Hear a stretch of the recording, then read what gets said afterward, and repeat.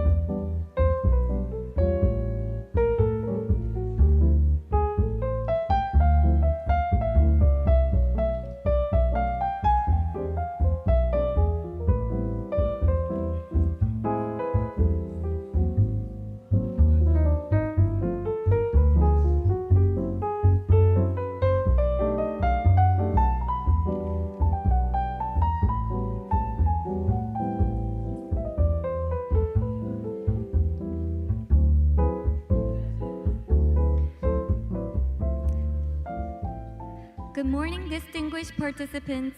Ladies and gentlemen, Welcome to the third day of the 9th Regional Symposium on Effective Governance and AI Transformation, Strengthening Institutions Through Technology and Innovation for SDG Acceleration.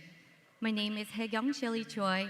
I am a Senior Program Management Assistant of UMPOG, DPIDG, UNDESA.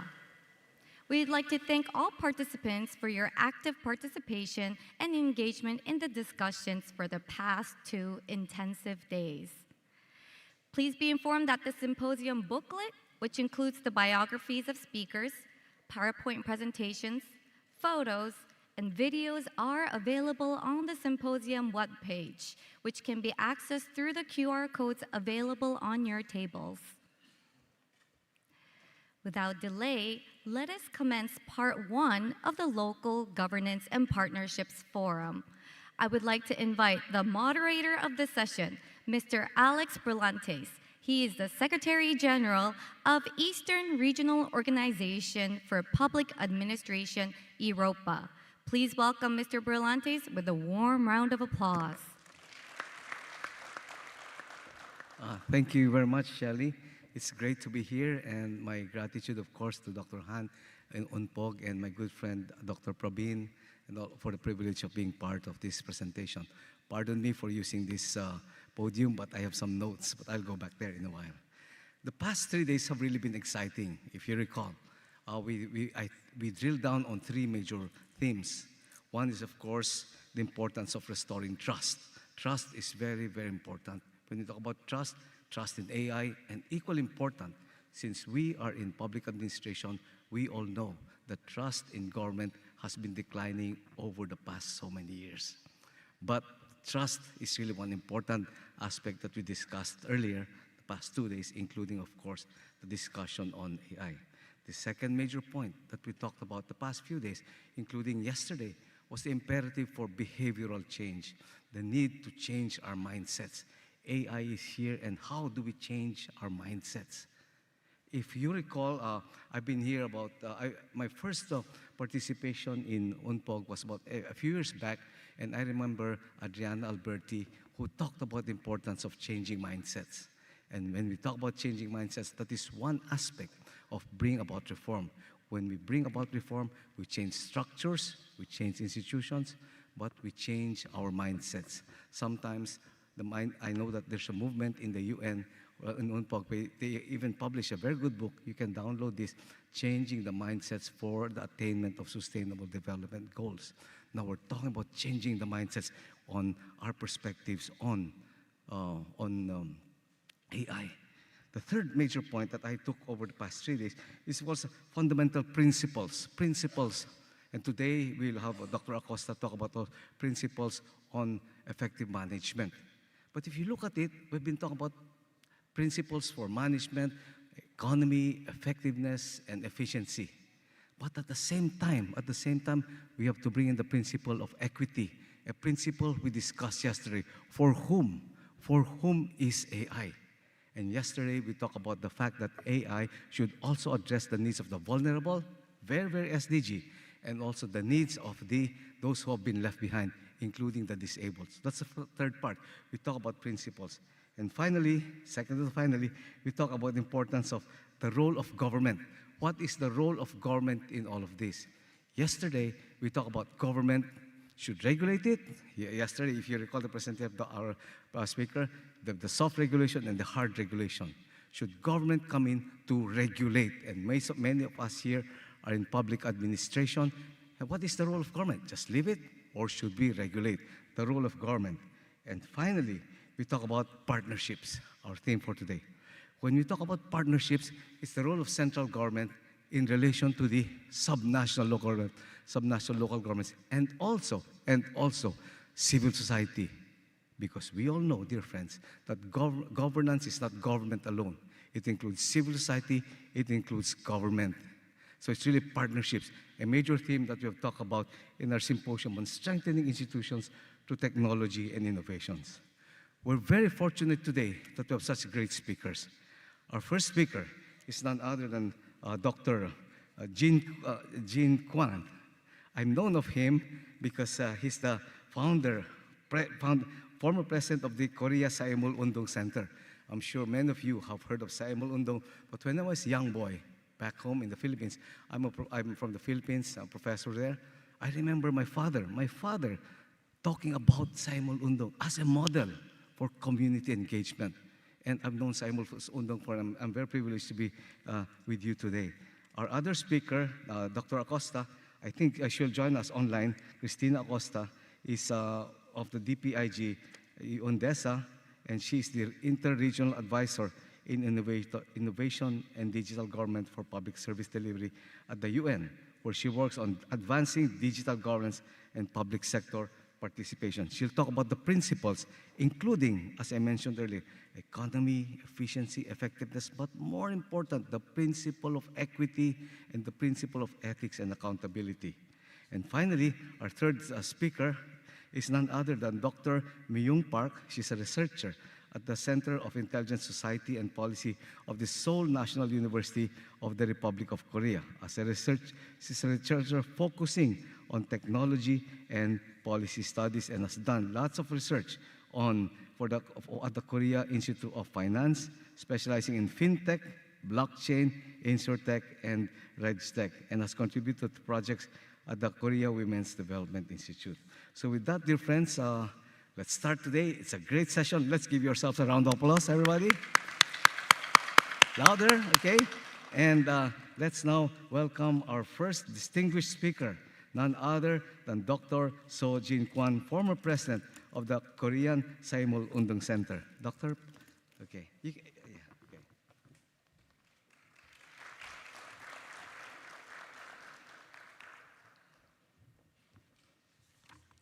Good morning, ladies and gentlemen, and the distinguished guests from the world. And then let me thank you first to the head of UNPOC, Dr. Han Chang-sop, and the organizer for their inviting me as a speaker about the Semaul Undong. But sorry to say that English is not my mother tongue.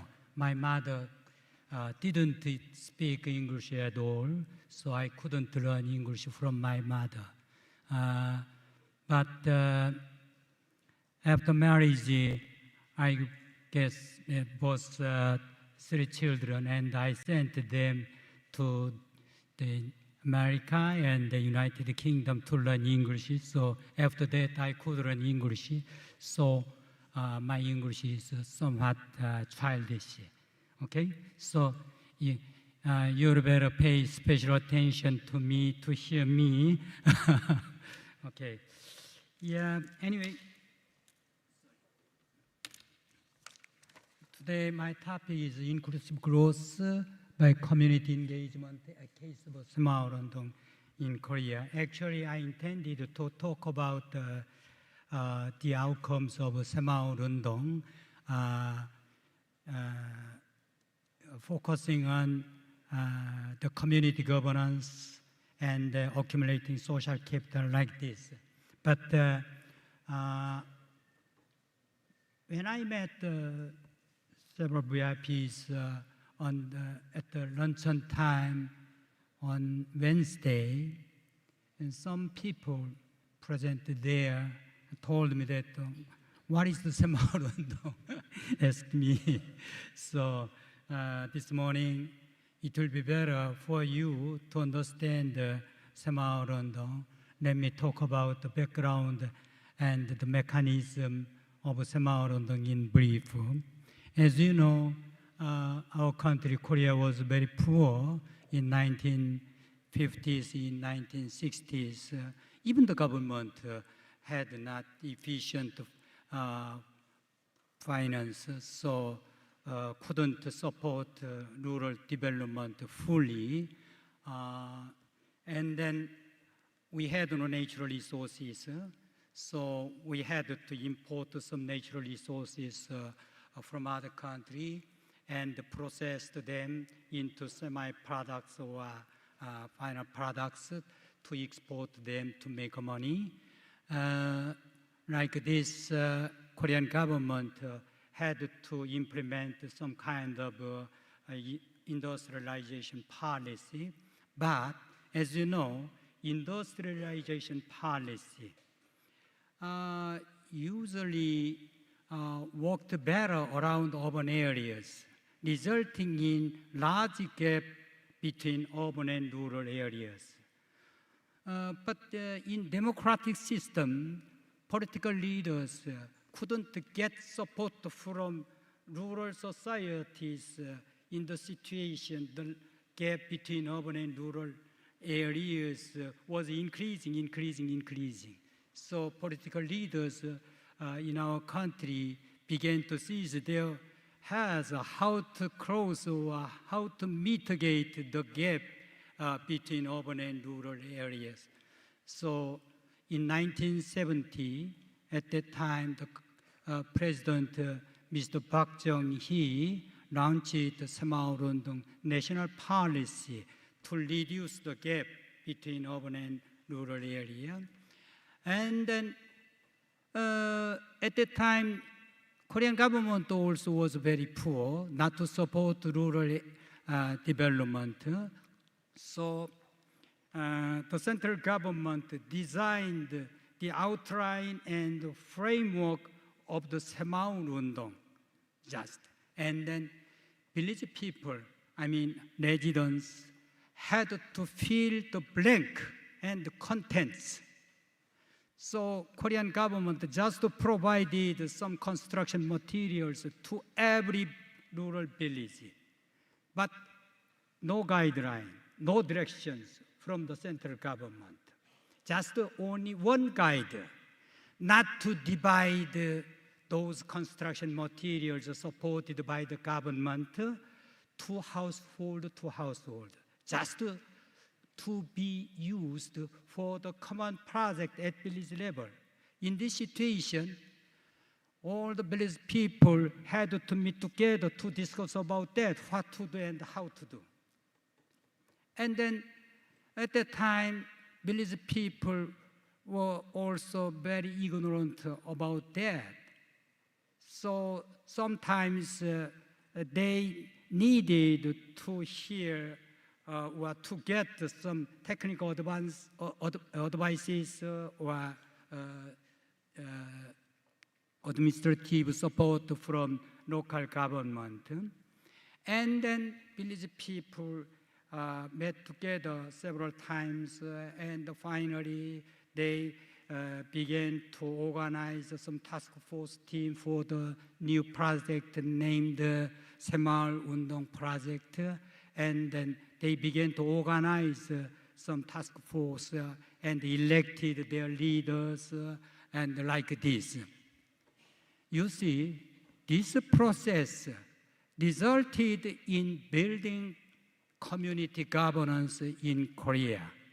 And then it might be the first time, Alex, you know where. It might be the first time to implement some kind of a community project by the bottom-up approach. As you know, Stoller, the German scholar, wrote the book From Above or Below in 1980. But in 1970, no one, even from the academic circle, didn't discuss about the concept of governance and the social capital like this.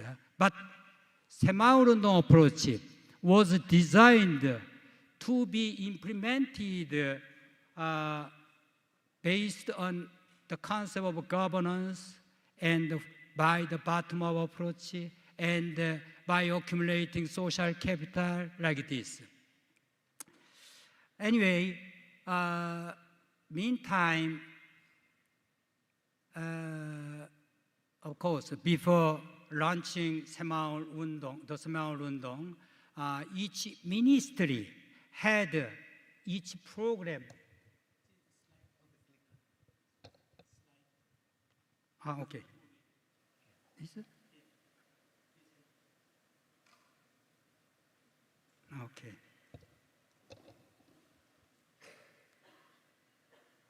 Just only to present us this session, one online. And so, 이게. Okay.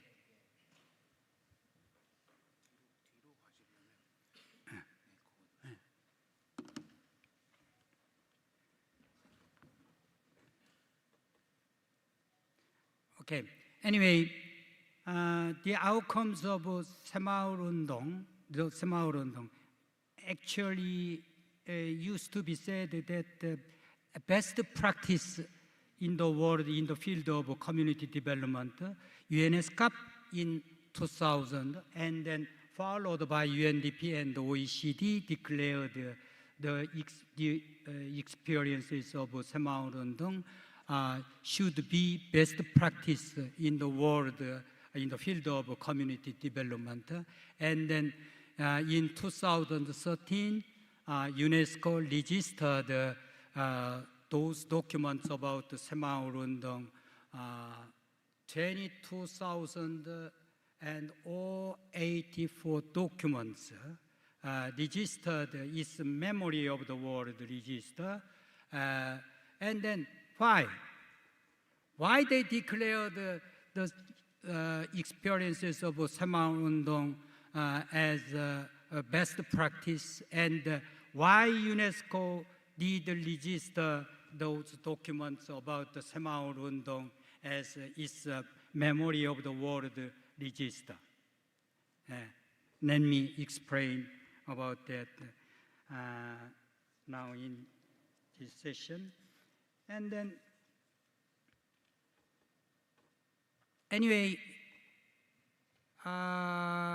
just Korean government provided some construction materials to evoke diligence and self-help cooperation spirits, and didn't intervene in this making process at the village level. So village people had to decide the priority order of a project they wanted to implement it in their villages, and then because they decided what to do and how to do, village people themselves had to feel the shortage of resources or materials or funds to accomplish what they decided to do. So meanwhile, community governance could be established, okay? And then before the 새마을 운동, each ministry implemented some kinds of project targeting for rural societies. But after launching the 새마을 운동 policy, all the ministries, the budget, and the Korean government began to merge all the budget targeting for the 새마을 운동 implemented by each ministry into one project, the 새마을 운동 project. In this situation, nearly all the ministers and then public officials, high level, had to meet together to discuss about how to support the 새마을 운동 at the central government level, and then in turn provincial level, and in turn at the district level. Like this horizontal governance system established to support 새마을 운동. And then central government, provincial government, local government. Okay, this. Yeah, and like this, the vertical governance system established also. Like this, the grid type governance system, in other words, good governance already established through the implementing the 새마을 운동 project at village level. Okay. Yeah, it's the background and the brief outcomes of the 새마을 운동 from, from governance perspective or social capital perspective, like this. Okay, let me skip some part.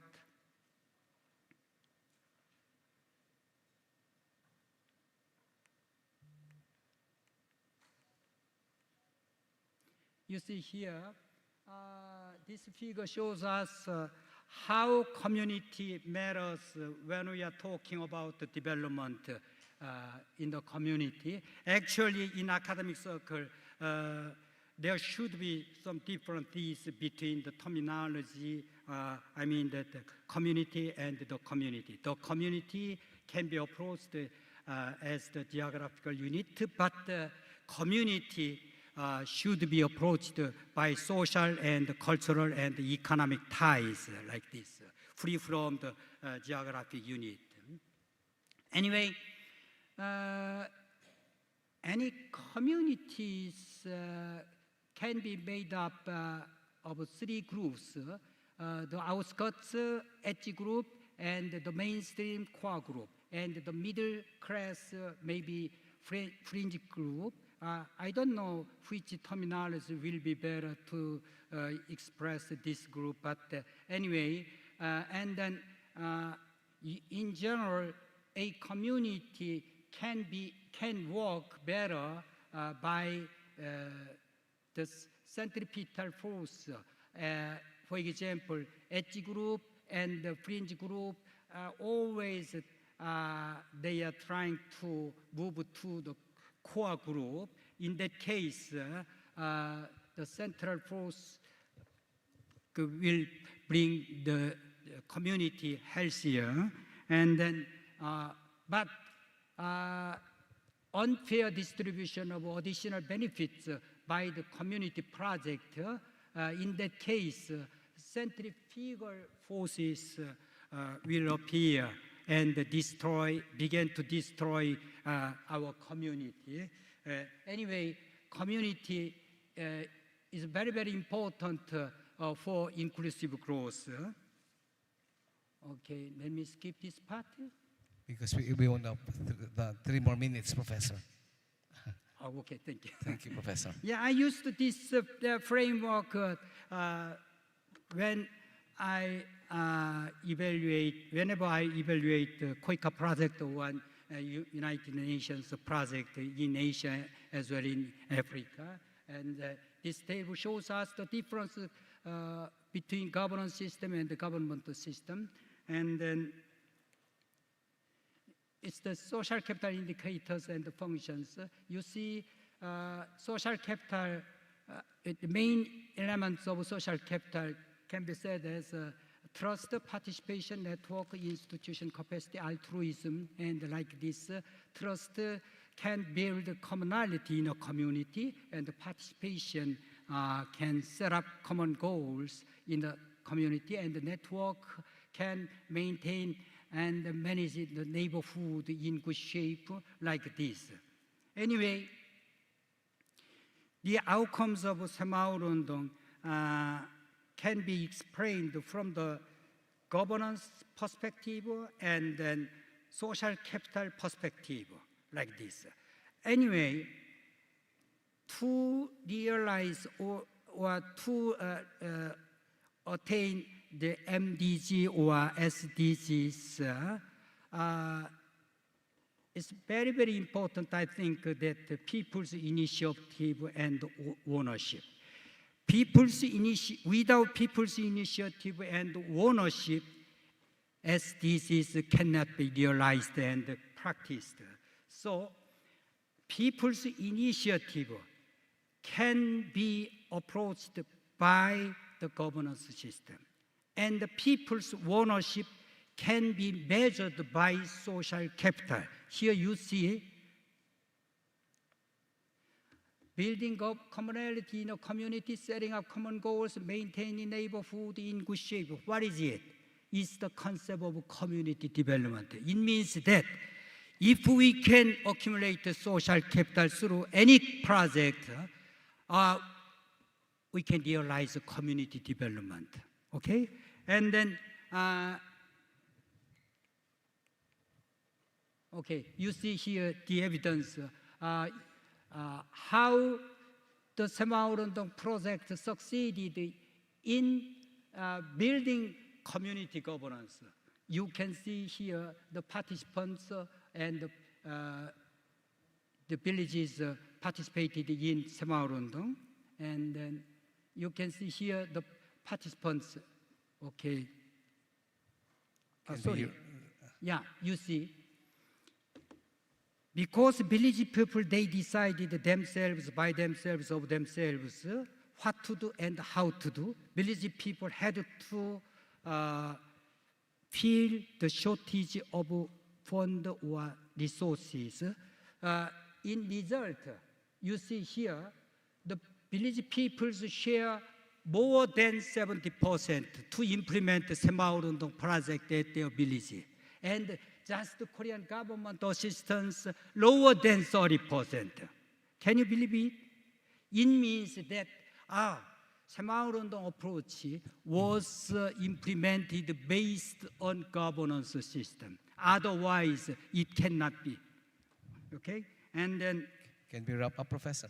Okay, like this. Thank you. Participants. Okay.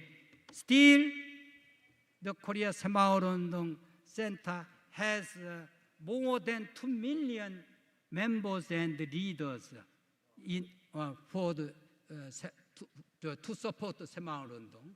And like this, because Semaurundong approach evolves to fit the times, okay? Like this. And I made this figure by reviewing so many village people's record. Whenever they had a General Assembly, they recorded all the details about that. And then like this, feedback, and the next year, and the next year, like this. It's why Semaurundong approach can be sure that sustainable development. Okay, yeah, you may refer to this. Yes, and anyway, the organizer uploaded my PPTs and my, I already sent my full text papers to the organizer. Anyway, let me conclude just only one. Oh, it's old version. Anyway, how to build governance, and how to accumulate social capital, and how to practice sustainability is the key point for this symposium. So I think that the answer, already the organizer raised me 3 questions, yes. But to answer to the 3 questions, PPP is the clue and the correct answer, private-public partnership. Okay? Otherwise, we cannot realize inclusive growth. And then otherwise, we cannot cultivate inclusive society. Without cultivating inclusive society, we cannot realize inclusive growth. So, thank you. Thank you so much, Professor. What a powerful presentation. Just too bad we don't have that much time. But anyway, Professor Emeritus Vishal, your PowerPoint has been uploaded, and you talk about the importance of volunteerism, ownership. Our theme today is on community participation. So very, very powerful proof of concept, Semaurundong. Let's give Professor a round of applause again. Thank you very much, and all the way straight from New York. Great to see you, Christina. She will now talk to us about the theme on today's effective governance. And I know, Christina, you'll also be talking about the principles for effective participation. Let's welcome Christina, who's joining us virtually from New York. Let's give her a round of applause, dear friends. 15 minutes. Is that okay with you, Dr. Christina? That's perfect. Thank you. Can everybody Thank hear you. me okay? Thank you, Professor. Yeah. Can you please confirm the sound is fine? Can you hear me? Yes, we can hear you very clear. And we can Perfect. see Thank you. Thank you, Alex. It's very nice to see you. Good morning to everyone. It's very good to have the opportunity to share with the audience the presentation. I want first of all to thank Mr. Han, the head of UNPOC, for the kind invitation, as well as my colleagues in UNPOC for this opportunity. I've been asked to briefly present to you some of the work that DESA does in terms of governance, inclusivity, and transparency, based on the principles of effective governance for sustainable development at the subnational level. The next one, please. So let's start by saying, maybe defining what are the principles for effective governance for the SDGs, for the implementation of the SDGs.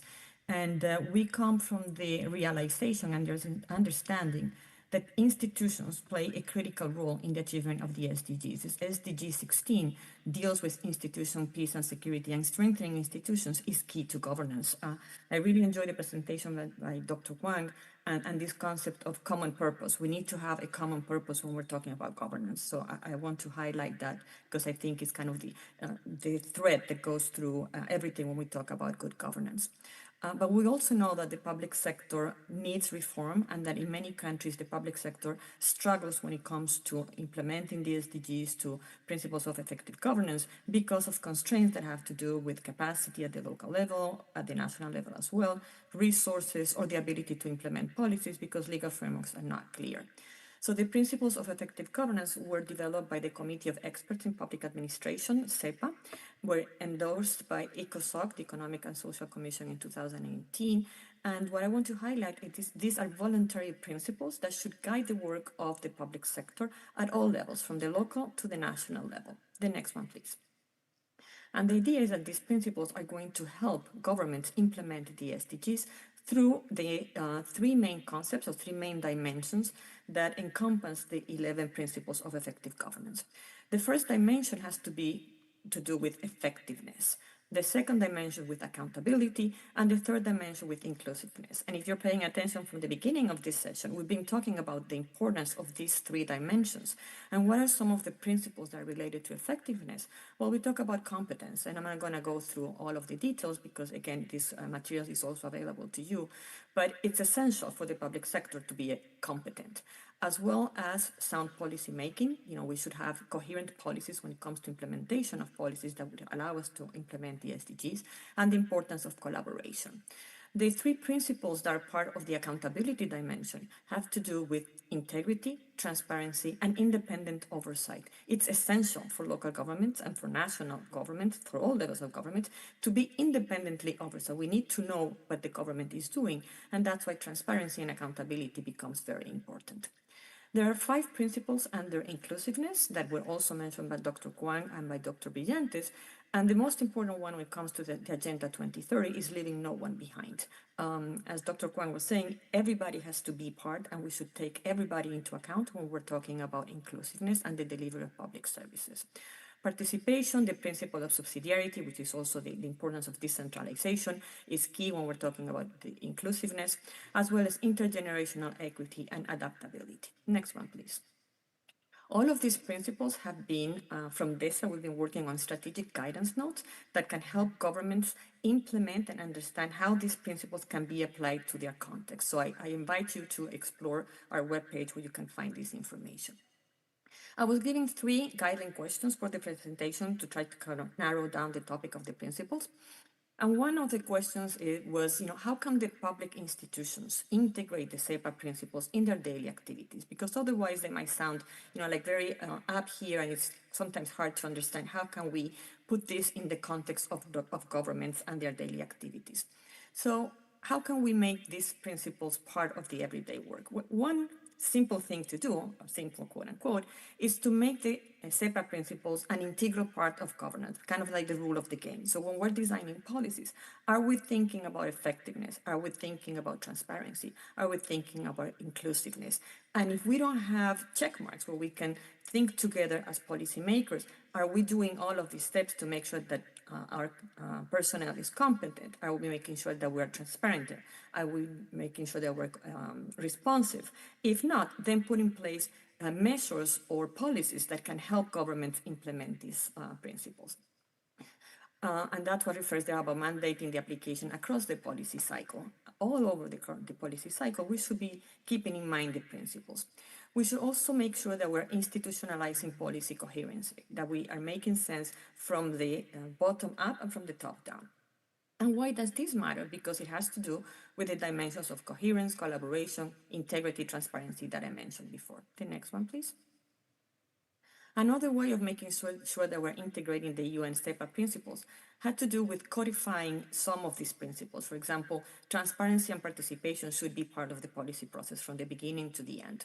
We should also make sure that the SEPA-aligned strategic planning and SDGs are part of the budgets when we're processing the budgets. Are we budgeting for the SDGs when we're deciding policy? But there are certain things that are essential when we're talking about integrating the SEPA principles into policymaking. One, we need to make sure that the skills are there. And this is a very important role of the schools and institutes of public administration, like Dr. Brillantes was mentioning at the beginning. They play a key role in ensuring that those who are going to work in the public sector have the necessary skills and understand what the principles are and how the principles can be part of their daily work. The importance of data and interoperability is essential when we're talking about implementing the principles and making sure that the services are being delivered in the way that they should be. If we don't have the data, we don't know what we're measuring, we don't know what we're doing. We're also very important to have local capacity and ensuring that the principle of subsidiarity is implemented all along. Ethics and integrity is also essential when we're talking about delivering services, and I don't have to tell you this in the audience, you all understand this very well. The next one, please. So the next guiding question was, in what ways can these three principles, participation, transparency, and responsiveness, be included when we're talking about the multi-stakeholder participation, right? The community, which is the theme of the day. Well, participation is essential because we know that it broadens the voices that are included and makes policies more legitimate. When people are part of the process, there's this building of trust, this building of communication that can help us understand the role of participation. And there are many examples around the world at the local level, subnational, and even at the national level, and how citizens and residents have been included in the policy, from participatory budgets in Brazil to participatory budgets also in South Africa and Africa, and there are many examples also from the Asia and Pacific region. If we institutionalize consultation mechanisms, co-design and co-creation mechanisms, we are reinforcing the principle of participation. The next one, please.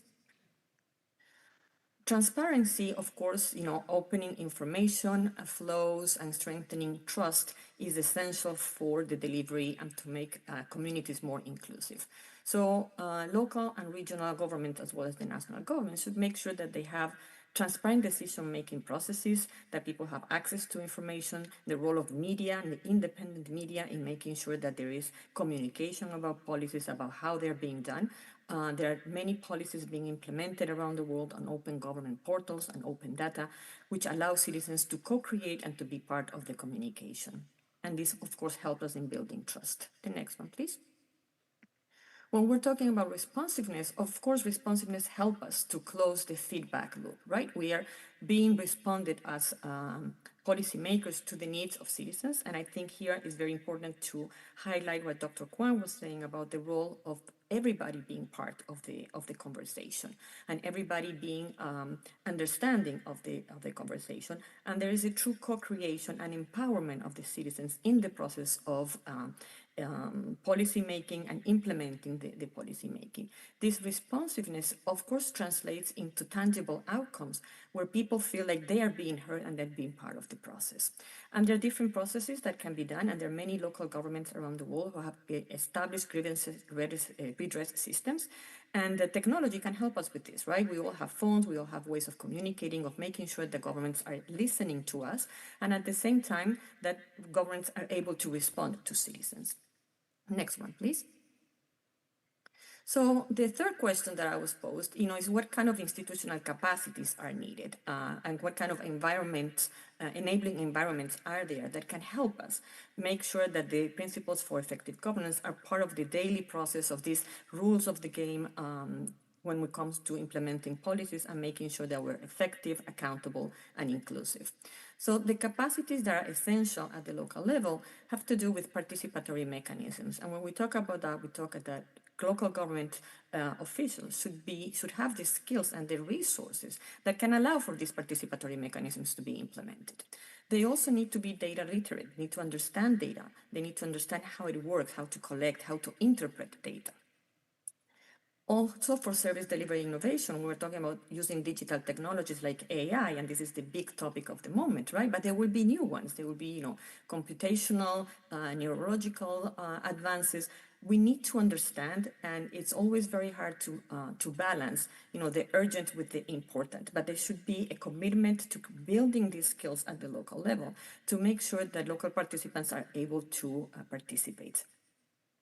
When it comes to integrity and safeguards, we also need to make sure that the skills that can help us with procurement, with transparency, with local codes are part of the process, and that the local government authorities have these skills. Now, here I want to highlight again what Dr. Brillantes had said. National schools of public administration, local training institutes of public administration play a key role in building these skills, in making sure that the local level have the capacities to implement and to have the skills and competencies that are needed for making sure that inclusiveness, transparency, and accountability competence exist at the local level. So that brings us to the next side of the column. What are some of the enabling environments that are needed? Well, decentralization frameworks, this principle of subsidiarity, should be part of the process. We need to make sure that there are legal frameworks that ensure decentralization with clear mandates for local, regional, or national governments. Because otherwise we have, and we see this in many, many parts of the world, there are confusions between what local governments are expected to do, the resources they have, and the capacity they have to implement, when sometimes the resources are controlled by the central government. Subsidiarity in law, there should be legal provisions to devolve decision-making to the lowest effective level of government. Peer learning platforms are a good tool and an enabling environment for local governments to learn from each other, from best practices, peer-to-peer learning. This type of forum, for example, offers an opportunity to learn from others, and it's a good example of an enabling environment that promotes capacities at the local level. The next one, please. So at the national level, what are some of the key elements that are needed? Well, ideally, national governments will be able to have policy coherence units, and this could be at the cabinet level, it could be at a ministry level, but policy coherence is one of the principles of effective governance, and is one of the most difficult sometimes to implement, because you have different priorities, different political motivations sometimes between national, regional, and local governments. So central teams are able to align the SDG strategies across ministries to avoid working in silos is very important when we're talking about integrating or creating this enabling environment for the SEPA principles and the implementation of the SDGs. And this is difficult to do. Some countries have done it. For example, in Colombia, the Ministry of Planning at the president level has the authority to make sure that the SDGs are being implemented and taken into account across ministries. Africa provides many examples also in this regard, and there are certain local governments that have already created units for SDGs implementation and to make sure there is policy coherence between the SDGs and between departments of government. The strategic foresight and planning is essential, and it's one of the areas that from DESA we're working very hard to provide support to public sector, how to use strategic foresight to help us think of the future we want. Public sector officials have to be able not only to deal with the present, but to anticipate the future. And strategic foresight help us to think what future we want, how would governance look in 20, 40 years? What kind of competencies are needed for that futures, because it's not one future, it's many futures. So strategic foresight is very, very important, and this capacity should be built in the public sector at the national level, regional, of course, at the local level. There is no one capacity that is only for local level. These capacities are, transversal to all levels of government.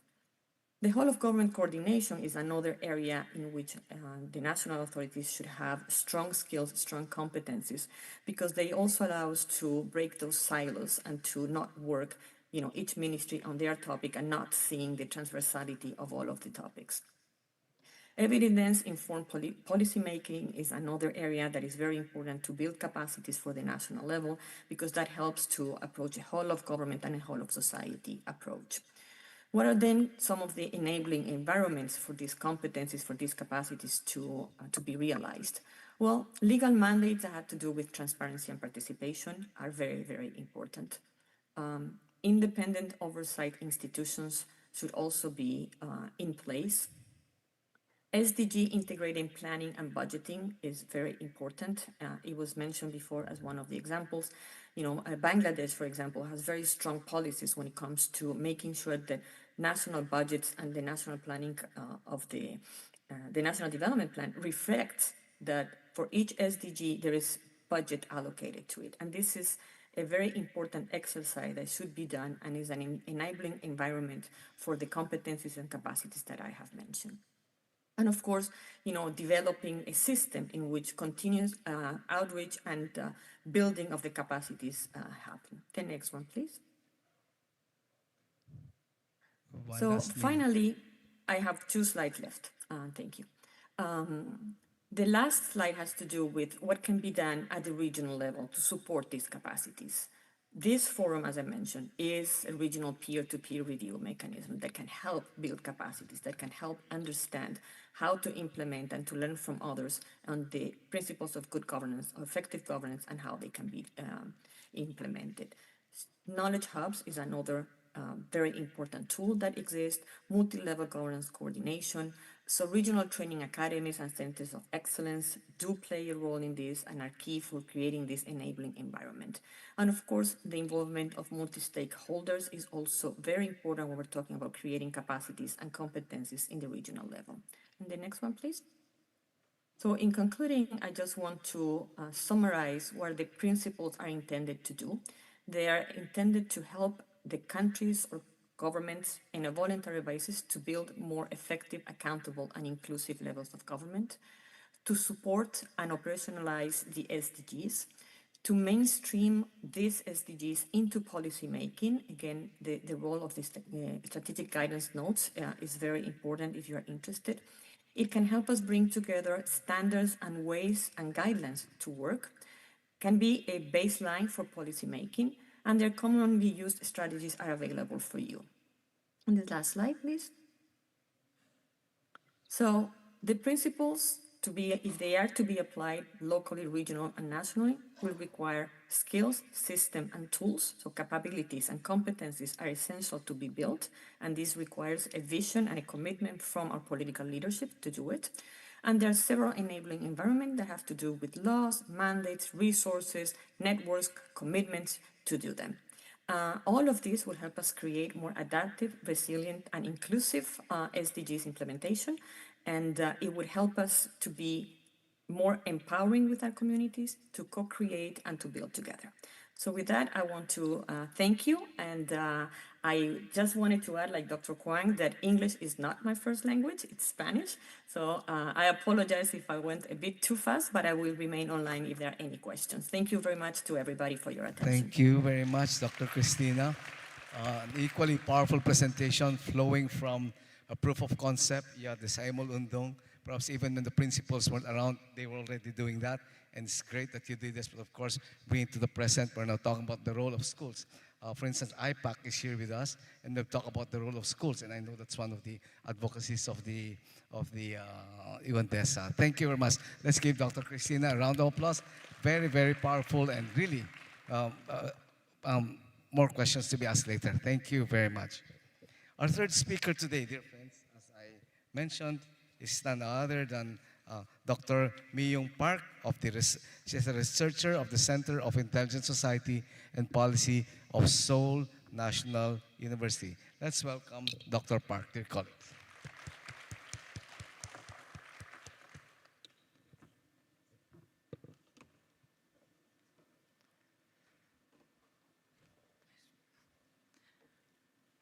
Hello, I'm Mi-Young Park from Center of Intelligent Society and Policy at Seoul National University. First of all, I'm very... Okay. It's too high. Yeah. Okay, sorry. It's okay. Thank you very much. Okay, thank you.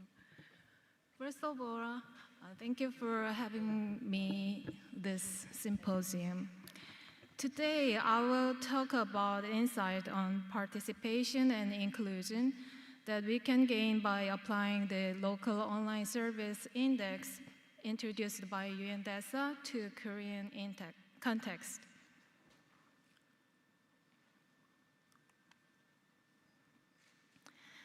The acceleration of digital transformation across the public sector is fundamentally reshaping governance.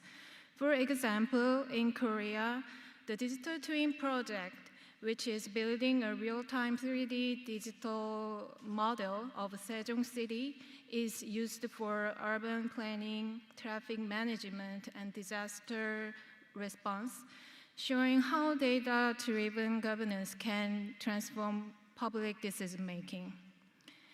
As shown in this figure, the shift from e-government to digital government highlights a move toward data-driven, proactive, user-centered public service.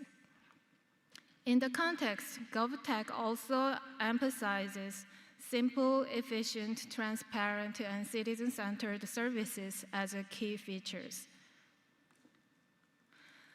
Local governments as the main contact point between citizens and the central government are no longer just passive executors of policies from higher levels of government. Instead, they can act as catalysts of digital transformation, creating smarter, more resilient, and more inclusive urban environments. By investing in digital infrastructure, local governments can improve service efficiency and promote economic growth. At the same time, they can advance digital inclusion by ensuring that all citizens, including marginalized groups, have access to digital tools and the skills to use them. Thus, digital transformation of local government services is essential for improving efficiency, accessibility, and inclusiveness. This aligns with global frameworks such as the UN's Sustainable Development Goals. Local governments at the front line of digital governance have the power to shape inclusiveness and sustainability in future governance. Understanding their evolving role is critical to building inclusive, efficient, and sustainable urban environment. In 2018, the UN DESA introduced the Local Online Service Index for the first time. It evaluated 40 cities of UN member cities using 60 indicators. LOCI is conducted every 2 years, and the results are summarized in the UN e-government survey. Participation has steadily expanded, and in 2024, the assessment covered 193 cities worldwide. The methodology also continues to evolve based on feedback from both academic and practitioners. Reflecting the global trend of public participation and digital inclusion, the 2022 survey used 86 indicators across 5 categories, while the 2024 survey added Digital Literacy Index, making it 6 categories and 95 indicators in total. In 2024, our CISP research team was commissioned by UNDESA and the UN University to evaluate Korean local government online service based on LOCI. We assessed 8 metropolitan cities and also gathered feedback from local government officials after the evaluation.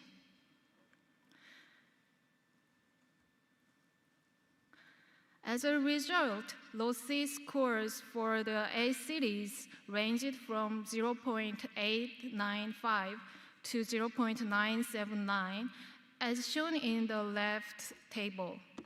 Considering the maximum score is 1, these are very high. 6 out of 8 cities scored above 0.9, and Seoul, as Korea's leading city, achieved 0.979. Given Korea's global reputation as the top e-government country, this outcome is expected. The right table shows results by category. The 2024 LOCI indicators are organized into 6 categories: institutional framework, content provision, service provision, participation and engagement, e-government literacy index, technology and standards. Focusing on participation and inclusion, we found some mismatches in Ulsan, Sejong, and Daejeon. These were mainly about whether users could submit anti-discrimination forms or whether live chat support was available.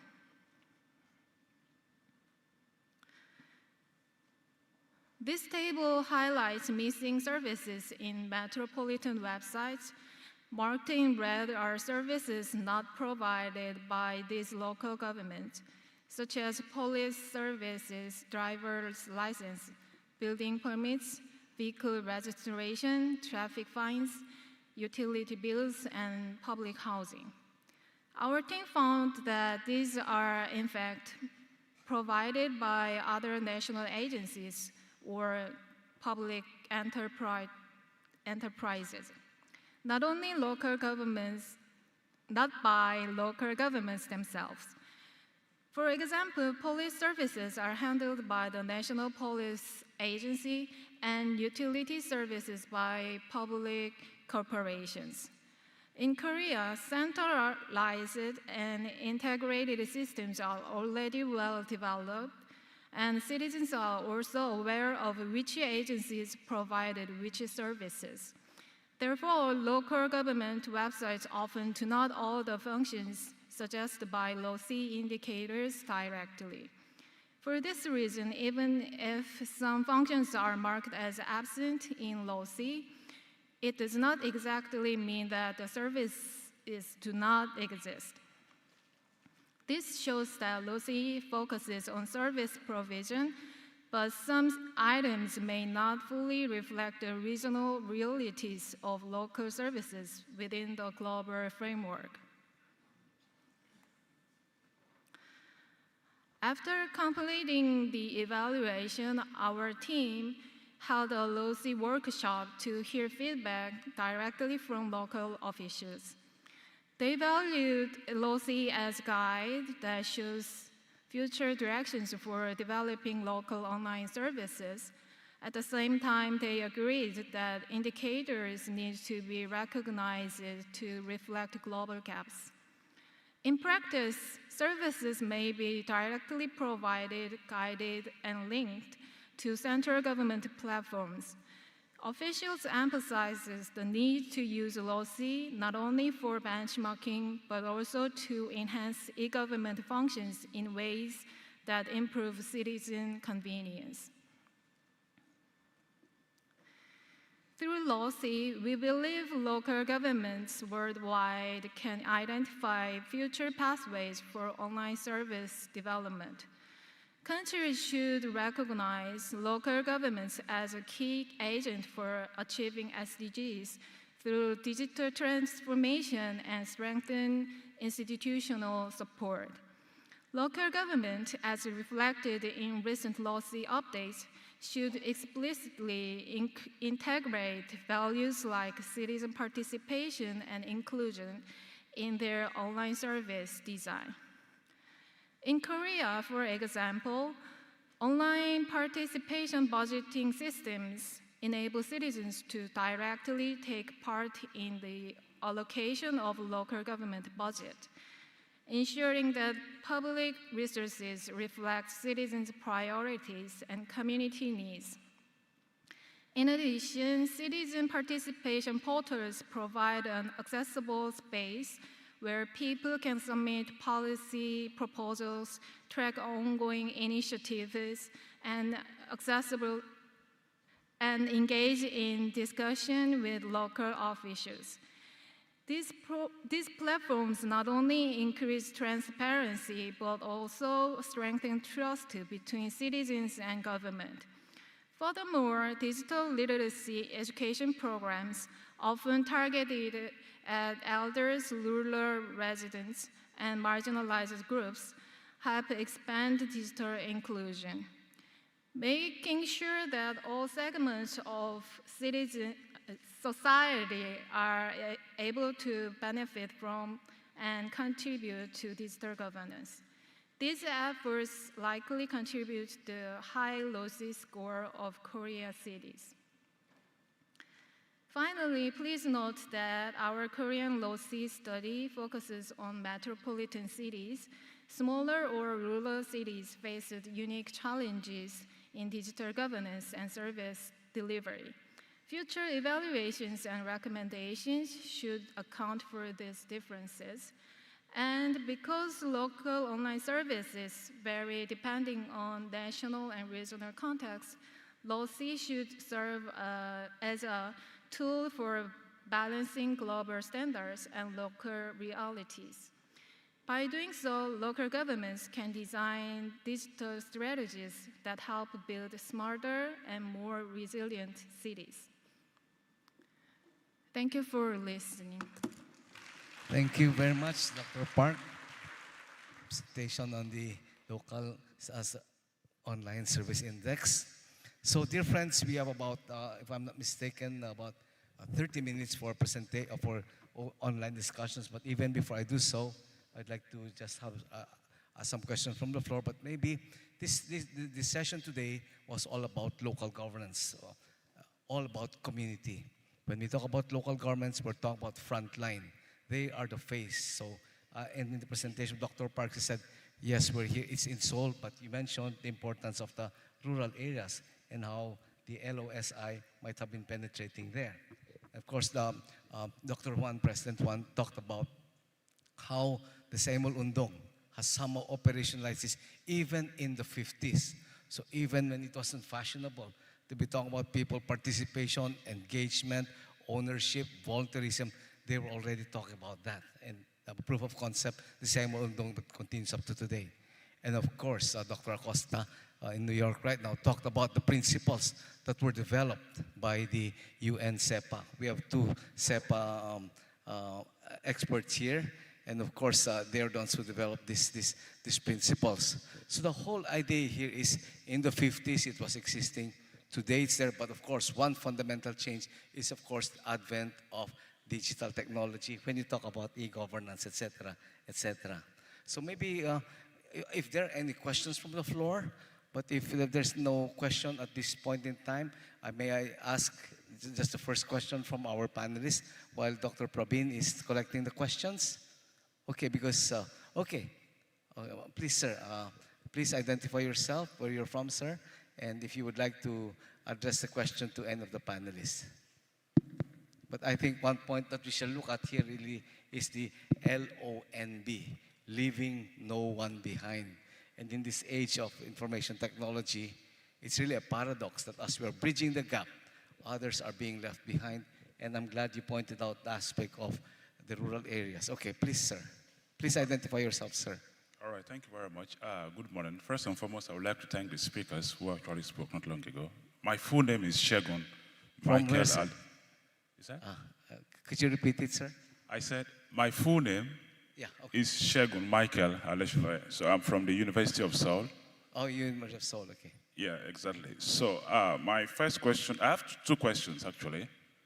And the first question goes thus, to the second speaker, and that is, how is the UN supporting investment, particularly in digital infrastructure, such as data centers, broadband, that are critical for AI development, particularly in Africa, for instance, in terms of investment as far as digital infrastructures are concerned? That's the first question to the second speaker. Yeah. And the second question goes to the third speaker, and that is, how is Seoul, for instance, balancing rapid AI development, especially in terms of ethical considerations such as transparency and privacy, and of course, inclusivity. So I would like to get answers to these two questions. Okay, thank you. Christina, did you get the question from our colleague from Seoul National University? Yes, thank you. Thank you, Shegun, for that question. Regrettably, I am not the one to answer that question. I mean, everything that has to do with digital infrastructure, it's the international, ITU. It's a different UN agency. From DESA, we do not work on digital infrastructure per se or investment on digital infrastructure. We do work in our division, which is the division for public institutions, on strengthening capacities to work in the digital world. So what kind of mindsets are needed, what kind of skills are needed, and how can we support the building of those skills. We have, for example, a digital readiness assessment tool. We have a toolkit on innovation and digital transformation for social inclusion. But when it comes to investment per se, it's a different mandate, and that's the ITU, the International Technology Unit. So that's all I can tell. But I'll be happy, if you provide your email. I'm sure my colleagues in UNPOC can give me your email, and I'll be happy to direct you to somebody who can, answer that question for you. Thank you. Thank you, Dr. Cristina, especially within the context of capacity building, capacity development, which in changing the mindsets, as she mentioned. And the second question was addressed to you, Dr. Park. Did you get the question, ma'am? Yes, in Korea, strong institutions and citizen-centered digital governance have been worked together. At the national level, global leadership in e-government and law like Electronic Government Act and support from ministries gave solid foundations. At the same time, both central government and local government effort to strengthen citizen participation and promote digital inclusion through different policies. I think these factors have been driving forces beyond the progress of local online services in South Korea. Are you okay with that? May I just have a quick follow-up to that? Because in the last part of your presentation, you talk about most of your samples really in the cities, right? How about the rural areas? And I think that question is true for a number of us here, because as we're bridging the divide, there are those that are being left behind within the context of digitalization. Here we are talking about AI, and some have no connectivity nor electricity at all in the rural areas. So how should we address that? In fact, I'll also address that question to Dr. Acosta and yourself. Also focused on rural areas. Yeah, how are we coping with those? Because in your question, LOSI was really for the urban areas, right? How are you reaching out to the rural areas here where they... Actually, we will do the assessment about the rural areas at 2026. And I think the differences between urban and rural areas, they don't have technologies and skills to use digital governance at the local government and the local officials. And also the people in the rural areas do not familiar with the technologies. So I think the technology, gather skills about technologies and digital literacy education will be important at rural areas. So the theme today is really on getting the community to be involved. And that's what Samuel Undong did decades back, and it has worked. So the core principles of Samuel Undong have found themselves into the UN SEPA principles, and of course, updating it within the context of today's time. We're talking about artificial intelligence is really a challenge, and this is where continuous capacity building comes in. Would you like to say something, Dr. Huang, about you talk about ownership, you talk about the importance of the people, volunteerism, etc., etc. Is that still applicable today as we speak in this day and age of digital, in this digital age, sir? Let me compliment Mr. Bang Mi-young, and local government in Korea are trying to provide us so many programs to raise the accessibility of village people to the digitization. They open so many classes and then so many programs now. But the aged people actually they are reluctant to participate in the age of aged. Old men, yeah, the age. old people are reluctant to participate in this program. Sure. It's the problem. Paradoxically, I know that at the UN we always talk about LONB, leaving no one behind, and as you just said, even in demographically, the older people might be the ones who've been left behind. So that's where capacity building is concerned. Thank you very much. Are there any other questions from the floor, dear friends? Oh yes, please ma'am. Please kindly identify yourself, and your question is directed to any of our expert panelists. Thank you very much.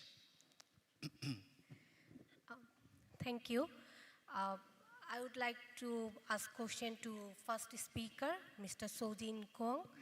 And thank you so much for introducing the idea of community development, community engagement, the structure and operating mechanism of community.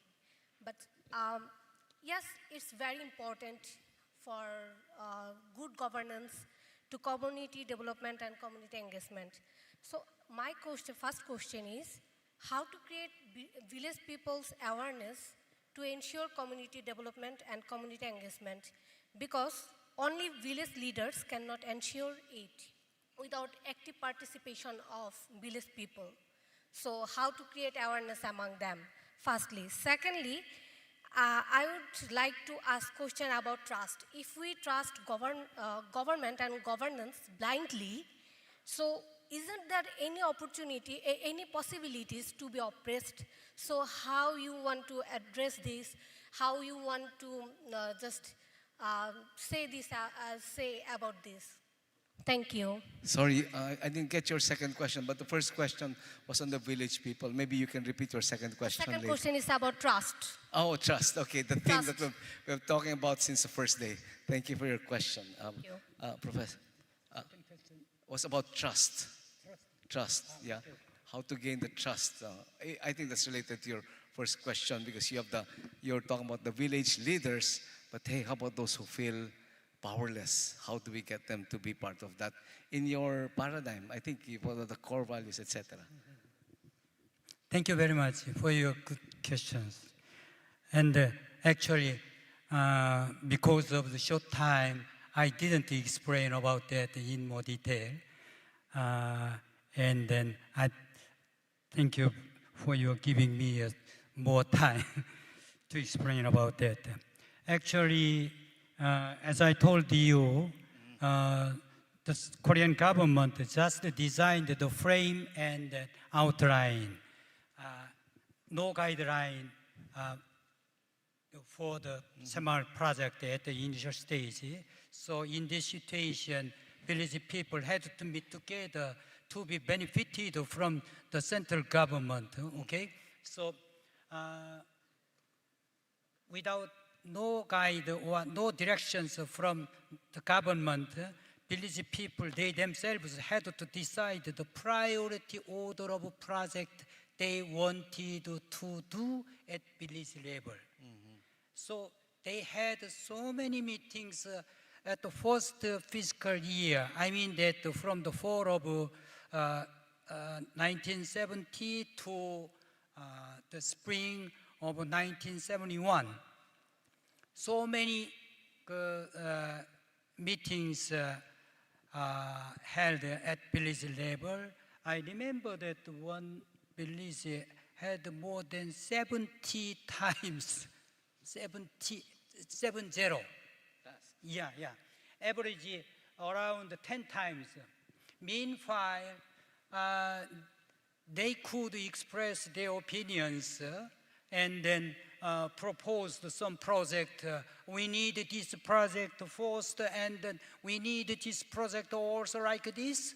And then at the general meeting, all the village people participated in the general meeting, and they decided by voting or by raising hands like this. Okay, number one proposal proposed by someone should be chosen the first priority. And the next year, maybe this kind of project like this. So meanwhile, this process returned initiatives and ownership of the Semaul project to village people. Yeah, so because they decided the priority of the project, how couldn't they participate in this project? And like this, the participants increased by year, like this. And the second question, of course, It leads to trust, as she was saying. Yeah. Can you show me the PPTs? My PPTs. Okay. Anyway.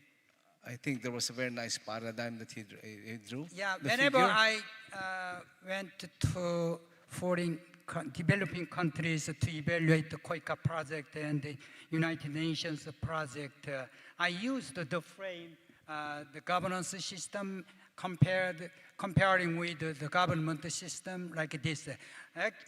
Actually, two extremes cannot exist, but the mixture we use and then the degree. Yeah, for example, 5 scales measurement like this. In this country, governance-oriented methodology, or in this country, government-oriented message. Anyway, government, public sector should try to return initiatives and ownership to the village people on the ground. Otherwise, cannot be realized and practiced for the sustainable development. Thank you. And those are the fundamental principles also noted by Dr. Acosta earlier. We have some questions online, and if you don't mind, I will just read them. Can I have the first question, I thought? After you, sir, I'll have to get the online question. Is that okay with you? Dr. Praveen, I can do that? So let's have the second question here, and I have to read the question online, okay? So we're talking participate. Yeah. Yes, please. Thank you. I'm Tulasi from Nepal. Okay. Thank you very much for presentation. I'll have a common questions to the all panelists. Anyone can answer me. What I realize is when we talk about community engagement, more symbolic representations are reflected across the globe, rather real participation and addressing the real needs of the people. What might be some examples from Korea that we can learn so that we can have real and effective participations of the community people in the governance system? Thank you. So you're talking about how you can engage the people, and what is it in Korea you were saying? Exactly, yes. Okay, I think that's a very Thank you. important question. And may I also, I guess, so that I think that goes back to the question of for Dr. Kwang here, the kind of unique, I would say, culture perhaps, what unites the people that gets them to be engaged. And I thought that was answered earlier when we talked about what are their needs. Okay, let me just read this question. How can local government be empowered by involving AI? That brings it right here. How can local governments be empowered by involving AI for effective and efficient public service delivery? So the question is, how can we best apply the recommendations today to strengthen local capacity in rural communities? So those are the questions. No? I think the first question will be addressed to you, our Dr. Park, on technologies, and maybe the second question will be to Dr. Acosta. How can we best apply recommendations to strengthen capacity in small rural communities, similar to the question raised earlier? Okay, would you like to answer that? Okay, could you scroll the first question? Okay. The first, could you scroll down the first question, dear friends? How can local governments, so AI for effective and efficient. So AI, as we mentioned at the outset, is also a management tool. And the question is, how can we get the people for effective and efficient delivery service? Yes? Yeah, I think AI is similar with all digital technologies. So the institutional framework preparation and literacy problem is key point to involving AI in public sector. So the whole aspect of capacity building and information sharing, and let them get to know what it's all about. I think if you recall in yesterday's session on futures thinking, one of the things that was raised really is the fear because of lack of information about it. No, and that's why very, very important our session yesterday. So the question, I guess, for you, Dr. Acosta, is how can we supply the recommendations today to strengthen local capacity in small and rural communities? So again, we go back to our discussion at the outset. Those in the rural communities, those that don't have electricity, those that don't have infrastructure. So while others they're so way ahead, others are being left behind.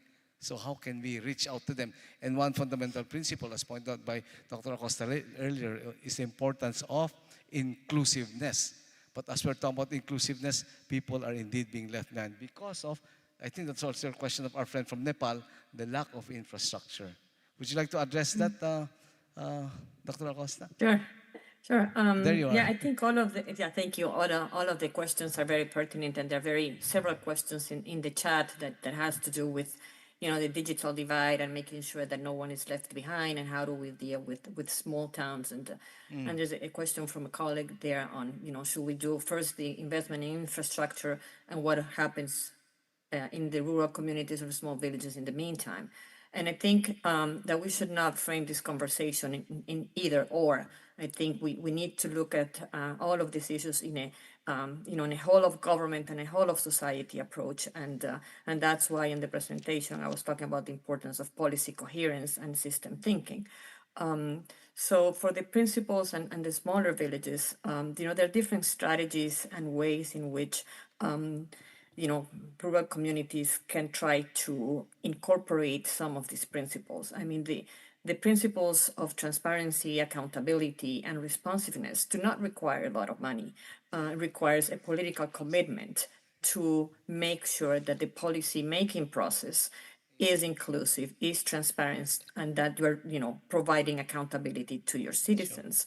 Mr. So spoke about the PPPs, public-private partnerships, but we're also talking about the 4 PPPs, the public-private people partnership, because in all of this, we need to make sure that we are including everyone.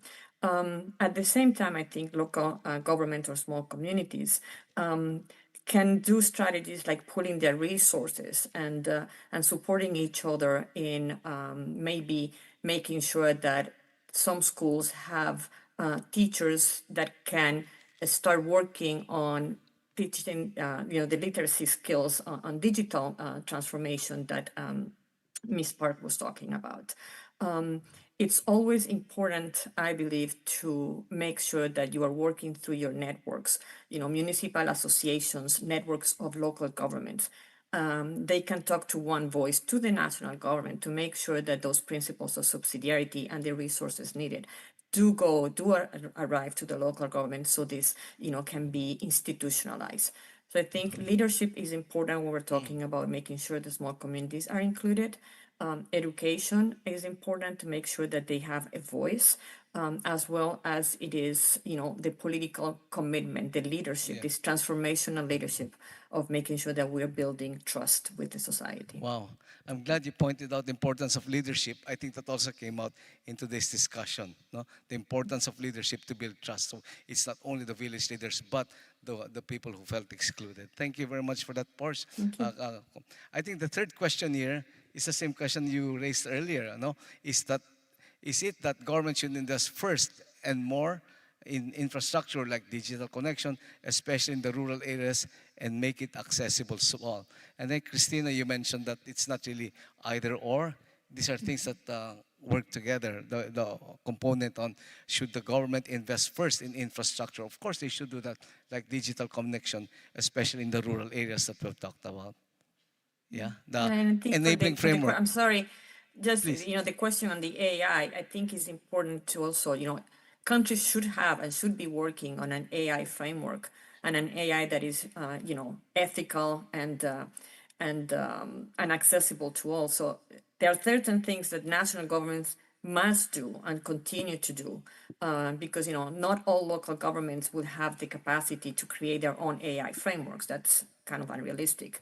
But if conversations are important, and of course the local perspective should be included when we're talking about AI framework for our nations. Thank you. Yes, thank you so much. Because yesterday we had a great discussion again from Korea where they talk about developing the AR framework within the context of should it be soft or should it be hard, taking off from the EU framework for AI. So that's why this conversation is very, very important. Any questions from the floor? Yes, ma'am, please. Hello, everyone. Can you identify yourself, ma'am? Yes, good morning, everyone.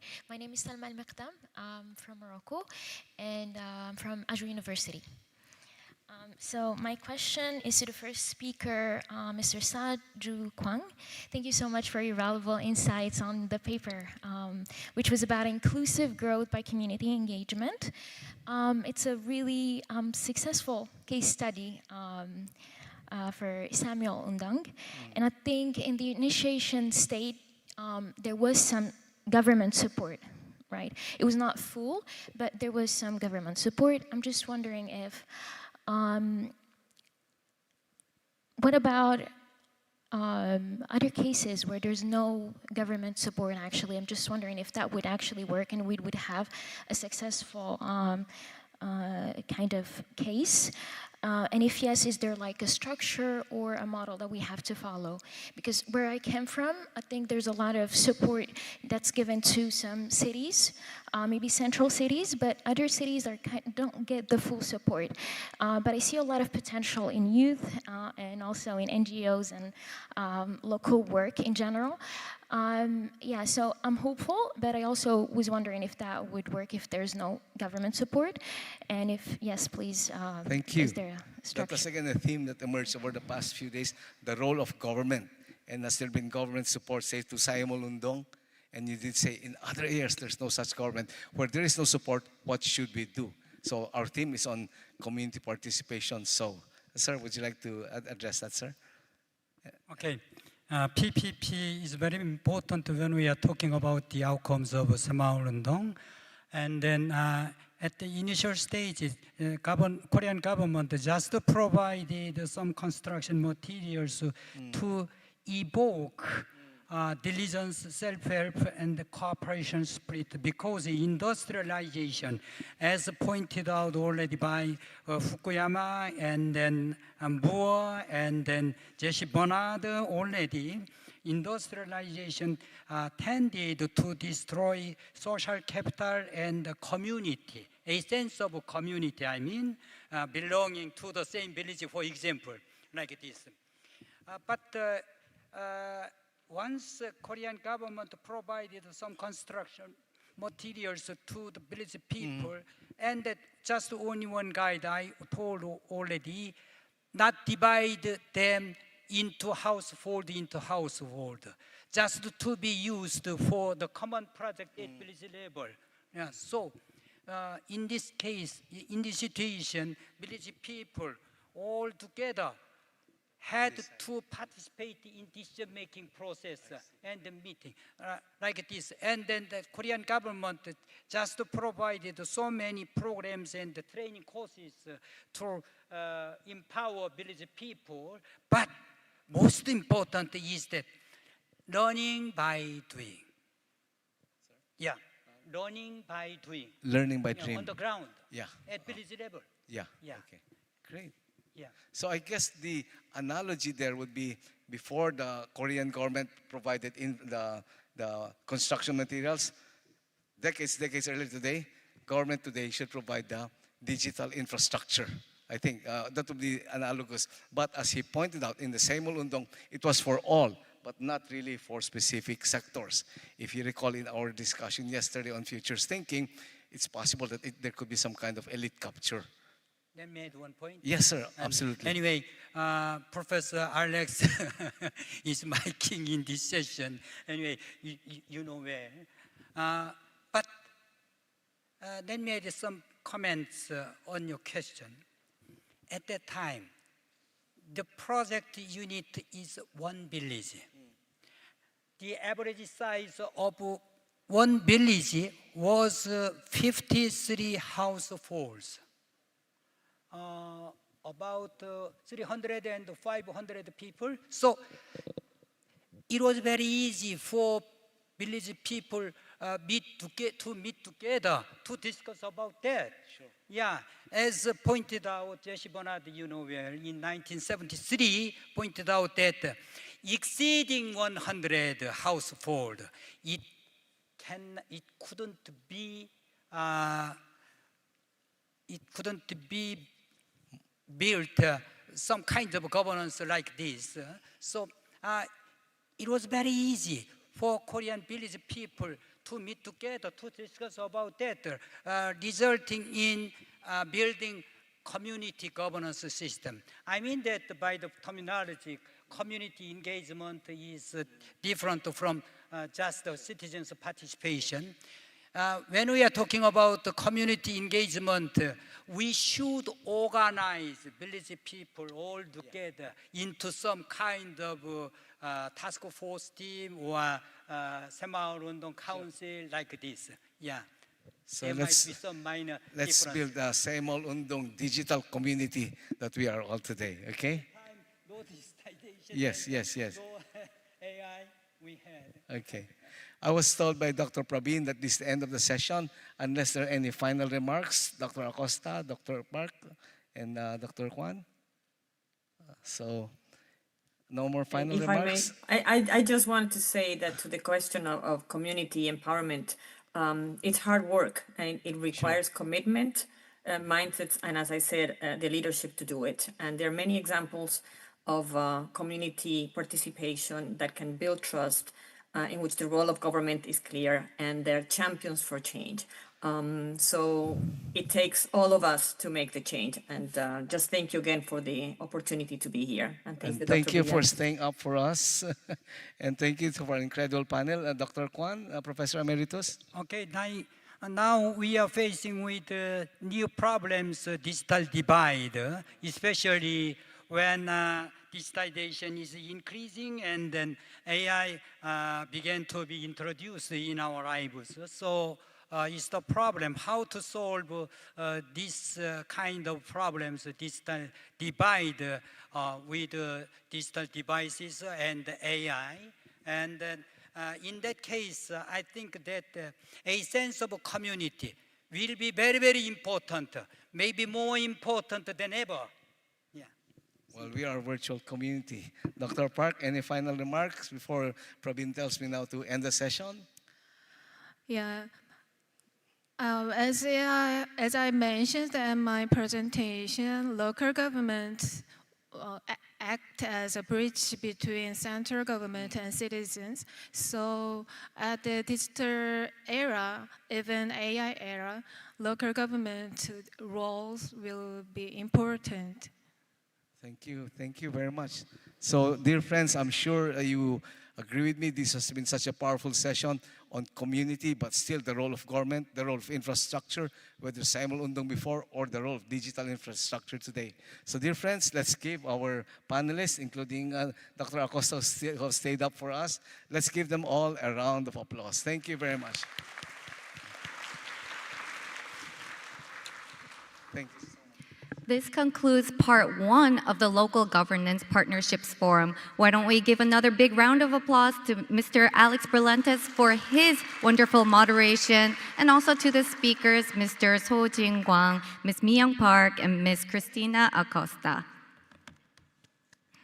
Okay, now we will take a break, a health break for 10 minutes, and we will reconvene in this room at 10:45 a.m. prompt for the part 2 on the local governance forum. Thank you.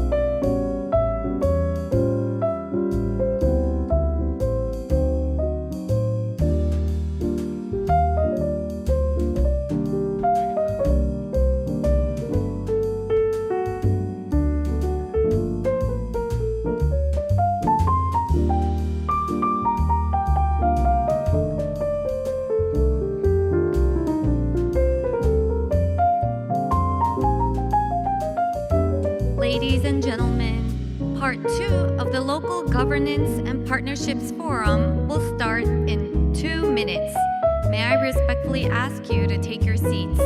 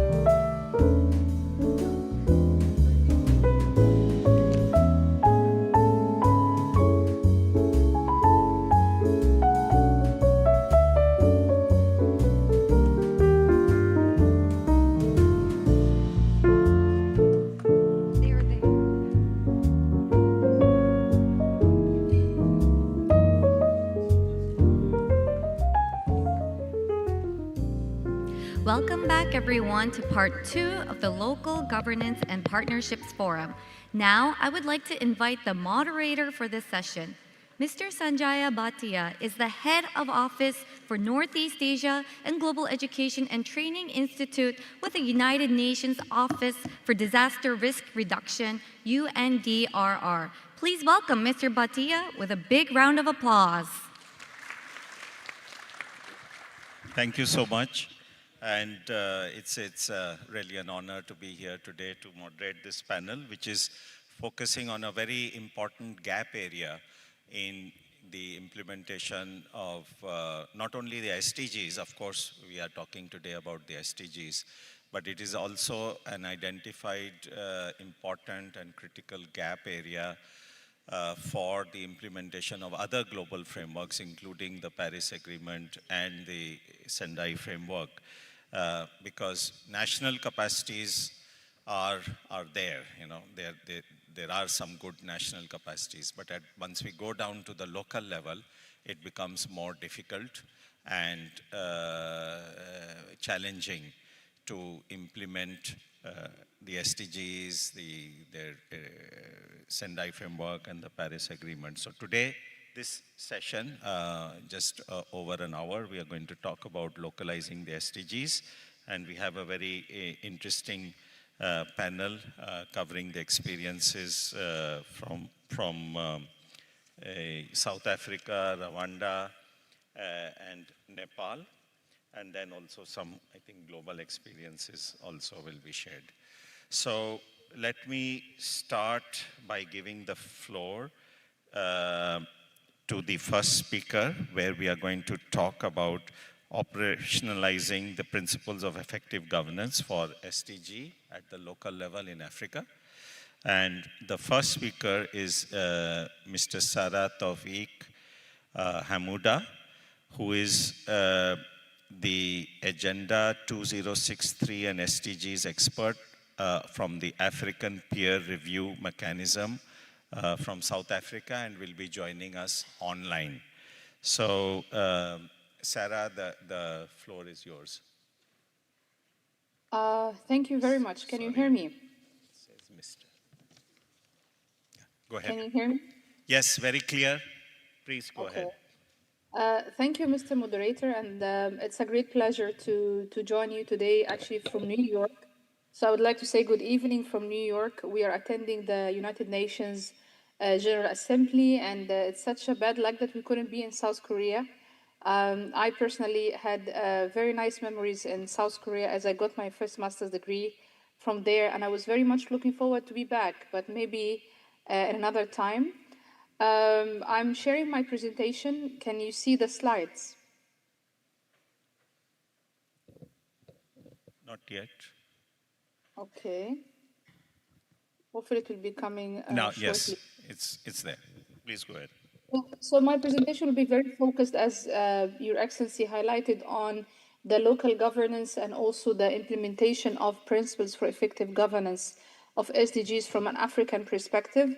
But allow me, before I proceed, to highlight that what we do as the African Peer Review Mechanism, what APRM stands for, and why local governance also matters for achieving the SDGs and the African Union Agenda, Agenda 2063, the Africa we want.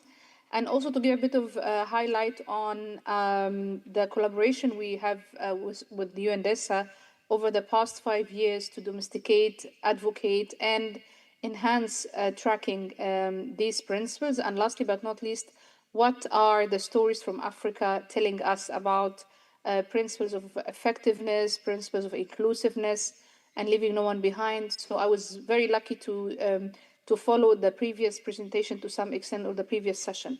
The African Peer Review Mechanism is one of the African Union-led organizations, a specific autonomous agency designated to promote good governance in the continent through conducting governance assessment reviews, peer learning between African member states and heads of states on how to improve the continental agenda. And since 2017, the APRM has been given a mandate to also support member states in monitoring and evaluating Agenda 2063. And therefore, we have a special focus on SDG 16, enhancing public institutions and also promoting peaceful societies. And this is how our engagement with UNDESA has been very strong, impactful, and evolving over the past 5 years. Mostly important, as the moderator highlighted and touched upon, the issue of resilience. We are also positioning APRM as an early warning mechanism through the early warning and conflict prevention framework adopted by the African Union. We have different flagship programs, and I think from the monitoring and the evaluation perspective, we have established continental platforms in order to capacitate member states on the local governance and principles for effective governance of SDGs. And we also have knowledge products on the governance enablers for sustainable development. And last but not least, we also have a full-fledged program on South-South and triangular cooperation in order to implement our reviews recommendations, which all stand for reforming public institutions, fighting corruption, improving corporate governance, and also promoting disaster and shocks management across the continent. Agenda 2063, which you have kindly referred to very briefly, is the African Union agenda, has been endorsed since 2013, so 2 years before the SDGs, and it just started the second decade of implementation since 2023. And the agenda, to a big extent, has alignment with the SDGs, and it actually centralizes governance as a core enabler to sustainable development and peace promotion in the continent. And we, as the African Peer Review Mechanism, given our mandate, we are highly focusing on Moonshot 3 of the agenda, which stands for responsiveness of public institutions and also efficiency of transformative leadership. But having said that, exactly like the SDGs, also Agenda 2063 goals and targets are very connected and correlated. Therefore, we also have different role played in other moonshots and aspirations, especially those pertinent to the economic growth or empowering African citizens, or also having Africa as a strong and influential player in the continent and the globe through the current conversation on the global financial architecture. I think the previous panels already spoke and emphasized why local governance is important for accelerating sustainable development goals. It's definitely the interlinkages and nature of connectivity between all the goals, which require a stronger role at provinces and sub-local level, but also the African society and African reality and the specificities of each African country is really making and urging for local governance to be nurtured, especially that what's going on in Accra, in Ghana, is not the same what's going on in Cairo, in Egypt, or what's going on in South Africa, in Johannesburg. So that's why the domestication is extremely important when it comes to the African context, and also the contextuality of each country and what are the priorities, the needs, and the voice of its citizen.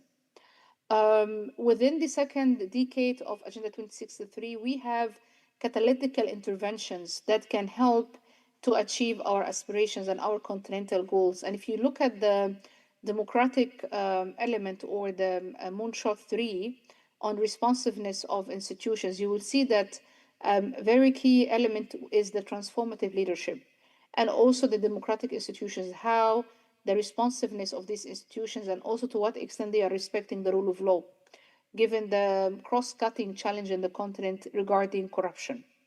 So therefore, we believe that our collaboration with the UNDESA has been coming at the right moment, because we started engaging with the UNDESA, especially the teams in New York, on how we can domesticate and advocate for SEPA principles in Africa. And as you know, SEPA principles have the Committee of Experts Public Administration has endorsed these principles in 2018 in order to assist countries to implement SDG 16. So we thought that this is a very good opportunity for member states to be educated and to be nurtured and to be aware of these principles. And of course, as you know, they're under three major groups of principles: effectiveness, accountability, and inclusiveness. Our program with the UNDESA included three key areas. First of all, we have Continental Platform, a workshop which is organized on an annual basis where we bring countries together to learn from each other and to also raise awareness about the principles. And mostly important, they also share experiences on how their countries are implementing the principles, whether through the overall implementation of the SDGs or the National Development Plan.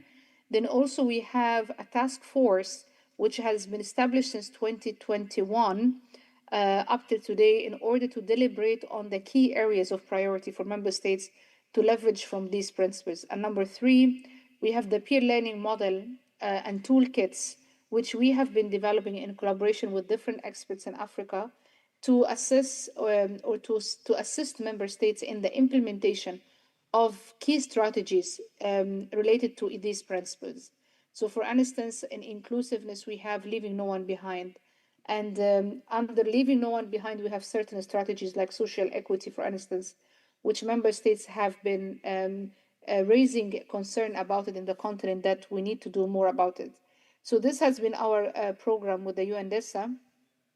And as I said, when we started our collaboration in 2019, we hosted the first continental workshop in Pretoria. We brought more than 90 experts from across 40 countries to be aware of these principles. And it was the first recommendation to have a study on how far African countries are implementing these principles. And we found that given the COVID-19 and the pandemic impact, our member states actually have noted that there are major opportunity to implement most of the principles related to SEPA and the strategies, especially when it comes to the issues about conflict of interested policies, issues of gender responsive budgeting, issues of arrangement and administrative decision for training, issues of multi-stakeholder forum, investment in e-government. So many of these strategies in green has been identified by the countries that has a very, very positive impact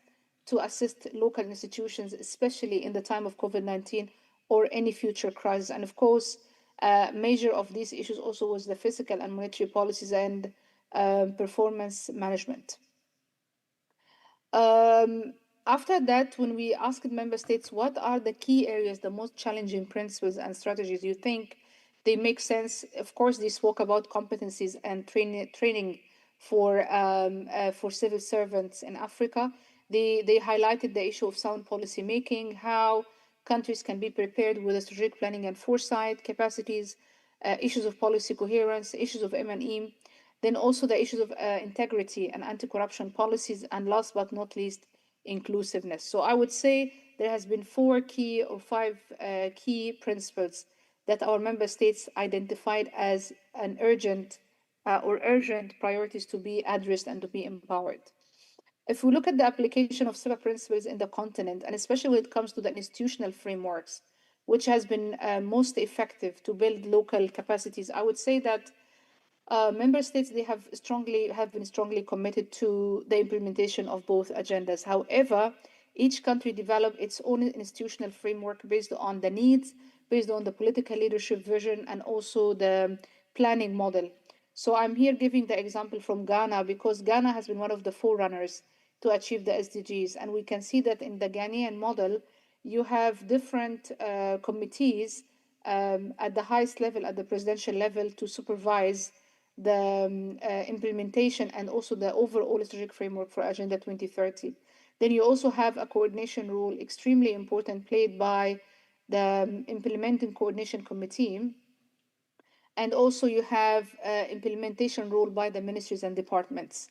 And along with that, Ghana has a very, very vibrant civil society platforms. They have anti-corruption platforms. They have SDG, philanthropy, and the diaspora, which are very, very concerned about the civil society. And that's why they are very advanced when it comes to the SDGs institutional framework. If we look at another country like South Africa also, where we live and where we support, they have also very strong interlinkages between the government when it comes to the SDGs planning. But if you look at the subnational level and the municipality, the case is quite different because also the country is following the district model of planning. And what is happening in Cape Town is completely different from what's happening in Johannesburg. Seychelles is also another vibrant, small country in Africa.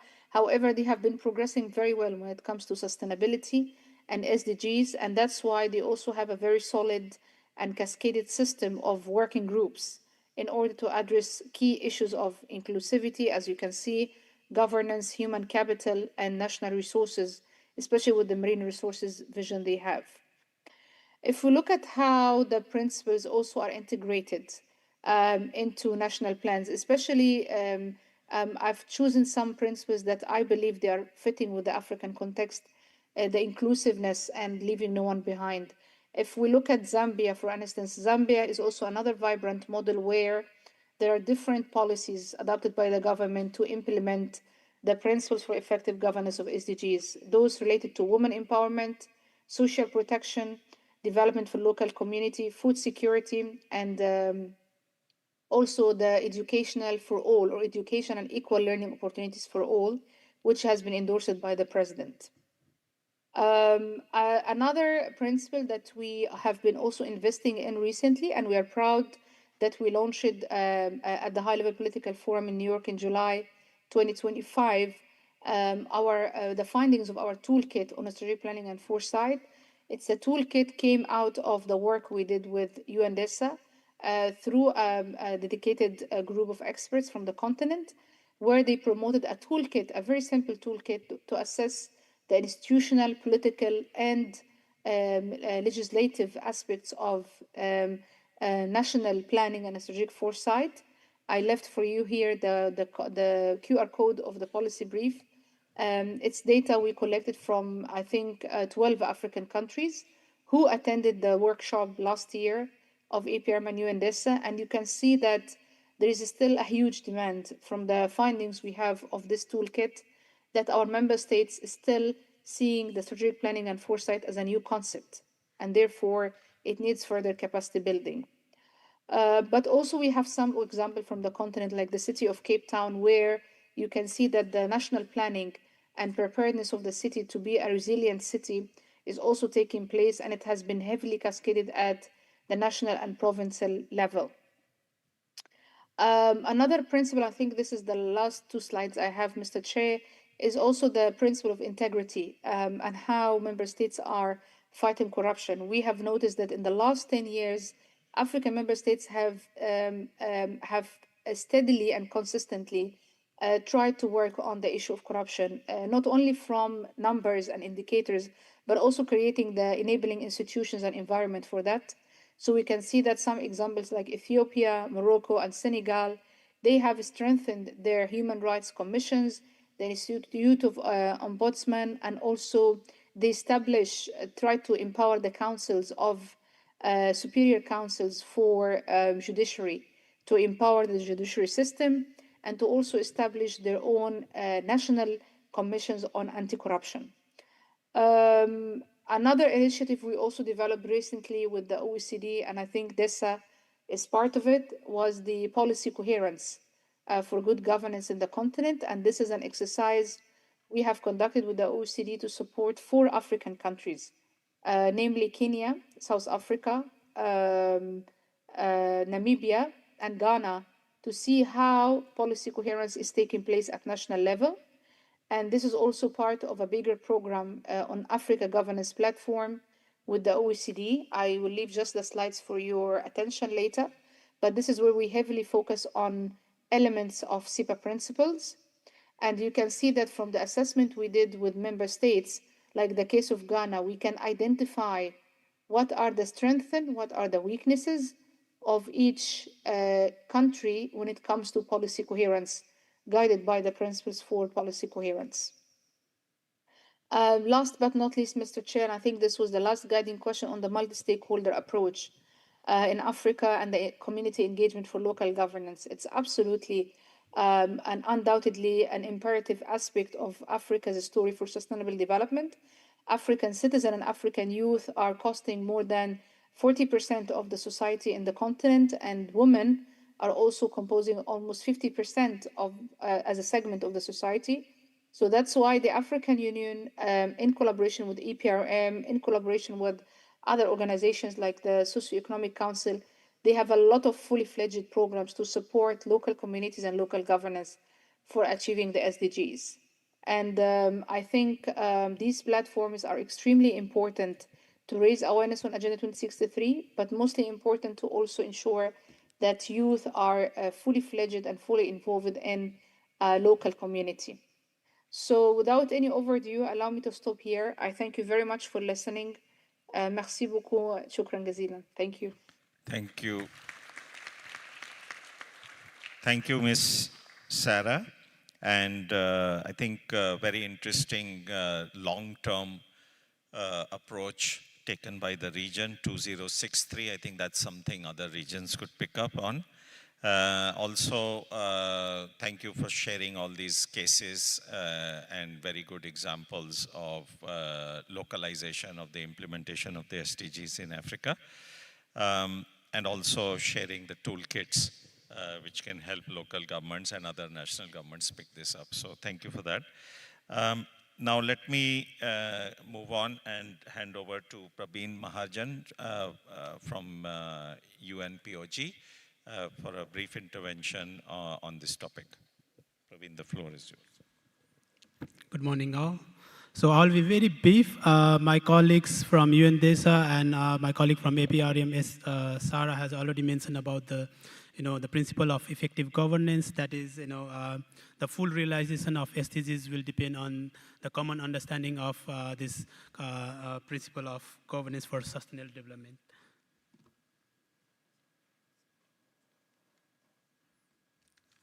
Okay. So as you know, like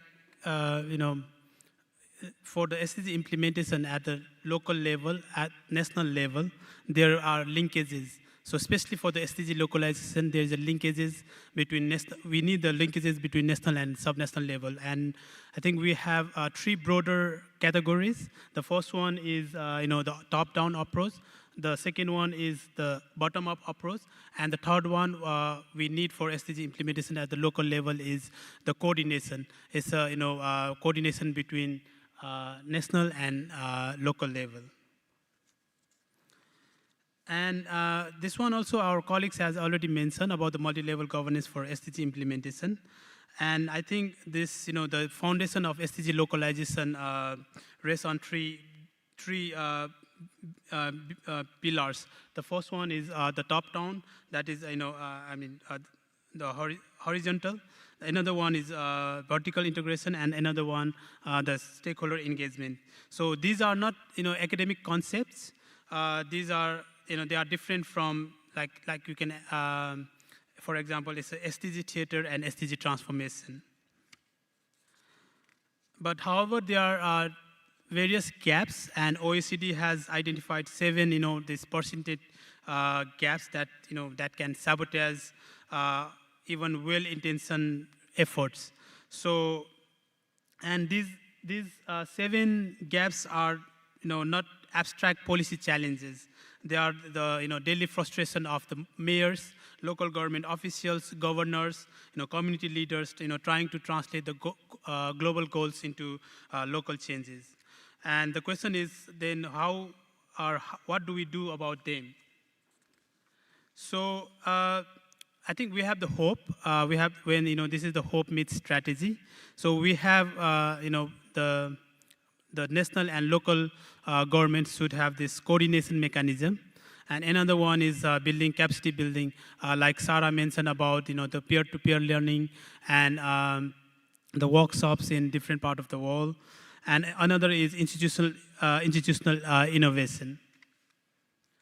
So to bridge this gap, we have developed the toolkit on effective national to local public governance for SDG implementation, which are freely available on our website. And I also provided the link in the slide, so you can freely access those toolkits.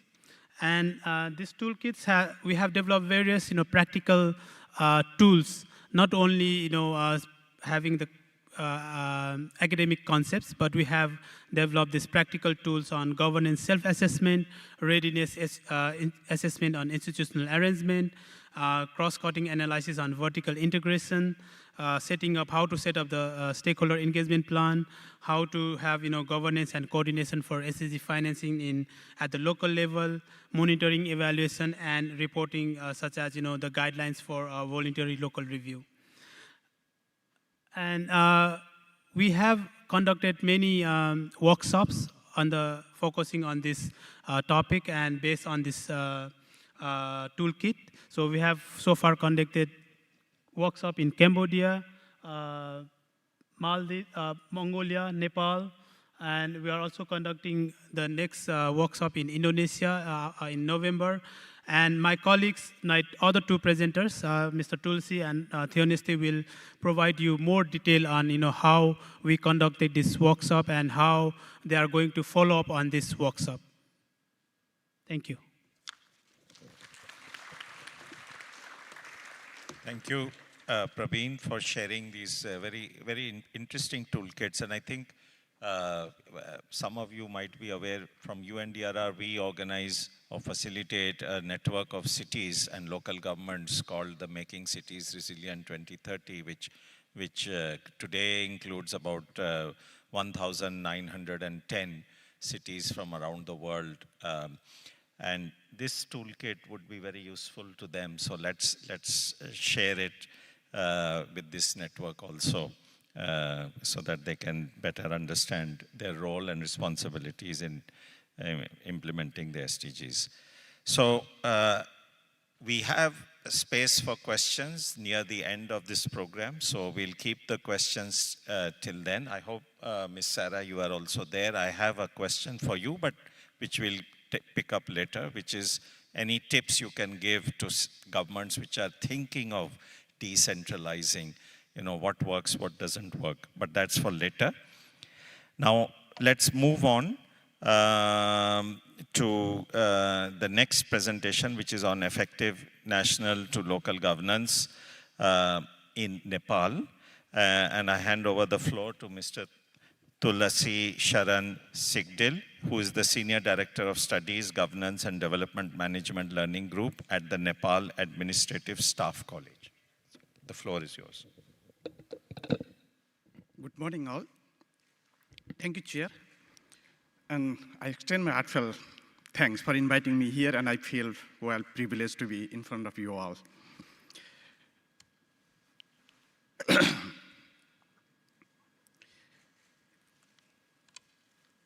In this forum, I'll be talking about how this national to local governance implementation strategies have been working in Nepal.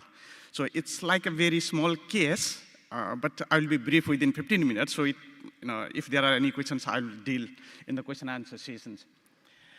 Let me start with my presentation outline, where I will be talking from how the sustainable development goals have been realized by the Nepali state, and then how are the efforts are being carried out to implement or to localize these SDGs so that we can achieve the targets set by the state within the given framework.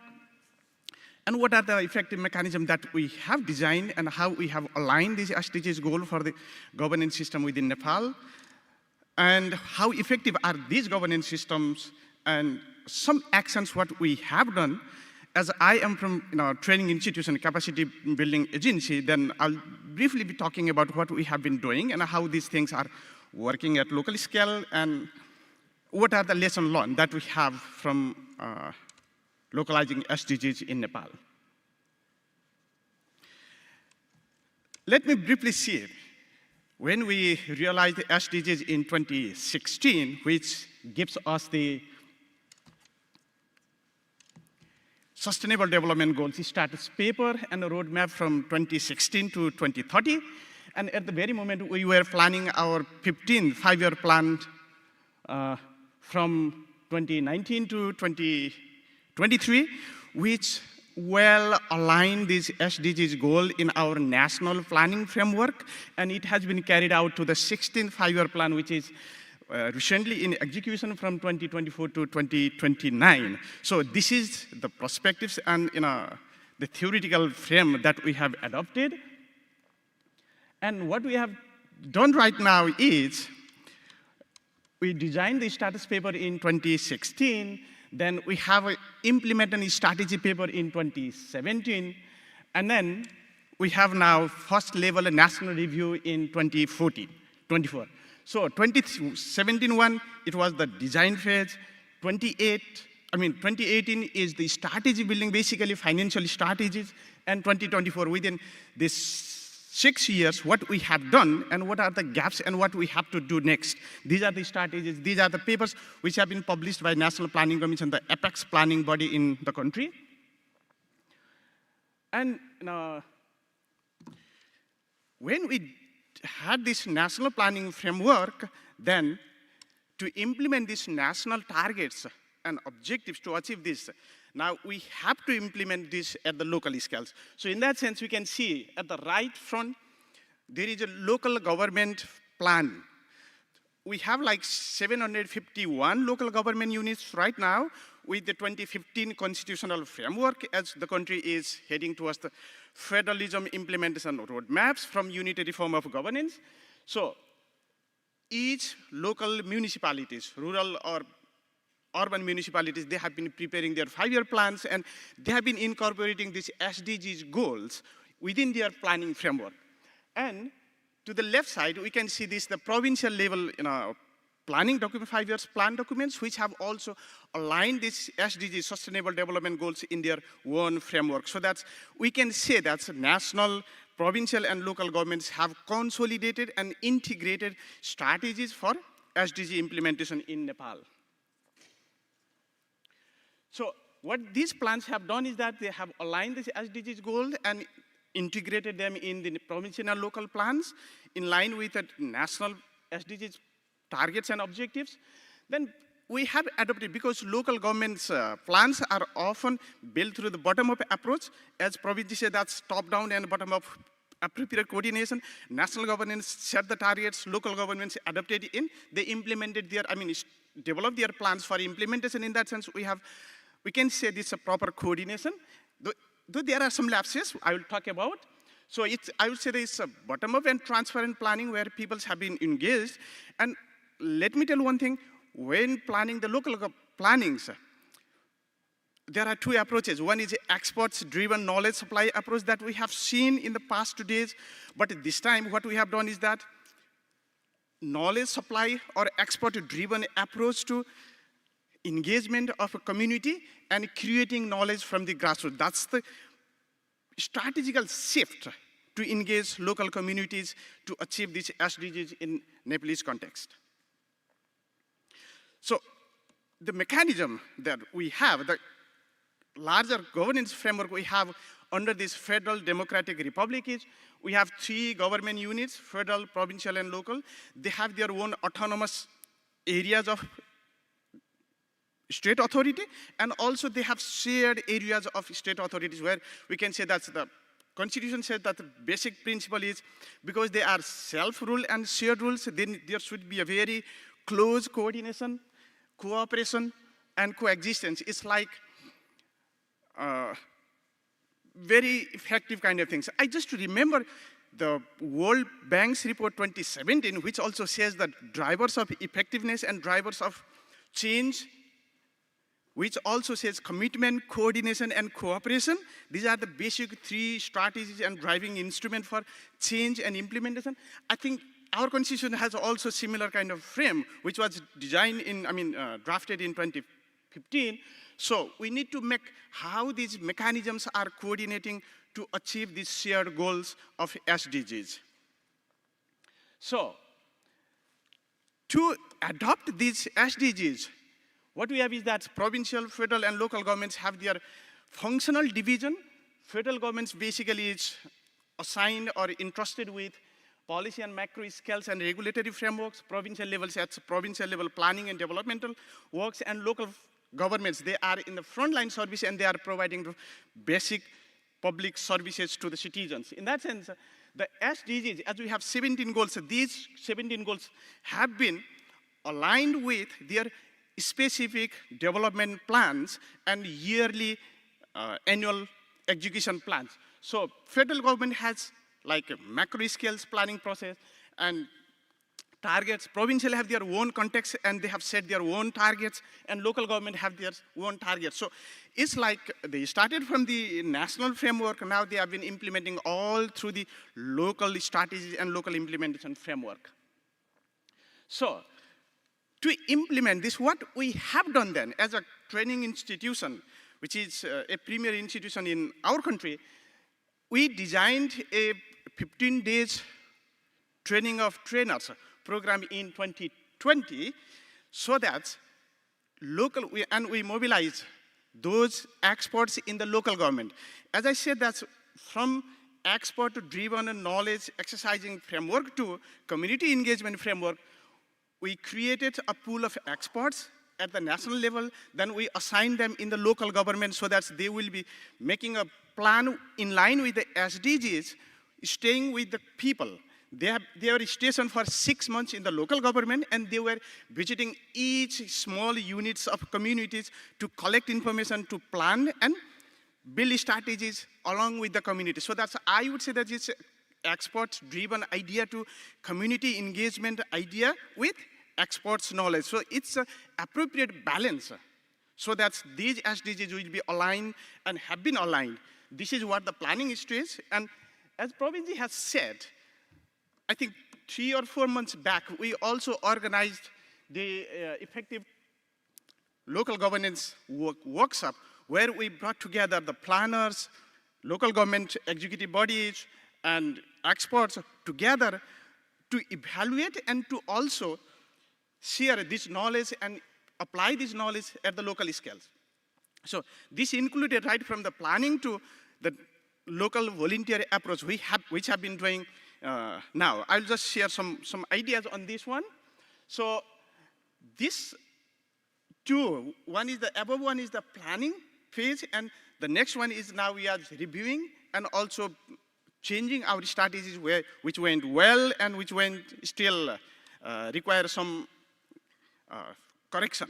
So this workshop was very effective, which brought local stories, what difficulties they have been facing and what are the strategies they have been adopting to implement this planning process and to deliver the services as envisioned in SDGs. So the efforts, you can see that these are the documents, few documents I have just pasted the cover page of these documents. The National Planning Commission, which is the apex planning body in the country, has developed these frameworks. Status paper, implementation strategy paper, review paper, and also the toolkits, how we can localize it, how we can build the strategies or design the knowledge from the community engagement. So these are some of the documents which have been helping to design the strategies and also to get the status and understanding and creating knowledge from the grassroots. So this is 2024 National Volunteer Review Reports, which says there are good progress, but still there are some gaps. Still there are some challenges.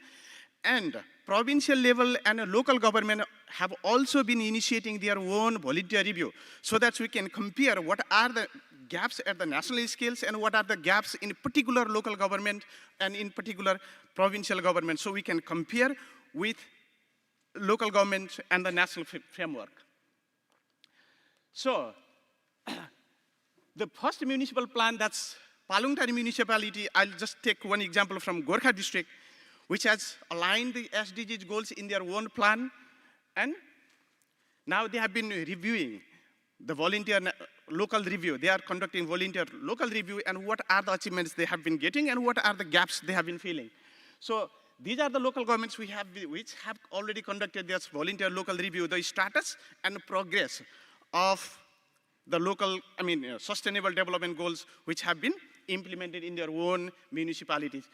I have listed here about 16, and more are on their process to have volunteer reviews. So from these reviews, what we can learn from is there have been, because of these SDGs aligned with the national plannings and the governance frameworks being coordinated, then we can see, and the stories from the local executives often share that there are more effective mechanisms and people have been getting better services. Participation and prioritizing in the local context have been initiated in their own plans and governance framework. And the leaving no one behind principle is well appreciated because we are getting and engaging people from the community level. So that's people's voices have been heard and integrated in the plan and service delivery and design framework in that sense. So they have been considering their decentralized context of the local scales and somehow decentralized resource management strategies and ideas have been implemented from the local scales, which are very effective to translate those national goals to be achieved within the given framework. So I'll just give some pictures. That's a volunteer local review. This is Chandragiri municipality, which has generated very disaggregated data within its municipality, and it has compared with the national framework, and also it has compared with its own objectives and targets. So they have been achieving better results, as the review says. This is from the Kathmandu, it's a capital city. And this one, this Suryodaya municipality, it's a rural community.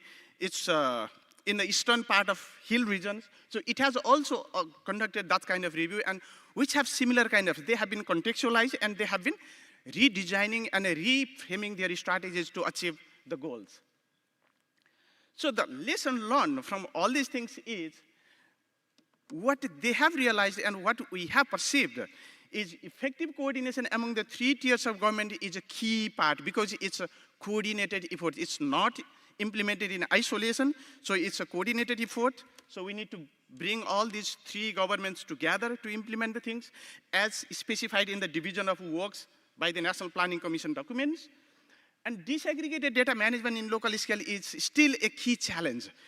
All these local governments which have been conducting volunteer local reviews have been facing more challenges because they do not have disaggregated data as aligned with the 17 SDGs goals. This is a challenge, and they have been struggling with this, and they have been building their own strategies. Now they have been starting to collect the disaggregated data as well. So resource optimization is a key, because underdeveloped countries always they face resource challenges, and also optimum utilization of resources is also another challenge we have. So leaving no one behind, as the planning phase has engaged from the community level still, the voices, I'm not sure how these voices are well heard while planning. We have collected the information, but how do we have we reflected these voices in our real execution? This is still a point to understand and to study more. And another thing is the capacity building. The local governments to this form are still struggling to build their own capacities, basically technical capacities, and these local governments which have prepared their plans and conducted volunteer reviews have been taking some kind of initiation or support from national and other development partner agencies. So decentralization of resources is still a very, very important thing. So these are the things that we can consider. And the roadmap, as we have conducted the TOT last month in coordination in partnership with UNDESA, as Praveenji said. So what we have done is that we have included this SDG localization effective tools, how we can conduct this kind of exercise at the local scale. We have included in our own training curriculum for the government officers, mid-level career officers to the senior level officers. So we have been initiating this kind of training programs to the provincial and local scales as well. So from these things, then the planning phase, then implementation, now capacity building programs implemented, and we have been reviewing it, and we are trying to reframe our strategies along with the lessons learned from this one. So the contextualization and manifestation of these, modification of these strategies to implement these SDGs will be a key progress. It's a key instrument for progress and achievement of SDGs in localization. Thank you so much.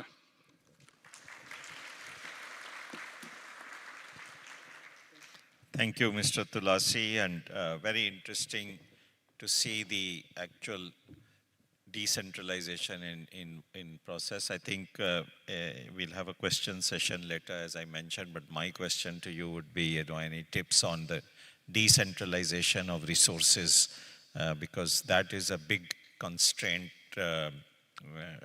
for all the frameworks, implementation of all the frameworks. And also, I think all the 3 presentations so far have highlighted the importance of capacity building. Again, this is a very critical gap which we need to find solutions to. So thank you. Now let's move on to the next speaker, Mr. Theoneste Yukizi, Manager of Local Government Institute, representing the Rwanda Association of Local Governments. The floor is yours.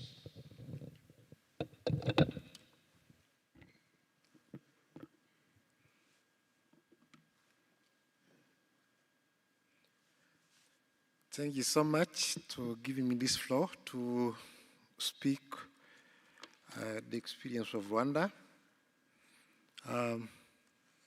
So first of all, I would like just to, what we are going to talk is about governance, and it's a kind of a summary of what has been said since morning. So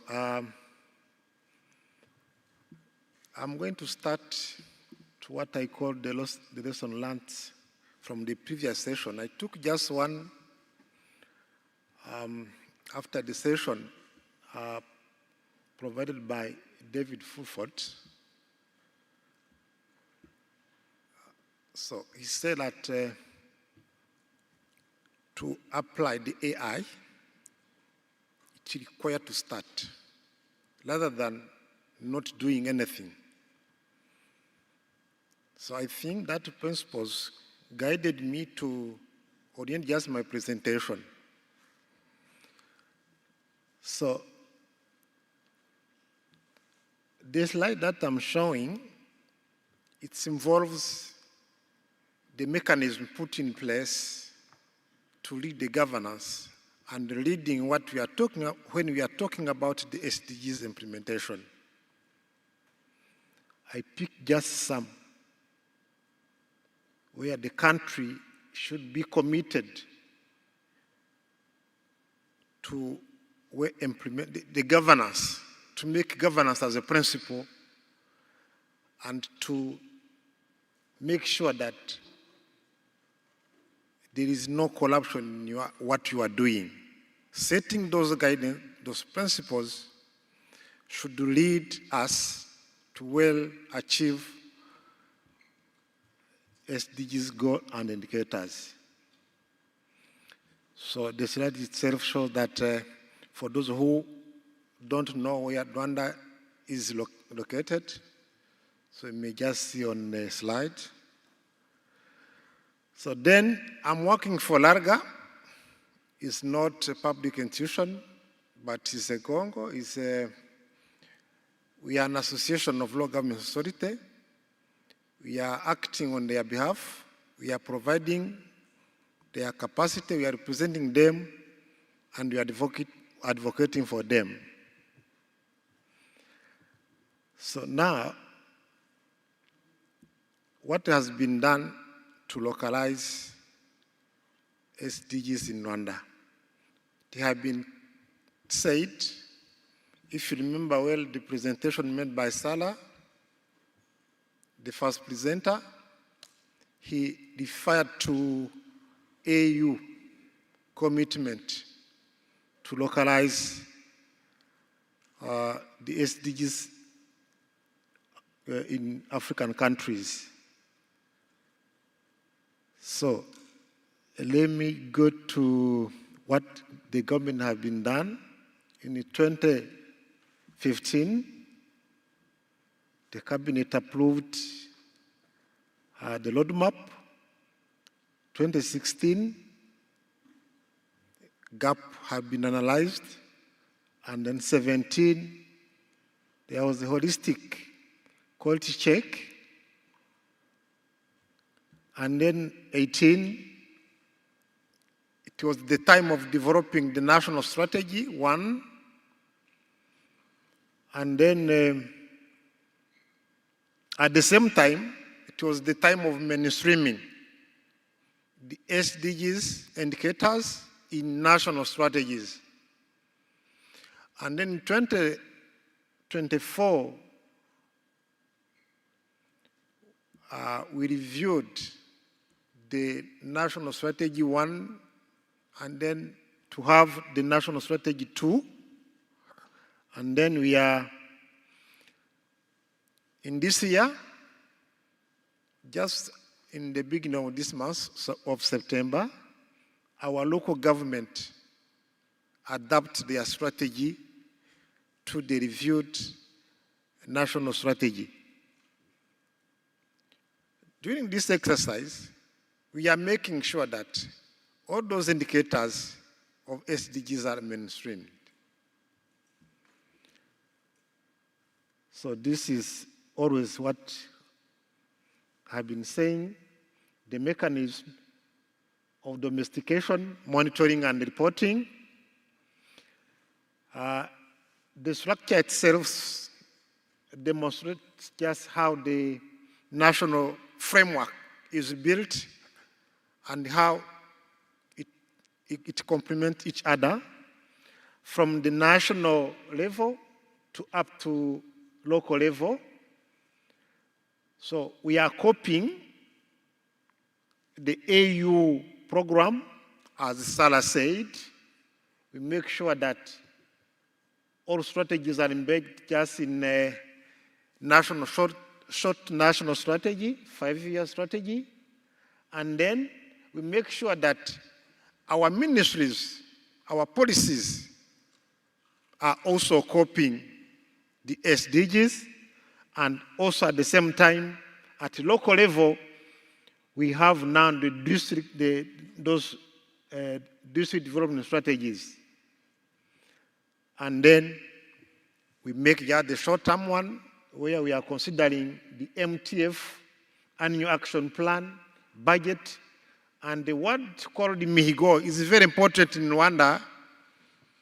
When we are saying Mihigo is a performance contract, and it is set from the national to local, even at individual level, because all of what we are doing, you have to be accountable on everything.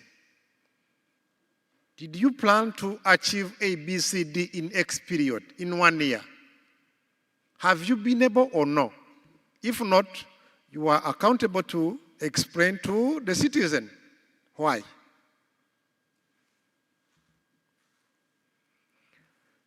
So, progress toward SDG domestication. Let me just go to this slide, then I'll be back after. Salah also said that the countries agreed upon to make a voluntary review. Rwanda was among those countries. In 2023, voluntarily, the country reported on SDG 6, 7, 9, 10, and 17. And then, in 2019, the focus was the goal 4, 8, 10, 13, 16, and 17. So I prefer to give you the link for someone who wants to go through in those reports. You can just download. And then, what has now the current situation is that out of 199 SDGs indicators, only 56 indicators are not yet monitored. That was the situation. At least it can inform the country or the nations, or it can just give an idea of where we are with those SDGs implementation. Now, let's move a bit to what now the efforts done by the government. We are making sure that the education is provided for all. Why? We are talking about the AI implementation and the usage in our life. How could we achieve without educating people? The government is making sure that they are expanding the issue of infrastructure up to local level. The whole country in Rwanda, at least you have the fiber optic. And then to put more effort on ICT literacy. Now the shift is not in the school, no. The shift for the moment is house to house. We are trying to reach and to make sure that at least in every house, there is someone who may just read others in ICT literacy. This is how we may just reach that AI usage in our business day per day. And then currently we have 220 services digitalized. Doesn't require to be present in office somewhere, You go to use your phone, you may use your laptop and request those services. So now, that one was the situation on the countrywide. Let's now focus on what LALGA is supporting its members.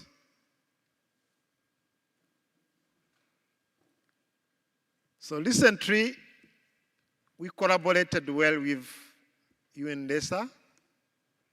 We hold just a workshop in Kigali. So it was invited all planners in our districts. And we provided a workshop, and those people have been trained on the tool that Mr. Plumbin talked about.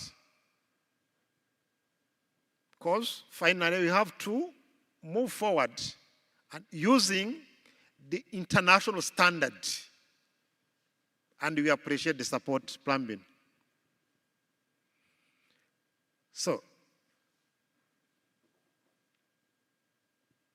prior to that, LALGA supported the members to develop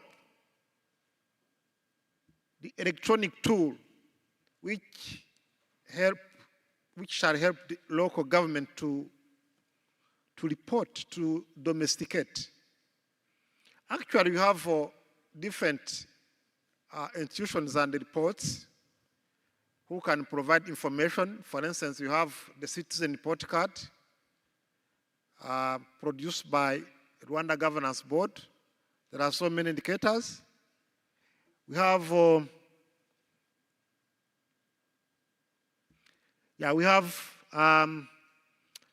different reports. So we want to make sure that each indicators is now domesticated and provide the real, sense at local level.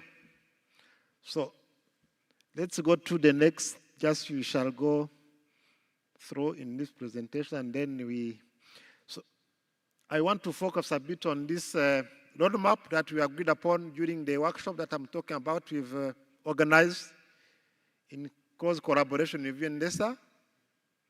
We agreed upon with the participants to finalize the strategy, and the strategy has been completed just in the beginning of this month.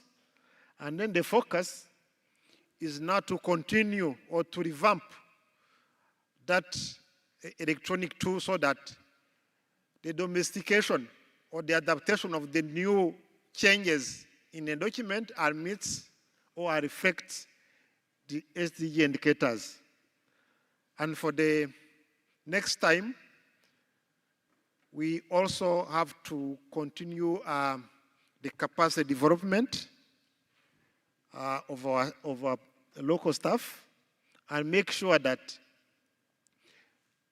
all those indicators are domesticated and the value of what we invested in terms of capacity known. Say, for the moment now, we will continue the partnership and to share our experience with different countries and partners so that we may just borrow the intended or the the expertise and knowledge which can help us to improve more for the next. So I think I may just leave this slide around to enjoy the Rwandan culture.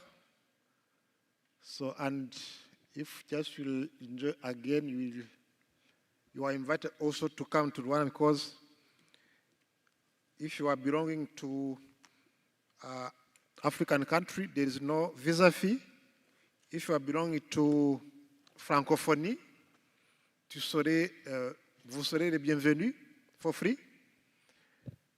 If also you are belonging to even your Commonwealth, your visa is free. Thank you.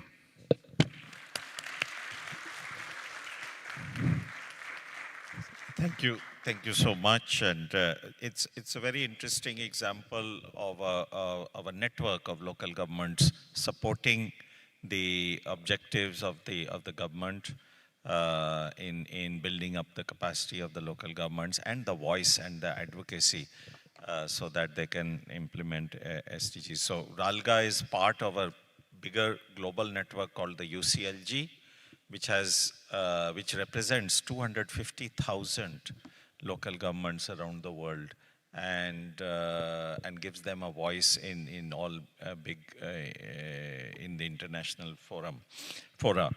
So again, very interesting examples we saw. So now let's go into the Q&A session.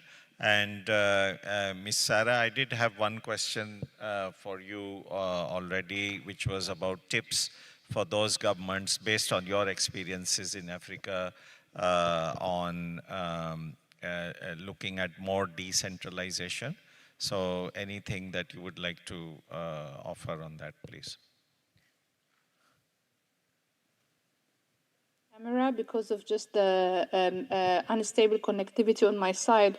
Well, it's a very good question, and I think you see from the experience we see in the continent, we can definitely mention that the issue of leadership is very key to ensure that decentralization can take place. And Rwanda, I'm very happy that my brother just spoke, because Rwanda is really one of the forerunners when it comes to the decentralization. Of course, the country, as a size-wise, as a population-wise, has the competence or has the capacity to be decentralized, while still everything is somehow properly coordinated and organized. In big countries like Egypt, like Morocco, like Algeria, South Africa, decentralization can be very challenging if the local councils and local provinces and civil servants are incompetent or don't have the competencies for leading the national affairs. I will give an example from the toolkit, the toolkit that I was just referring to. We have another toolkit, in addition to the strategic planning and foresight and social equity. We developed a toolkit with the African Association for Public Administration, broadly known APAM, based in Kenya, to see how the African civil servants are perceiving their competencies versus the jobs they do. And the initial validation showed that 44% of the sample we collected data from, which was roughly 66 experts across 17 African countries, 44% of this sample see themselves as incompetent for the jobs they are doing on a daily basis. So you can imagine that if the civil servants believe that they are incompetent or not competent enough, how would they be able to decentralize and endorse decentralization? So I believe competencies and capacities of civil servants are very important. Leadership, resources as well are very important.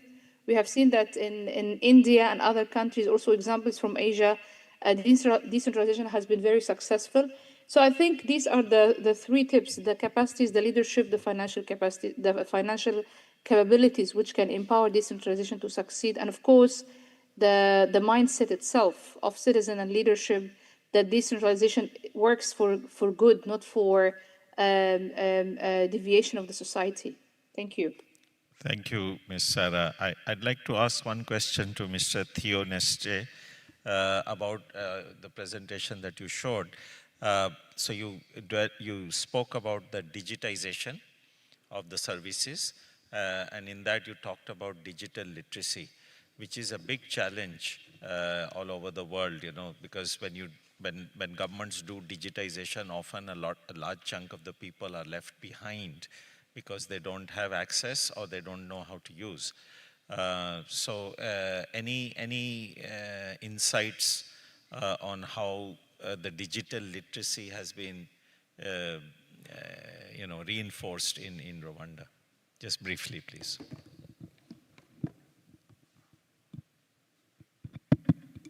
Thank you for the question. Just it's an insight, it's not the full answer. As you are saying, the digitization, okay, when you are applying AI or any digital or any science, it comes with challenges. Also, this digitization also comes with challenges, but it's a matter of how government give priority to everything that is doing. Let me just use an example, for instance. So let's say among the services which are digitized for the moment, let's say request for certificates of birth, for instance. So we'll make sure that everyone who may just have any disability is able to have information or tool which can help him to request for that certificate.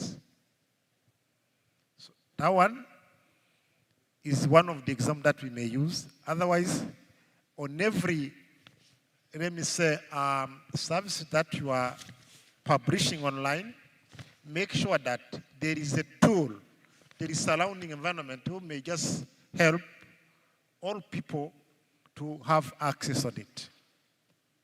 Briefly, this is how I may just do it. Otherwise, we are assessing everything. Otherwise, we have more services, and this is the reason why all of them are not, for the moment, online. Thank you. Okay, thank you very much. And then one question for Mr. Tulasi, which I already mentioned about the decentralization of resources. Yes. Any insights on that, especially from the capacity building perspective? Thank you so much.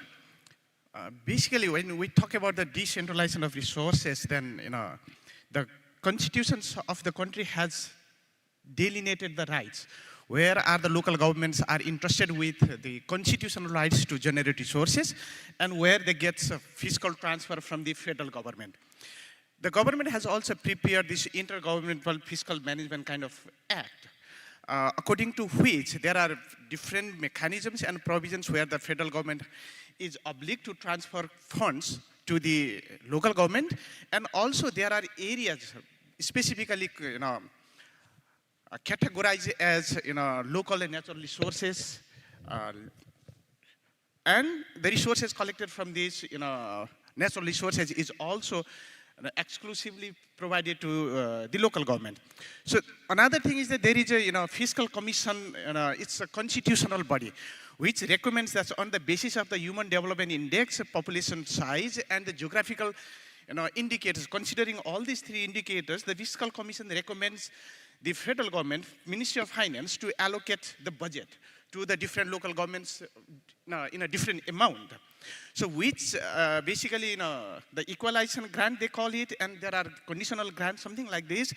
And what happens is the federal government is obliged to provide certain amount on the recommendation of the fiscal commission, and also local governments are interested and they are active to generate their own resources. In that sense, it's like providing from the federal to the local government, also local government generating their own resources, gives a kind of decentralized rights and the local governments more autonomous power to mobilize local resources. And the one more thing I would say is that the local government, because it's theoretically and also it's very tricky, local governments are very close to the local people, and they are still, to my own experience, and it's my own personal thinking, local elected board, representatives, they are not much interested to impose the constitutionally interested rights of taxation on the people, because they think that they are politically, not supporting. So for political popularity, they are compromising even the constitutionally granted rights by the local bodies. So there is a little bit tension about the federal and local level. Federal says that you are not levying the taxes you are supposed to do on this one, and you are just asking for more fund from the federal governments. And there is a little bit kind of political tensions among the federal and local level. But local bodies are interested with some rights of own taxation, and also they are interested with the rights to get certain fiscal transfer from the federal government. Thank you. Thank you so much. I think we have a question here in the front row. And then second will be you, first here. Yeah, I know because of time we'll have 2 questions only. Yeah. Thank you very much. I'm Aminata Toure from SEPA. I do have a comment to make. I very much appreciated all the presentation, and I think more and more government are realizing that until you bring development to the people, you didn't respond correctly to popular demand. I think it's becoming now a chair idea. Yet, what I didn't see in all this presentation, and that's a critiques I make to the SDGs as a whole, from our part of the world, until we factor into community development the issue of wealth creation, we'll keep circling around. It's not by random that we are still not achieving the SDGs in Africa. We are lagging behind, no matter how nice the model would be, because you would find almost the same model in the continent. But the pitfall for me is we are not creating enough wealth to be shared from the community, the regional, across the board. So the whole issue about industrialization and making sure that we produce more, and that should be a priority, because if you want to solve poverty issues, you cannot count and rely on other people's money. Doesn't occur. And I'm saying it for the young folks who are in the room. You have to work and make sure you create your own wealth. How did Europe or Asia move from a state of extreme poverty to the situation they found themselves now? Because they created wealth. And the way of creating wealth in a continent like Africa is industrializing the continent, is making sure that you produce more with agriculture. We have 60% of the land, arable land, are in that continent, let alone mineral resources that we don't transform. So it's about time that we understand that you have to mobilize community for all we have said, but they have to produce much more, and in a modern way. So the issue of industrialization needs to find itself into the framework of the SDGs. That is not something that some part of other countries would like to see, because they would prefer the continent to be a receiving place for their own trade. But that you have to reverse it. If we don't do that, we will, have thousands of meetings and SDGs not met and never a new set around. But until we do what China has done, what Korea has done, which is creating wealth through, different ways, we will not move forward. I think that is a message I would like to share here, and that's a critique to the SDGs. This is not, we are missing, that's good. This is the prerequisite, I would say, but it's not enough. Because until people make sure that they would produce more, that they could sell more, that they would have more money in their pocket, etc., well, the situation won't be solved. And in a continent where 70%, that's not 40%. I heard my sister saying that 40% of the continent is young. No, that 75% of the population is below the age of 35. So it's a massive cohort. So if you don't produce more, if you don't distribute, if you don't make sure that those folks are part of the production process, you run into difficulties where people just take the street, and we see in some countries recently what happened. So that was the message I wanted to share, and I was very happy to be part of this reflection. Thank you very much. Thank you so much. Yeah, very important and critical point. I think there's a question here. The gentleman in the green cap, and then one there. Okay, and then we close.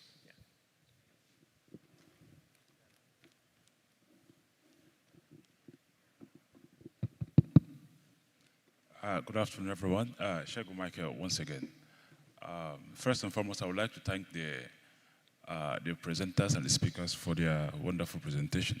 So my question goes to the first speaker, Ms. Sarah, particularly with regards to Africa Agenda 2063.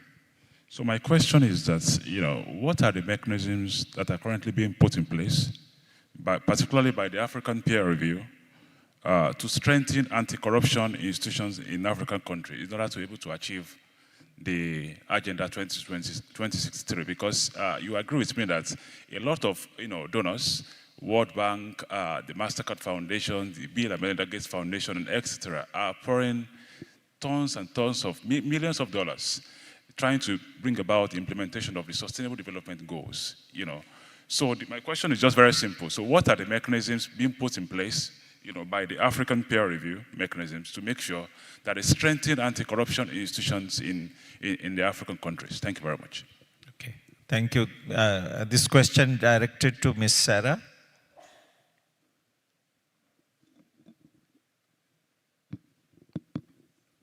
He was just raised. Maybe I can just react on that.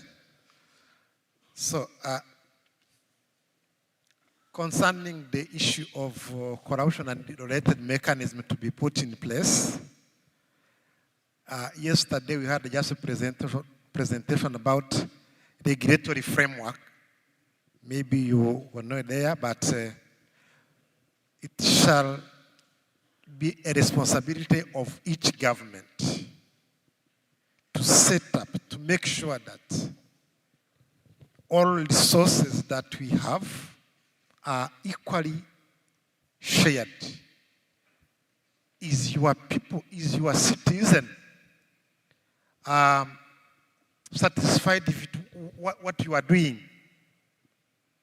So, for the case of Rwanda, for instance, this is what I'm saying, it depends on the nation to nation. For the case of Rwanda, the corruption has been ranked as a high offense, a big offense. When you are committing it, you may commit it today, but after 20 years, once you have the proof, you will respond. It's a matter of how governments put that one in priority and make sure that the commitment that you are making to the citizens is really, let me say, is reported, is out, Make sure that the promises are responded as agreed upon. Thank you for your comments, sir. I think we can have the further discussion. Sorry, sir. I'm trying to get some clarity with regards to the comments you made that, as far as that subject matter is concerned, it is the responsibility of governments. In as much as I agree with you, it is the responsibility of governments in the respective countries. Don't you think that the African Union, being the lead for trying to bring about the achievement of Africa Agenda 2063, should play a significant impact, especially with regards to strengthening anti-corruption agency, like with, collaboration, with government? Because you would agree with me that when it comes to, in some cases, for instance, when it comes to investments, there are instances of sometimes nepotism, blatant corruption, not just in Africa now. If you also go to some Asian countries, you also see that. So I would just like to, get some clarity with regards to that. In as much as government are responsible for bringing about consequences to corrupt practices. We are actually over time, so just one more last question this side. Yeah, the lady here. Yeah, please go ahead. All right, And a very quick answer, and then we close this session. Okay, thank you so much. My question is directed to both Ms. Sarah Tawfiq and also Ms. Sulasi, because I think their presentations were complementary, and I'm curious to know their perspective on this issue. There's a lot of work that's done when it comes to SDG implementation, and also measuring the SDG progress. My question is more specific to the SDG progress when it comes to the local level, because there's a lot of work that's done when it comes to NGOs locally. I personally been part of different international organizations like ISEC, Global Shapers, and we've been working on different projects that are aligned with some of the SDGs mentioned here, depending on the local needs, of course. But I think that there's a lack of, there's no MOS, there's no measure of success when it comes to these projects that we work on. And so when there's no MOS, I think this can cause disengagements of people working in those NGOs in general. And so Mr. Tulasi, you mentioned earlier capacity building, and so there's a lot of work done on this phase here, but if we don't have a measure of success when it comes to these projects locally, then we could have a disengagement that could cause that. Yeah, and then eventually there will be not like the tires that you mentioned won't be balanced eventually. So this is a very important issue, and I'd like to hear your perspective into it. Thank you. Thank you very much, Fair. It's really interesting, and it's really difficult to answer as well. But what I think is that community engagement and coordination with the national government it's very tricky governance mechanism that we need to develop and implement honestly. We have a lot of mechanisms to implement these kinds of coordination among 3 tiers of governments we have, and also the mechanism to engage the local people. Basically, the local governments have like 7 steps of planning framework, which they initiate from the very grassroots level community kind of issues they bring in the development project. So but somehow the difficulty, as I see, is somewhere the information and the interest and demands collected from the local people will be missed out when they arrive at the municipal level. That's the tricky point. We need to think and reconsider while planning, and also ordinary people, they just raise their voice and they do not know how it's technically can fit it into the development plans, but it's the experts' honesty is very key points, how we honestly represent these people's voices in our own framing of the planning and service designing. So this is very, very important, and the same thing from local government to the federal governments. In that sense, it's a million-dollar approach, the question to think, but how honest we are and how effectively we are implementing our mechanism is the key points, I would say. Thank you. Thank you so much. I think we have to close now because it's already slightly over time, and you have the lunch break. So what I suggest is, I know there are a lot of questions in the room. Please interact with the speakers during the lunch break. And some key takeaways, I think, is about building local capacities, leadership, political will, looking at the long-term view, sharing the toolkits, having a financing strategy for the decentralization and the resources for the localization, digitization with the digital literacy. So with these words, let's conclude this session. A big hand to the panelists and to all of you.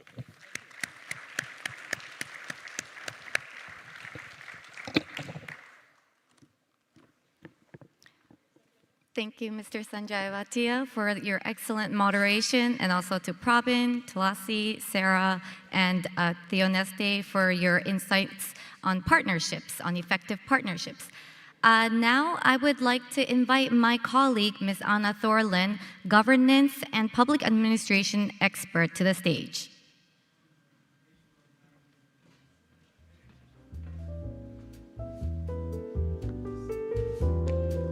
Thank you, Shelley. This is a moment to turn dialogue into action. For participants in the room and online, over the past 3 days, we have heard again and again, we need to act now. So now is your moment to do so. Please share at least 3 follow-up actions along with any voluntary pledges and ideas for collaboration with UNDESA, DPIDG, UNPOC, experts and fellow country participants. You can reflect on them now and revisit your inputs once you are back at work. Submissions we will close next Wednesday, 1st of October. So you have the QR code and you can add your follow-up actions from what you learned, what you heard, and what are also your events that you want to promote with all participants. Thank you.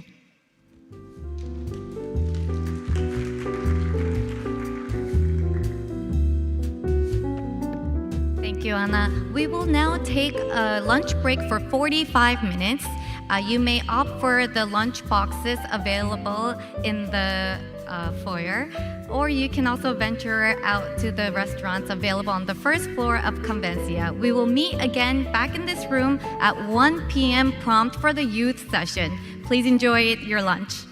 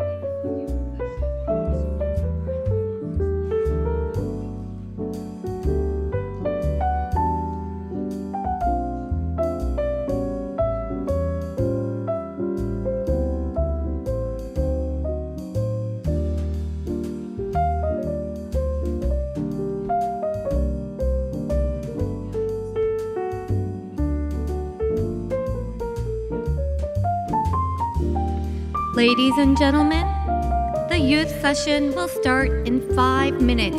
May I respectfully ask you to enter the hall and take your seats.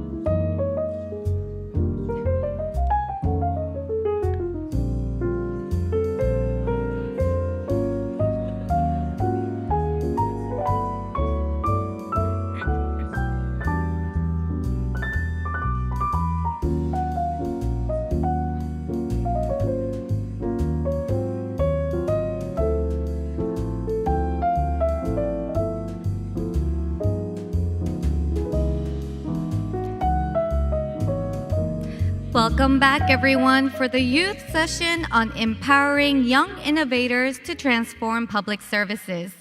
Now, I would like to invite the moderator for this session. Ms. Miriam Stankovic is a key ICT policy and regulatory expert with the EUTA to Policy and Regulation Initiative for Digital Africa 2. Please welcome Ms. Miriam Stankovic with a big round of applause. Thank you, guys.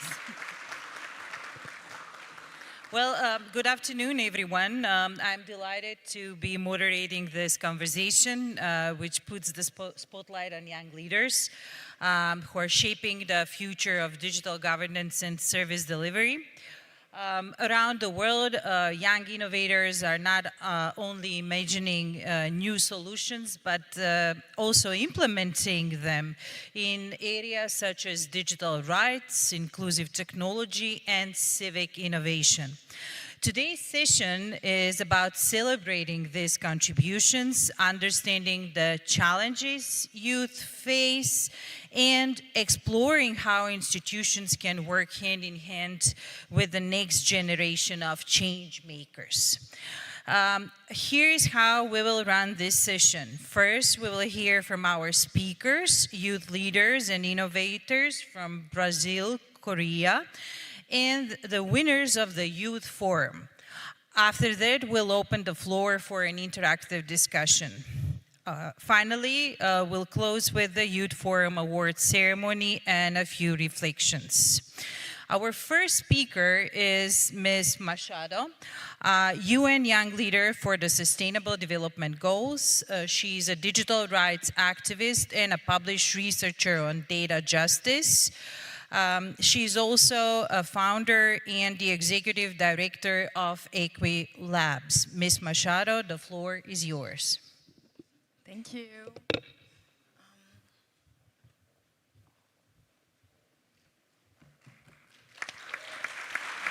Thank you. Yes, that's me.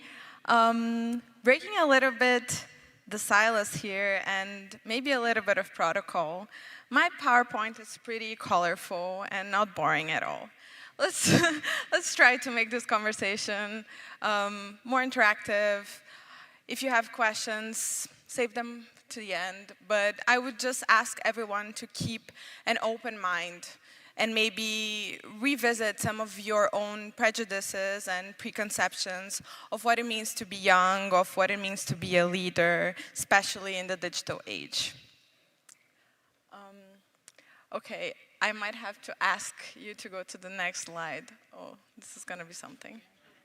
Yeah, okay. We've been talking about how AI has been transforming our governments, how governments operate, what they can and cannot do, what possibilities arise. But what it delivers actually depends, and here, a misconception on how we govern it. We've talked a lot about how the way we govern artificial intelligence and data systems completely change the results that these systems are gonna lead to. But here, I wanna bring a different perspective. I think that what it delivers depends entirely on who's behind it, because the designer's intentions, biases, and their own agenda shapes massively how artificial intelligence and data systems work. Next slide. It's not working. Now it's working? Okay, we'll try. Thank you. Who designs decides. And here I want you to take a look at some of the biggest panels in the latest times when it comes to AI and data governance. Do you see something in common among all these panels? Unfortunately, a lot of the same demographics is still deciding and designing AI systems. And sometimes they do try to be more inclusive. You know, but I have the impression that sometimes this inclusion feels a little bit performative. Because unfortunately, it's not just about including women, including people from the global south, including young people. It's about transforming how these systems work so that these people can also be the ones making decisions, designing systems, and governing the way that technology is going to impact all of us. Here, oh, can you go back one? Sorry. I want you to look at these women and think about what do you think they do? What are their roles? What are their positions?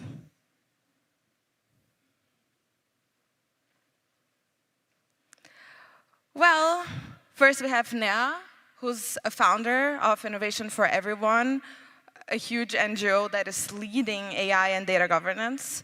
Then we have Melissa, who's the co-founder of Center of Public Intelligence, who's based at Oxford and is also reframing how research for AI happens. Then we have Adele Walton, who's the author of Logging Off, a book about reframing our relationship to technology and social media. But I want you to think, what did you think at first when you saw the picture of these women? Maybe you thought they were interns, maybe you thought they were students. And yeah, they can be all of that, but they can also be founders, authors, leaders, activists, and that's what we need. Those are also the people we need reframing and governing AI systems. That's me. Maybe you might also have had some biases and preconceptions about who I am or who I was these past days. But let me present myself really quickly. My name is Luisa Franco Machado. I'm a data economist, I'm a social scientist. I have 2 Masters of Public Policy and Public Administration. And I'm also the founder of Equilabs, a youth-led digital rights lab that's reframing AI and data governance globally. We're gonna talk more about it later. I'm also a UN-appointed SDGs Young Leader. And very importantly, I'm very Gen Z. And I think that this really reflects how I move in the world, what I say and who I talk to and the way I speak. And I think that this is very important to own in a world that is very much defined by boomers. Nothing against you, but sometimes we also have to create space for young leaders. Here, I want us to rethink the way that Gen Z feels technology, feels AI systems. Because whenever I go to conferences, be it at the UN, be it in other spaces, we hear governments talking about how we need to accelerate AI. We need to bring more AI to our decisions, to our systems, to make it more efficient and more effective. But is that what people want? Especially, is that what young people want? So of course, I had to ask TikTok. Let's see what TikTokers are saying about AI and new technologies. If you can play the video. Technology revolution. Hey, why don't you use AI more often? Well, isn't it destroying the environment? Isn't it making us dumber? And wasn't it made by stealing from countless writers and artists? And isn't it sending some people into psychosis? And isn't it taking people's jobs? And isn't it already a tool of environmental racism? And isn't it becoming so realistic that it's messing with our fabric of reality? Then no, I think I'm good. Well, you should probably just embrace the new technology. I'm going to de-influence you from using Gen AI. How much I hate artificial intelligence or AI. Every business, how can we leverage AI to... I don't want to hear anything more about Sam Altman, about ChatGPT, about how this company or that company is using AI. I don't care. It's not improving my life, okay? I swear to God, if I see one more person defending AI, I'm gonna... Yeah. I guess that's a little bit different from what we've been hearing the past days. But why do we feel this way? Why are young people becoming AI haters? Well, because the personal is political. The personal is also institutional. What it means is that the way that young people experience technology is deeply intertwined with the way that technology experiences us. And what we experience, especially in social media, in Gen AI, when we use ChatGPT, well, we see feminist content flagged by content moderation. We see feminist content on Instagram, on TikTok, deleted because it goes against community standards. This is all AI. This is an algorithm that is deciding for us. We see whenever we have to go for government benefits and we need to access welfare, young mothers, especially in so many countries, experience their welfare denied by unappealable systems because the way that they experience their finances, their family, is not accounted for because, as we've seen, most people that are designing these systems are not young mothers. So that creates a bias in the way that we experience technology.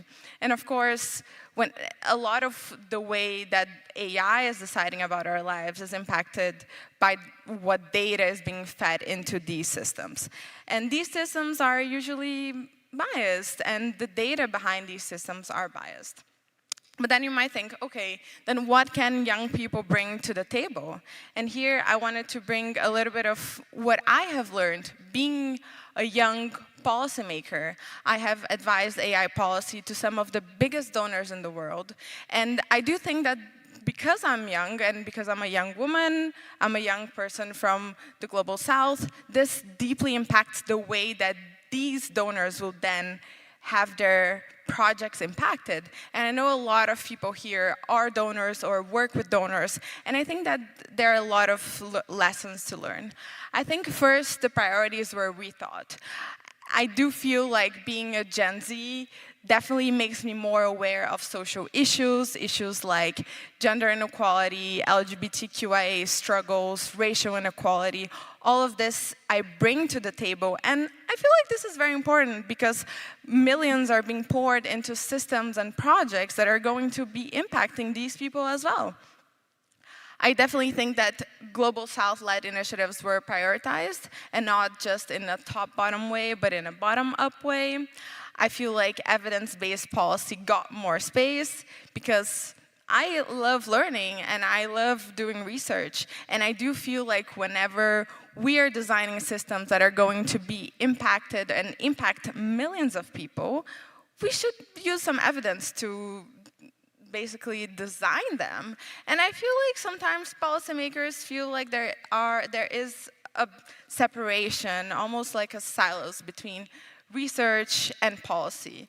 But that's not true. I think research is influencing policy and policy is influencing research. And as a young academic, I definitely felt like I brought this to the table. And of course, I do think that whenever you have lived experience in a topic, when you combine that with research, you have more successful policies.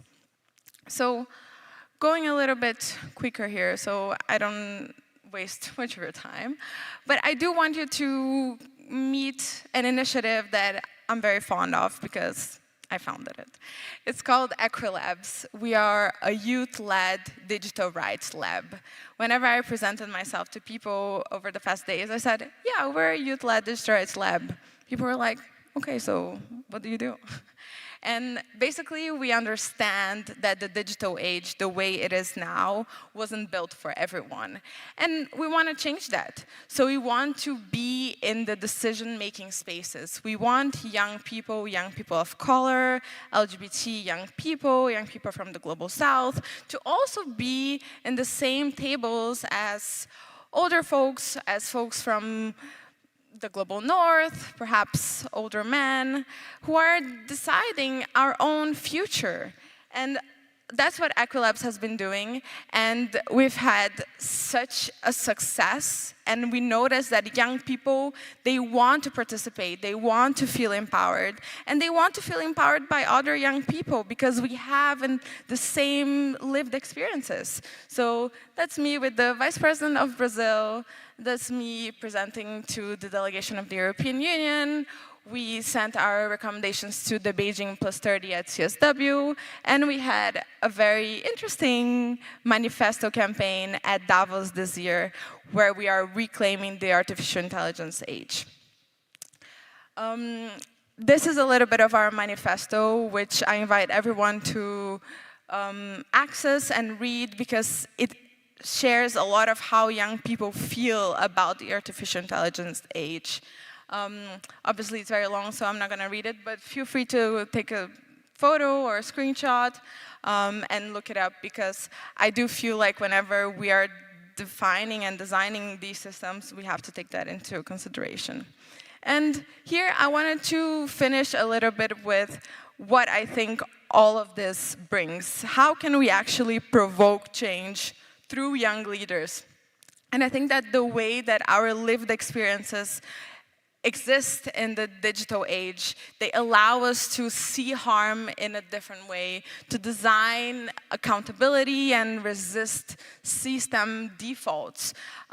Yesterday, we talked a little bit about the different scenarios for how the digital age could look like.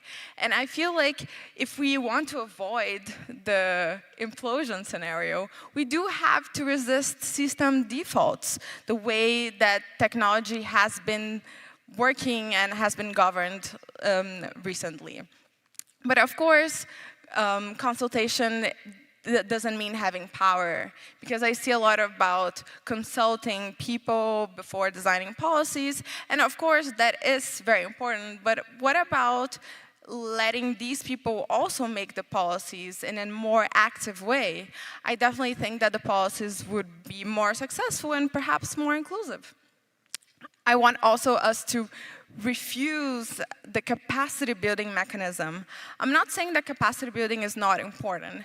I'm saying that sometimes it has to be an exchange, because sometimes capacity building feels a little bit like paternalistic.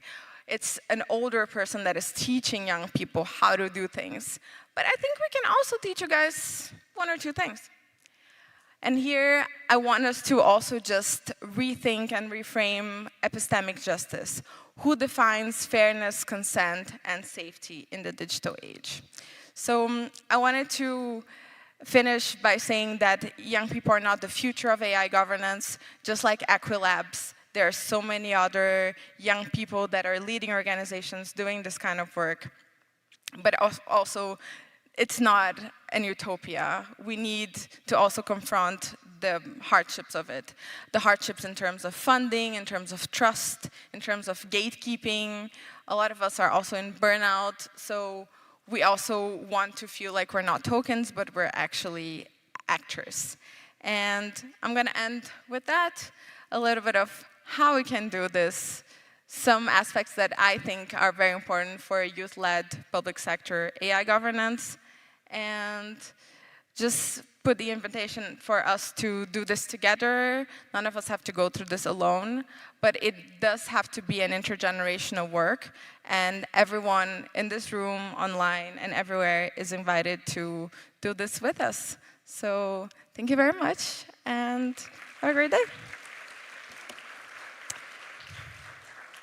Well, thank you, Ms. Machado, for these powerful insights on how digital rights and justice frameworks are central to empowering young people. Next, we turn to an inspiring entrepreneur, Mr. Chu. He is the CEO of QT Dream Labs here in Korea. He has been pioneering innovative solutions that bring new technologies into the public service space. Mr. Chu, over to you.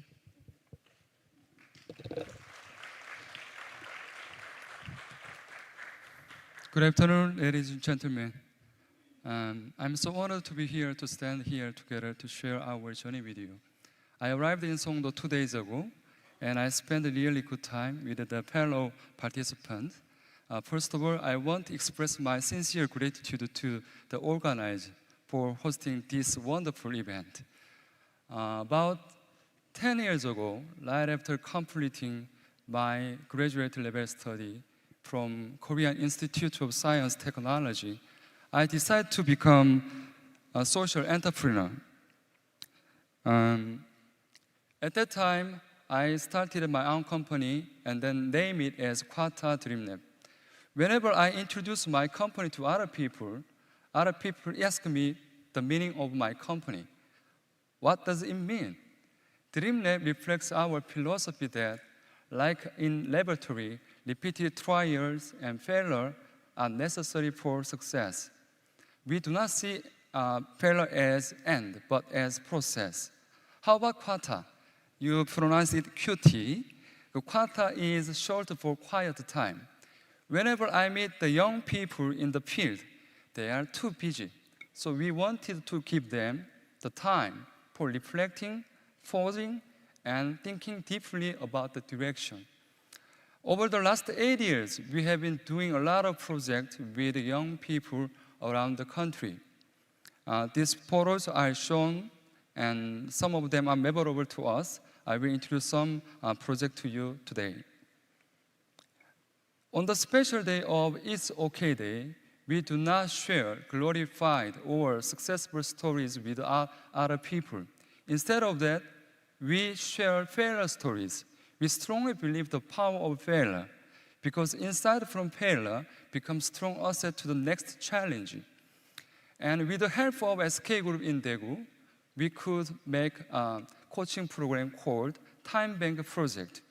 We invite young students in the university in the local area to help the marginalized adolescent students in local area as well. But due to physical constraint, we cannot do coaching project very well. So with the help of technology, we could develop a Vision Diary app service. It is delivered in iOS version or Android version. Through this app, we could provide better and efficient way for mentoring program for adolescents. Through these experiences, we came to learn that young people are not passive recipients of policy, but they are the main player and actor for designing, implementing, and evaluating. Young people are not someone who's just waiting for the benefit. They are the one who changed the world. Looking back to history, there are so many historical points that young people changed the world. In USA, in Europe, in Africa, in Asia, especially in Korea, April 19 revolution is the symbol of democratization, which is led by young people. At this moment, we are thinking about the digital innovation led by young people. Young people are digital natives. They are not afraid of using and applying technology to solve their own problems. So how can we make this innovation led by young people into more scalable and a more ethical way? I want to suggest 4 possible pathways to you. The first thing is that we need a strong and healthy ecosystem to combine young people with local government, local civil society, and communities. Secondly, we need to provide sustainable funding for young people to transform their idea into reality. Thirdly, we need to evaluate in long-term position, not for short-term position. Last but not least, we need to institutionalize the special and act law for helping young people to start their own ideas, especially in the field of education and startup. So, I want to bring another mythology from Greek. When we think about innovation, innovation not only brings us the positive impact, but also negative impact as well. From the Greek mythology, Icarus' downfall, we need to think about the balance between two.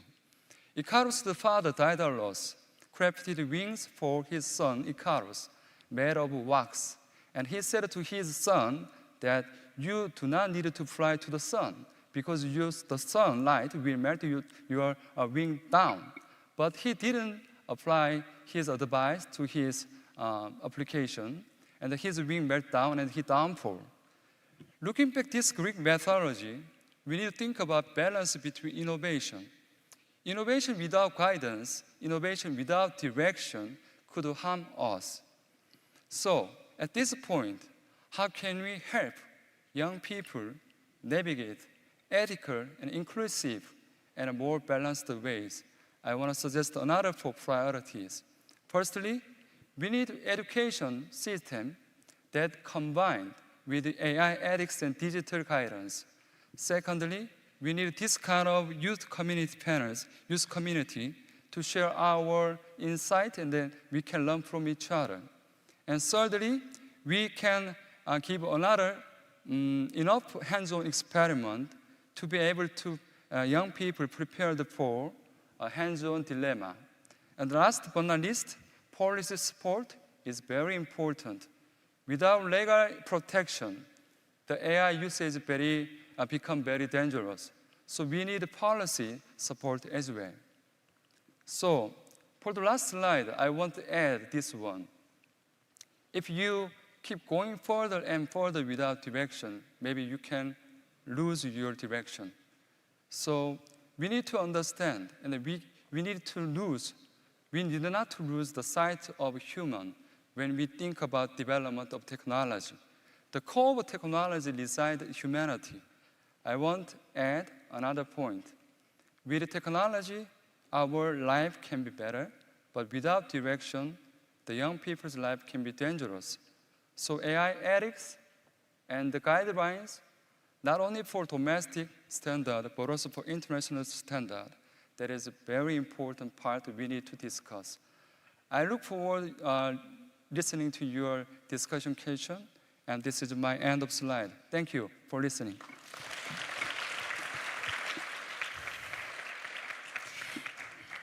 Thank you, Mr. Chu.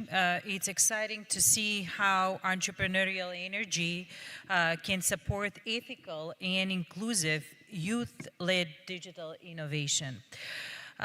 Now, finally, we are honored to have with us the winners of the 9th Youth Forum, Ms. Yu, Ms. Park, and Ms. Hong, all students from Ewha Women's University. They will share their award-winning project and what it means for the future of innovation in governance. Ladies, please go ahead.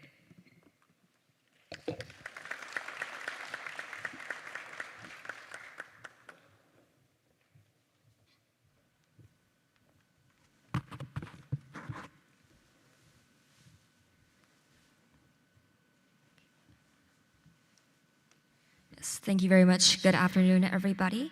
We are Team SD Girls, Hwarim Yu, Saber Park, and Yunjo Hong. We also have a less boring PowerPoint because Gen Z does not do boring PowerPoints. Before we begin, I would like to let us get to know us a bit better. My name is Hwarim Yu. I'm the leader of SD Girls. I am an undergraduate student studying at Ewha Women's University, currently majoring in international studies and international development cooperation. My interests lie in disaster risk management and protecting human rights during crises.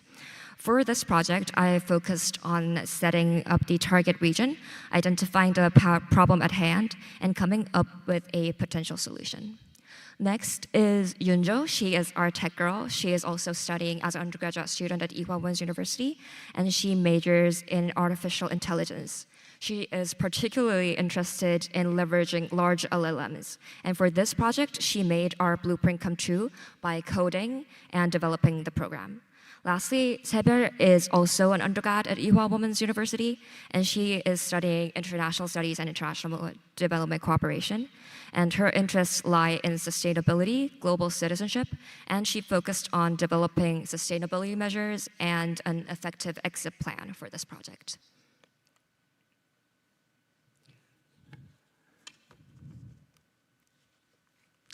So before we dive deeper into our model, let us explain why Voice Bridge is necessary. In many disaster-prone regions that frequently experience natural disasters, a significant portion of the population speaks languages that is different from the country's standard language as their mother tongue. Here we saw a problem. For example, this is Gandaki province, Nepal's central western mountainous region. Within this province, districts such as Lamjung and Gorkha frequently experience disasters, including landslides, floods, and earthquakes. These regions are also home to multiple ethnic groups who speak languages other than Nepali as their first language. For instance, in Lamjung district alone, 29.9% speak Gurung and 6.6% speak Tamang as their first language.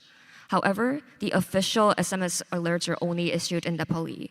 This poses a serious challenge for many indigenous communities. To make matters worse, low smartphone usage during disasters due to poor internet access limits the reach of digital alerts. As a result, crucial warnings often fail to reach those who need them the most. This issue not only costs lives, but also hinders the efforts to meet SDG 16.10, which guarantees public access to information.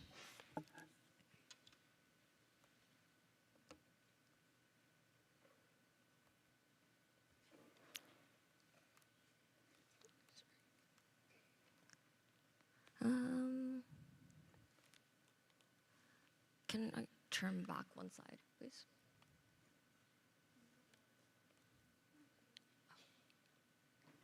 Yes, sorry. To address this issue, we developed VoiceBridge Nepal.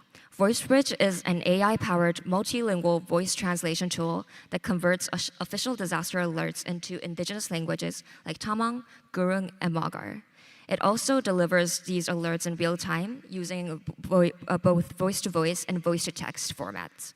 And finally, it integrates with local radio stations, which is one of the most trusted communication channels in rural Nepal, allowing even those without smartphones or internet access to receive clear and understandable alerts.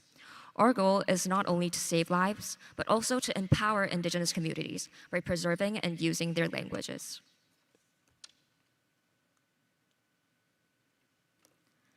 Now, we will explain how VoiceBridge functions. First, as an official alert in Nepali is stated through media, and our news capture model will receive the data and process the word to text into tokenized data. Then our AI translation engines, trained on disaster-related terms and indigenous language data, translates it instantly into the target language. Finally, a text-to-speech model reads the alert out loud, and the message is broadcast through local radio stations in multiple languages simultaneously. The entire process happens in real time, ensuring zero delay during emergencies. Next, Yunjo will explain further on how we developed our model.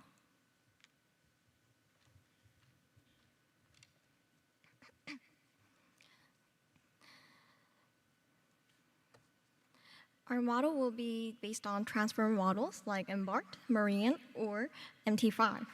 The definition of a transformer model was first introduced in 2017 by the Google research team. It is a neural network architecture for sequences that replaces recurrence and convolutions with self-intention, which lets every token look at every other token to gather context in parallel. It trains very fast, captures long-range dependencies well, so it is widely used in many NLP methods and models. By fine-tuning the transformer, we will be able to produce the best performance out of these resources. Transformer models are already trained on multiple languages, so just by adding layers and adapters such as LoRa, with the data collected through on-site research, there would be no need for training the whole model, and the model will be able to adapt to the given language and domain.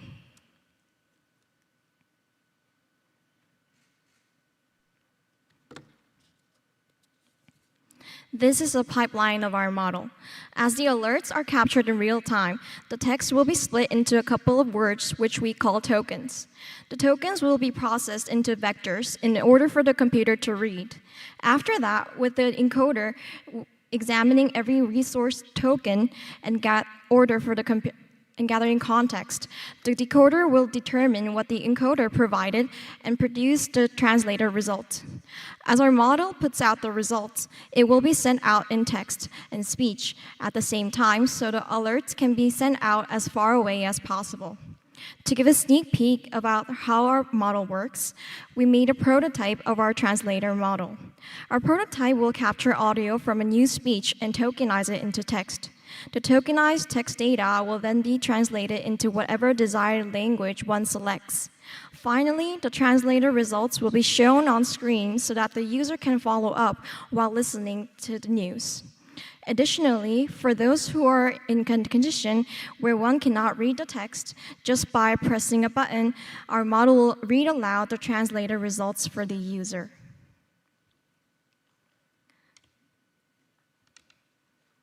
Now we'd like to show everyone a quick prototype of how our voice bridge will work in action. This was the moment an Israeli airstrike blasted Doha on Tuesday in what Israeli officials say was an attack aimed at top Hamas leaders.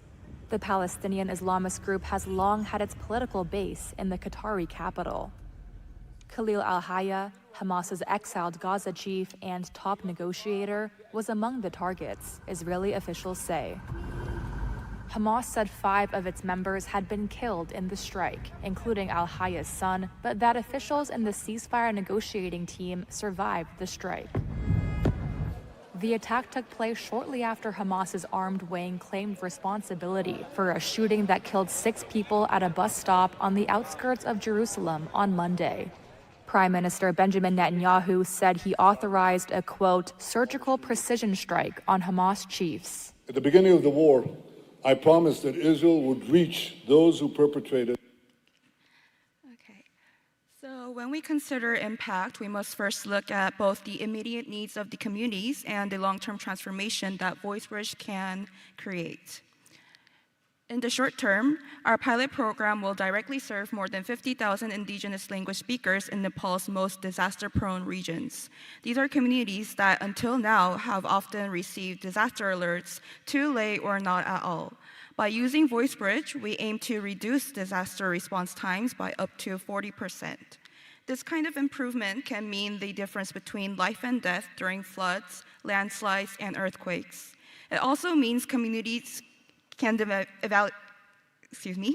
very nervous right now, can evacuate faster, protect their livestock, and safeguard their livelihoods before disaster strikes. In the long term, the potential of VoiceBridge goes beyond a pilot project. We envision being able to scale this solution nationwide, ensuring that all Nepal's linguistic communities, large and small, can be covered. This has the power to influence national policy on multilingual disaster communication, showing the government and humanitarian agencies that inclusion is not optional but essential. And beyond Nepal, our vision is to establish a global model for other disaster-prone, linguistically diverse regions, places like the Philippines, Indonesia, or parts of sub-Saharan Africa, where language diversity is often a barrier to effective emergency responses. Our work also connects directly to the Sustainable Development Goals. In SDG 16, Target 10, VoiceBridge ensures public access to information and protects fundamental freedoms. It makes certain that minority language speakers are no longer excluded from life-saving alerts, simply because of the language they speak.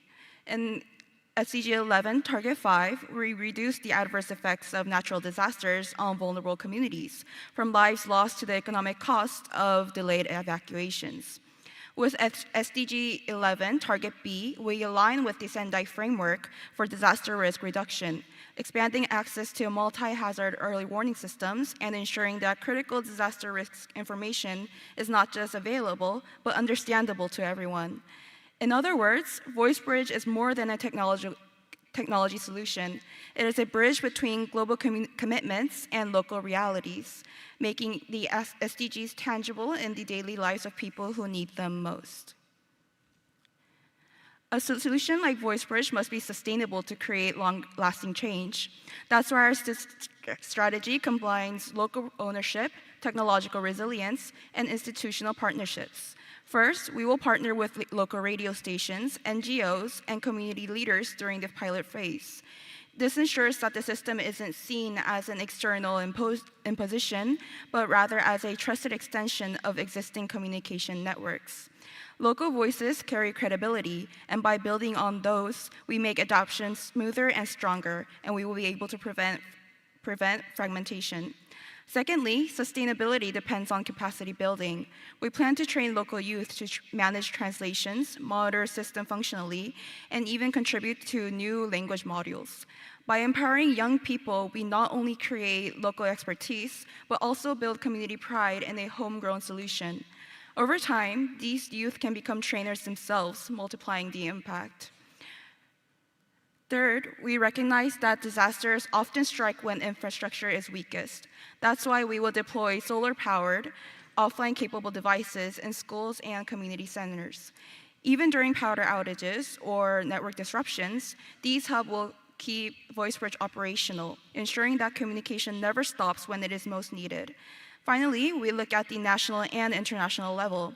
We will collaborate with Nepal's disaster management agencies to embed VoiceBridge into the country's official disaster response. At the same time, we will seek support from international donors and development partners, not only for funding, but also for expanding the system's reach into other countries. Step by step, we will add new languages, scale coverage, and strengthen the ecosystem around VoiceBridge. Through these measures, sustainability is not just about keeping the system alive, but it's also about making sure it grows, adapts, and becomes an integral part of how societies respond to disasters. At its heart, VoiceBridge is not just about technology, it's about people. It is about saving lives, protecting culture, and building trust. Today, many disaster communication systems are a one-size-fits-all, designed with efficiency in mind, but often leaving behind those who do not speak the dominant language. This exclusion not only puts lives at risk, but also deepens feelings of marginalization and distrust towards public institutions. VoiceBridge changes that. By providing disaster alerts in indigenous and minority languages, we recognize the value of each community's identity and culture. We are saying your language matters, your safety matters, and you deserve to be heard and protected. This is as much about preserving cultural heritage as it is about responding to emergencies. At the same time, VoiceBridge is a tool for building trust. When communities see that their government and agencies are making the effort to communicate with them in their own languages, it strengthens social cohesion and increases cooperation during crises. Trust can save time, reduce panic, and foster resilience. This is why iProject matters. VoiceBridge is an inclusive, human-centered AI solution that transforms disaster communication from something impersonal into something deeply empathetic and responsive. In doing so, we ensure that no one, regardless of the language they speak, is ever left behind. To conclude, with your support, VoiceBridge can bridge the communication gap and bring life-saving information to every corner of Nepal and to many more countries as VoiceBridge India, VoiceBridge Indonesia, VoiceBridge Myanmar, Philippines, or even Nigeria. I think this is a little late. Okay. But we will now end our presentation. Thank you for listening.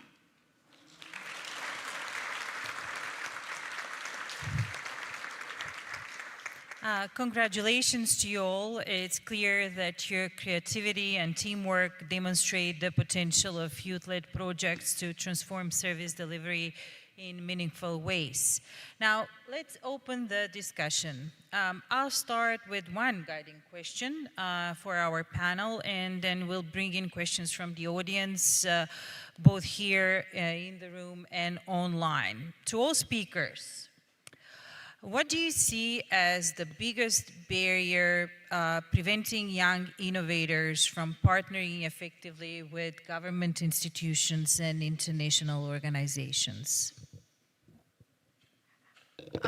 I think probably bias.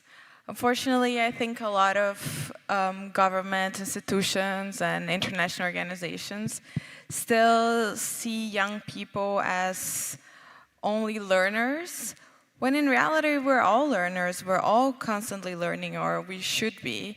So I think that unfortunately this bias that young people are not capable enough, or that they don't have the right tools or the right knowledge, is actually preventing them from building maybe stronger, more inclusive, more developed policies, and that's definitely something that should probably be worked on. I agree with the same ideas.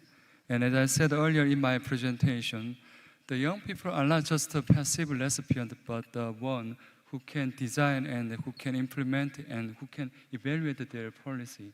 So I think young people are not, some people say that young people are not good enough to design or to implement something very big, but we are good enough, I think so. So we are ready to do it, yeah. I would also agree with both the previous speakers. Definitely the bias towards young people on the seriousness of their ideas and their opinions, and also especially as someone coming from a relatively hierarchical culture, the way the ideas or the opinions of young people or people in the lower downs are often looked over also quite hinders innovation and getting more creative ideas on the table. Thank you. Let's also hear from the audience. Please raise your hand, or if you're online, drop your question in the chat. Questions? There's one question over there.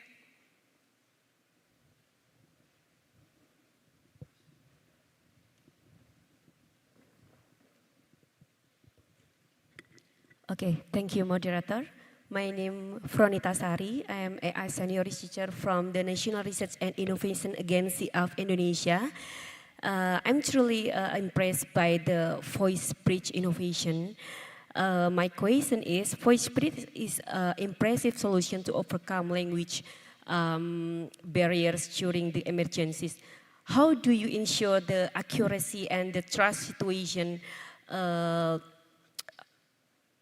for AI translation in the high-stakes situation, where even the smallest error could be quite biased? Thank you.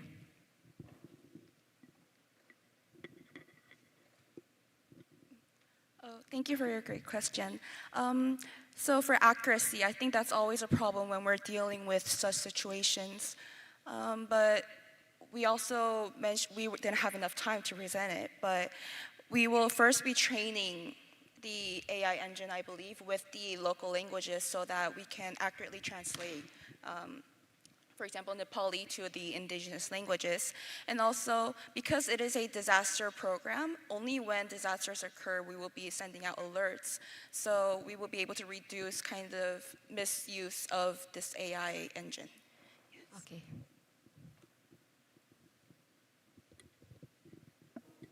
Any other questions from the audience? Good afternoon. This is Shamima Binte Karim from Ajo University.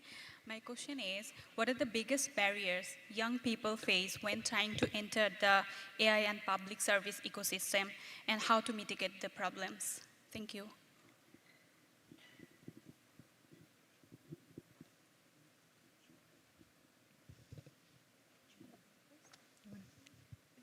It's the same, yes. So I think just kind of like what we answered in the first question about sort of like the challenges, right? The biases regarding of what we can do and how we can do it. I think that there are so many different ways to mitigate it, but I think that having more intergenerational spaces, I think it's a great start. For example, what we're doing here, because I hope that many people who are here who might have had preconceptions on what the youth session was and what we could bring to the table might have been positively surprised that actually young people are knowledgeable, are capable, and are invested and involved. So I think that holding intergenerational spaces where we feel equal and we can have an open, honest conversation about why we're so afraid of each other, I think it's probably a great way to start. Thank you. Can I add on? Sure. I also think it is very important that there is a actual, like, we are given the opportunity to be in these kind of places, because the three of us, we're undergrads, which means that we don't even have our bachelor's degree yet, and that would normally mean that we wouldn't be able to be here, sitting here, presenting our ideas.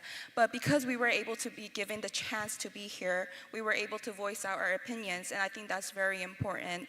I mean, I think it is very important to give more opportunities, more chances to the youth, because, I mean, they say our brains are still squishy. I mean, we just had our midterms yesterday about development economics. I mean, our brains are still, like, very fast-pacing. We're still thinking about sustainable development goals. We're thinking about development. We're thinking about sustainability every day in our lives, in classes, in our normal, like, everyday daily lives also. So I believe being able to empower youth and giving them the chance will also be very important. Yes, thank you. Other questions? Yeah. I'm Idris Holdman from Liberia, a Quaker student from Korea University. Thanks for the presentation. It's very inspiring. At least your concentration is on improving young people. My concern has to do with the subject leaving no one behind. To what extent have you considered inspiring and supporting young people, especially in Africa, who are economically constrained with limited opportunity to realize their full potential through AI transformation?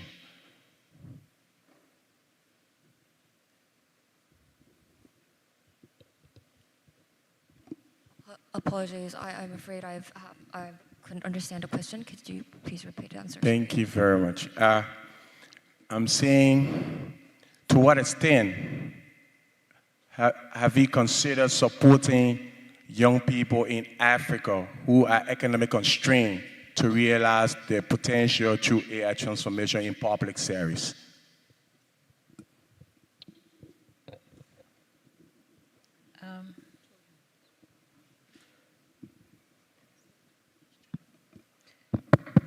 It's a general question for Tracy.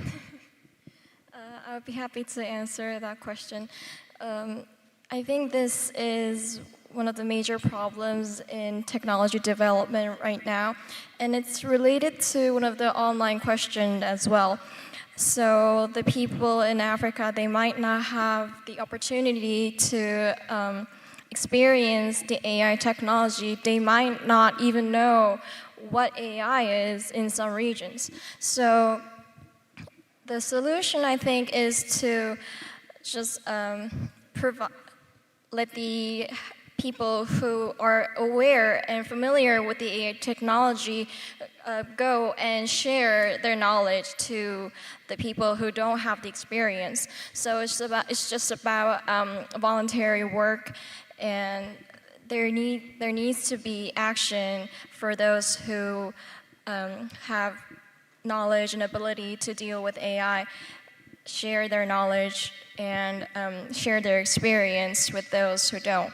So in conclusion, I'm saying that the people who do have the privilege share their privilege to those who don't have the privilege. I have something to add.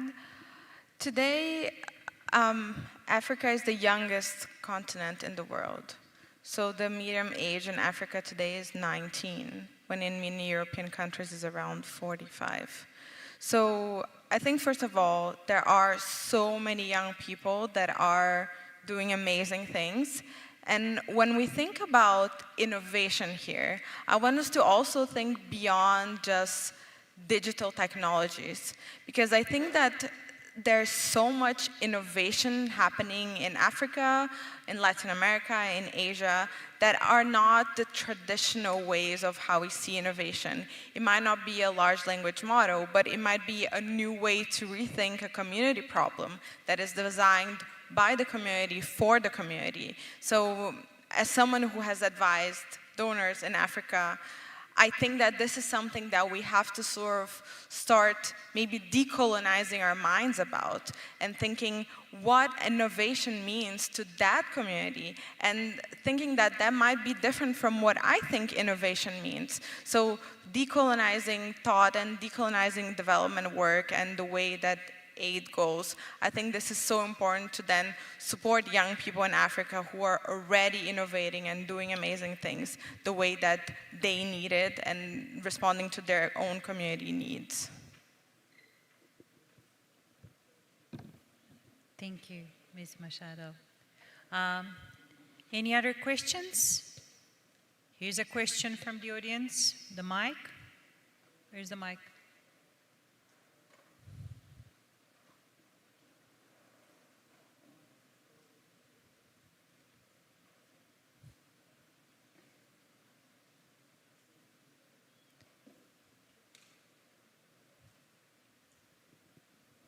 the mic.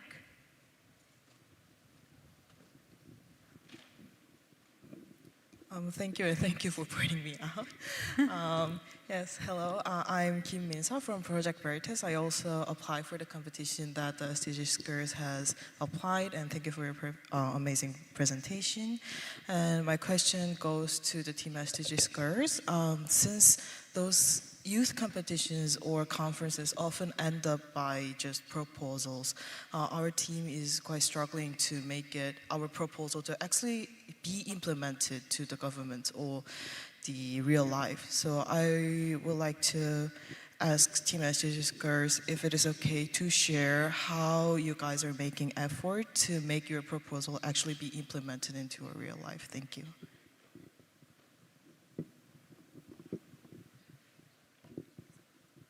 To be completely honest, we have not yet started the effort. Actually, these ideas came from us, right? So I believe that once we voice these ideas out, there will be somewhere someone in this world will be able to take our idea and make it more realistic, because we do know that it is imperfect at this level.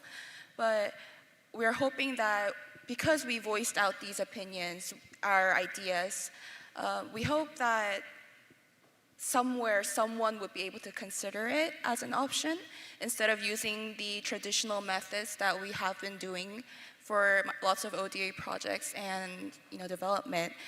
And to go a step further, I'm sure Hwarim here, me, and also Yoonjo, we're all interested in working in the field of development in the future. So one day, maybe when we have studied a little bit more and we have been given the chance to be employed, we will be able to actually use this project and make it into action. Thank you.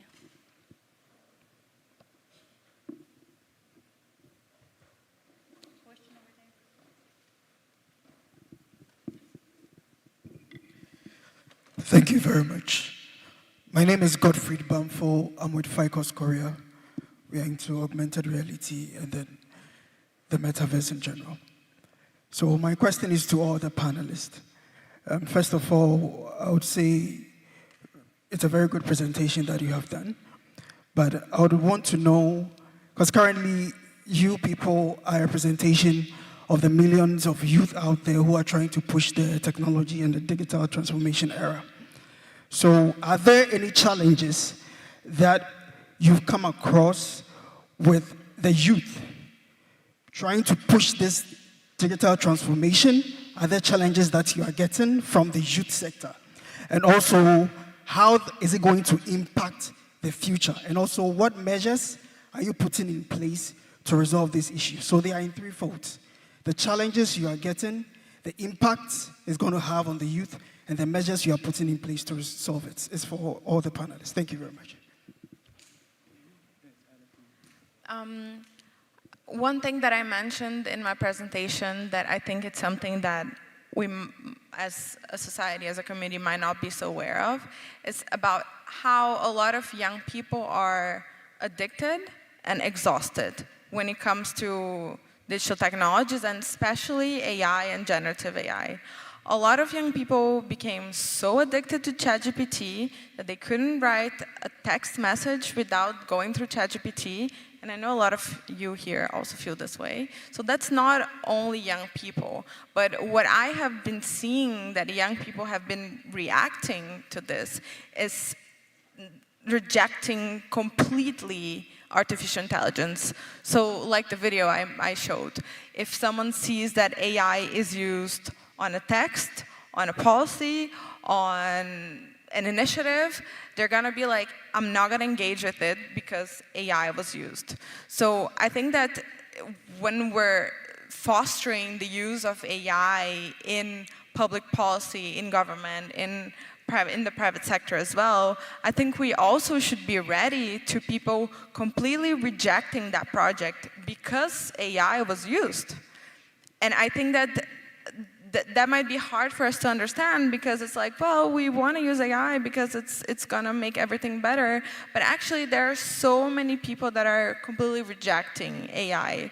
So we have to be aware of it and think of new ways to develop our projects. Sometimes choose over AI or not, but that's something we have to be aware of. Yeah, 2 days ago, when I had a dinner with our panel participant, I asked that, do you use AI often? So when you come here before, did you use Korean to know Korean with AI? So there are many people already who use AI so often. So we cannot avoid that. But we need to give them the correct direction before deployment of the AI and technology. So in my presentation, I fully focused on the direction of technology usage.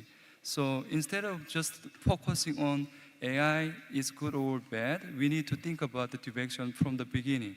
So that's my idea. Yeah. And I would also like to add on to the question.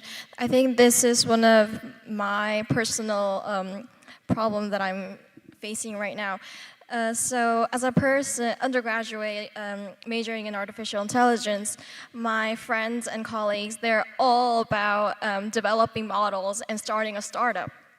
And I don't think this is a problem, but the things that the people who are trying to build a company and make a startup are facing is that there are too many competitors, and as one comes up with an idea, it's already there. And somebody like from Google or OpenAI, they're already developing a model. So as for me and the others, they're just they're just about to give up. So the impact here is that for myself, I just keep on pushing myself to the challenges and challenge myself, and that gives me opportunity to develop. So yes, so what I want to say is there are hardships, but that just turns into opportunity for one to develop for oneself. Yes. Thank you.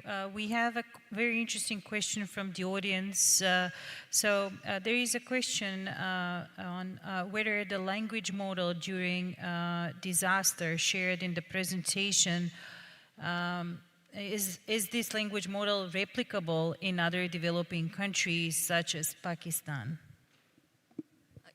Yes, it is absolutely replicable, and that is actually our goal if our ideas is actually to be more further developed and to be applied to the countries. Since this is all we need actually is the language data of the indigenous or the minority languages that we are trying to target. What would be effective is to gather the data and especially get help from the community members and the youth in those communities to gather the data. And if we have the data, it can just be applied to the same model and be applied to any region. And it's not just, it doesn't even have to be limited to disaster-related information. What we actually initially thought was just like a language model that can translate government policies or government announcements into those minority languages because they're not announced in those said languages. So if it is to be expanded, it can also be used to deliver all kinds of government policies, all kinds of announcements into the languages so everyone can have equal access to information. Wonderful, thank you. Any other questions from the audience? Question over there.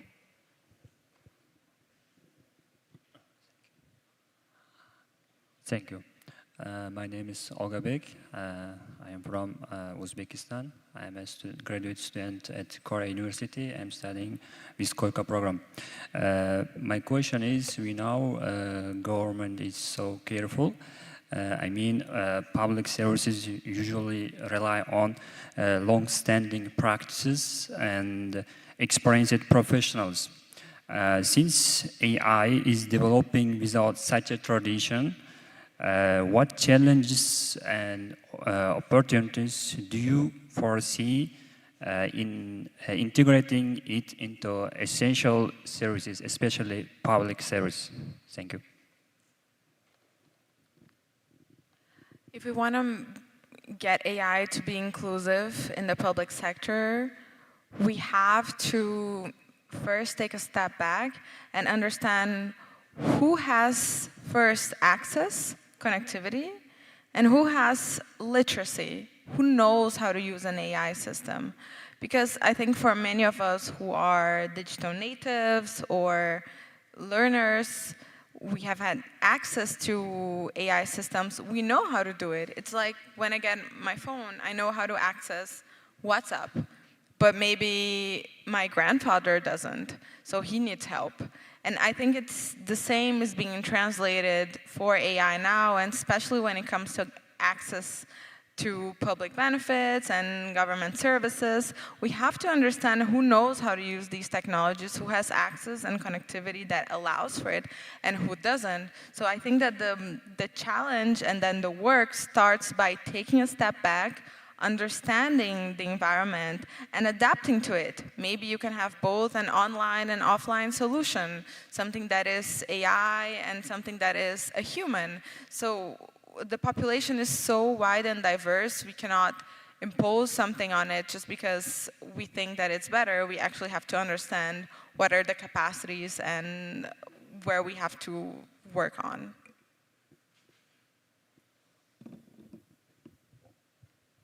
And that's called human-centered design. So, you know, just don't leave out certain populations, certain demographics out of the design of a system. So when you design a system, it should be digital, but it also should stay analog so that people that are basically invisible to the digital systems are still included in the analog system.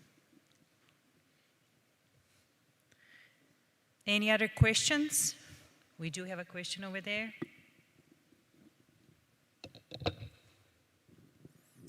Thank you very much. I'm Felix Etape Mijame from Cameroon, graduate student at Korea University.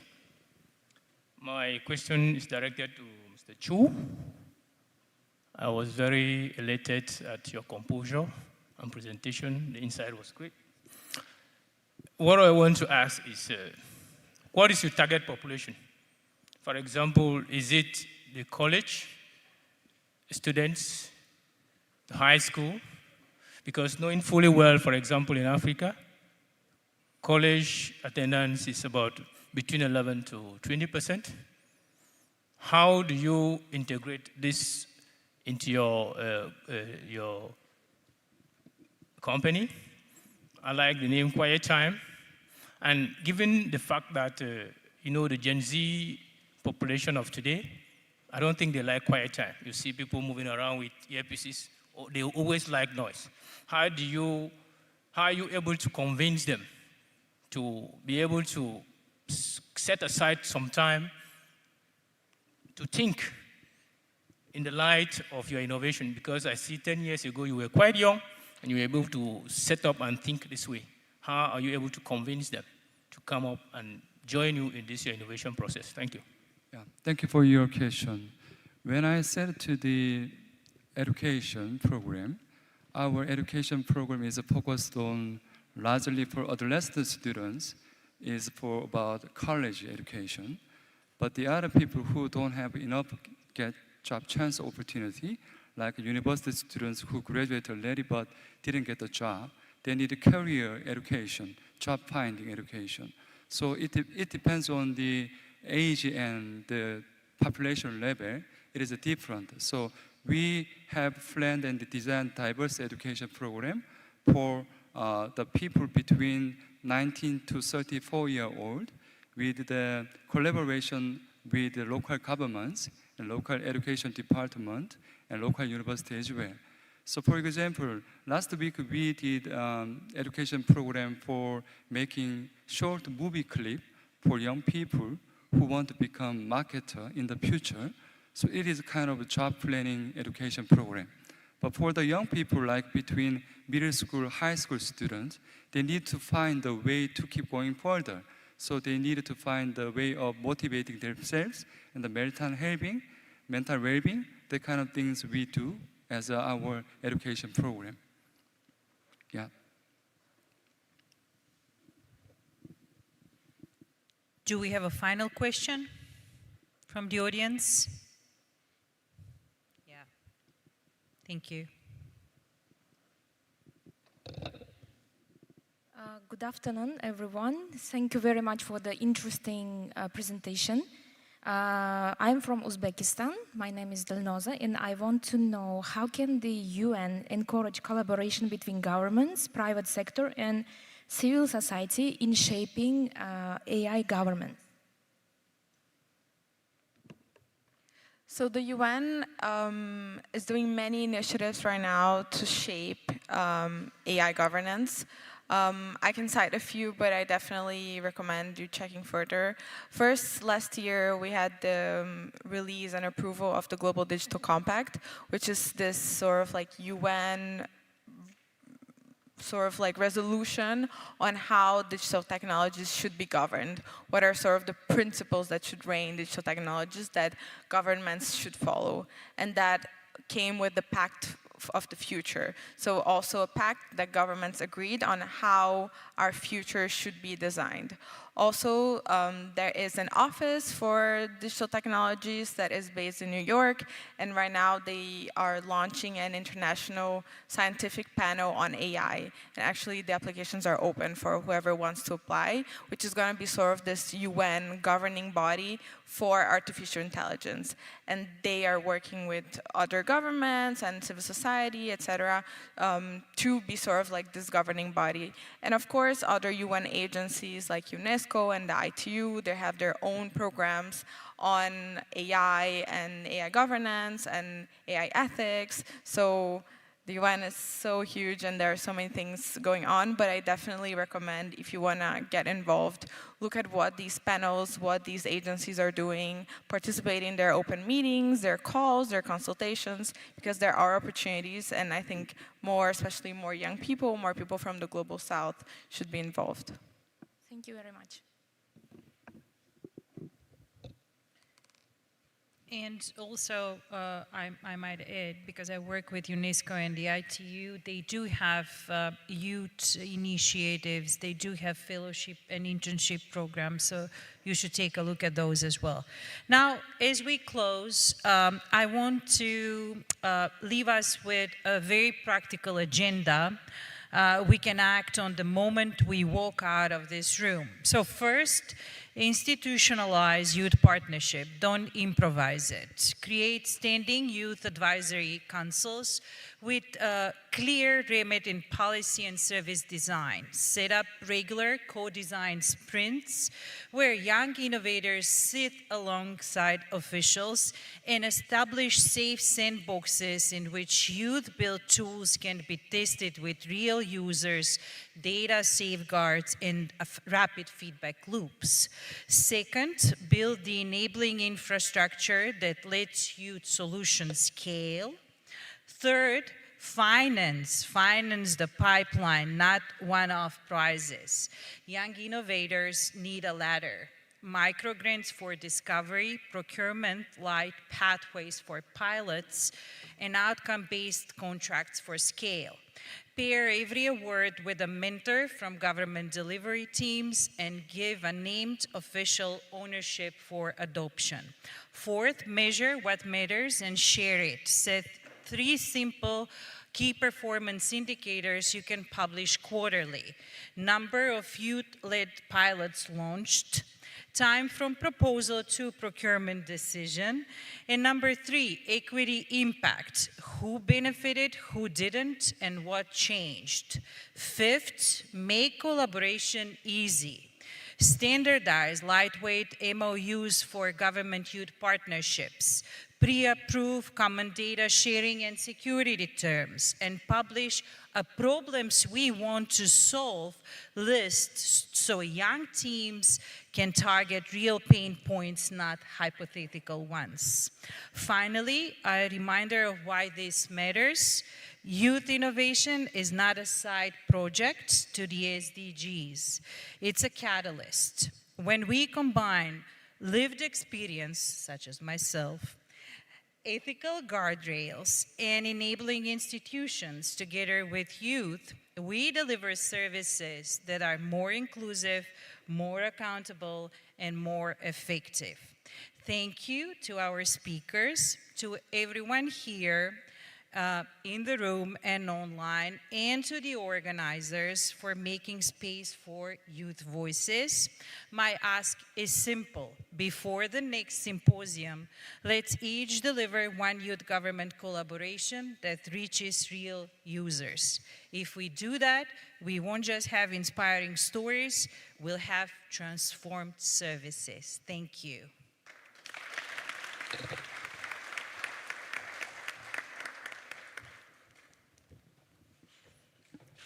Thank you, Ms. Miriam Stankovic, for your excellent moderation, and our speakers, Ms.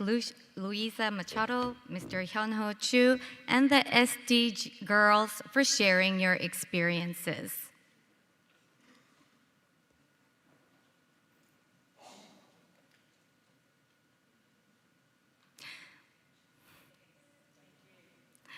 We will now proceed to the next agenda item.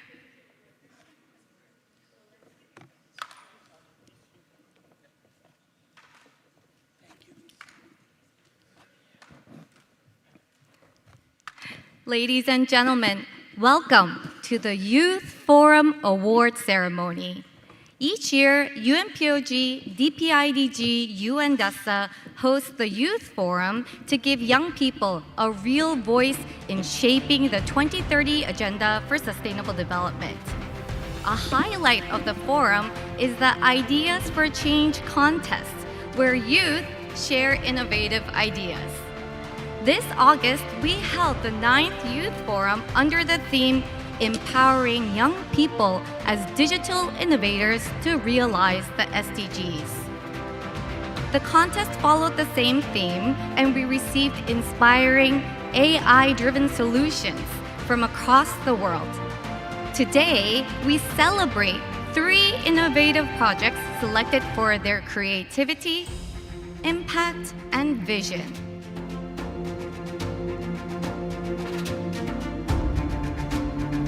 First, on behalf of the Incheon Metropolitan City, I am delighted to invite Team Civic Lens to the virtual stage.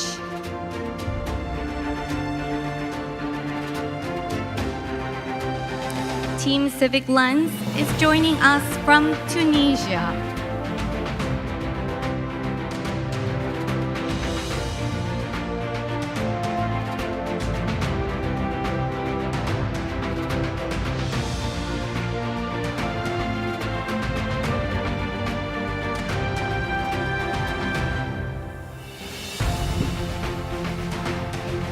Their project is an AI-powered platform that monitors and explains public communications from governments in real time. It helps citizens access accurate, clear, and trustworthy information while countering misinformation and bias.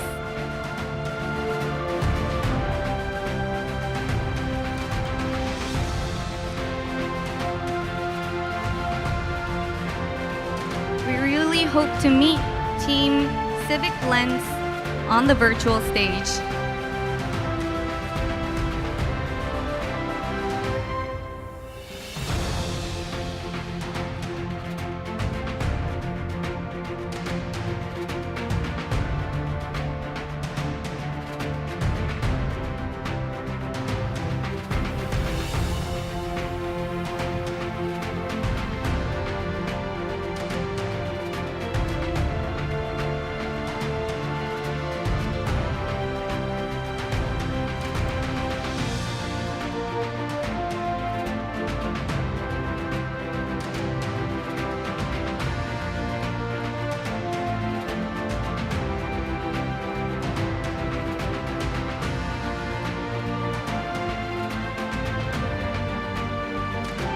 Hello, Team Civic Lens.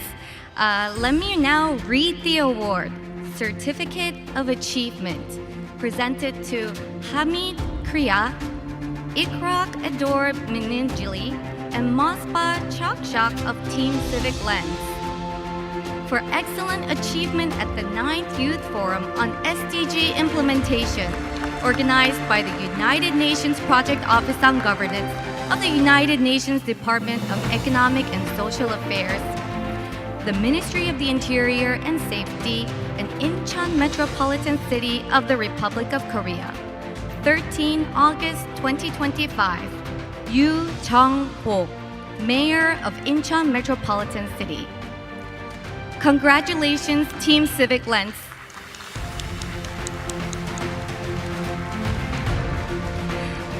Please keep on your beautiful smiles as we are now capturing a group photo.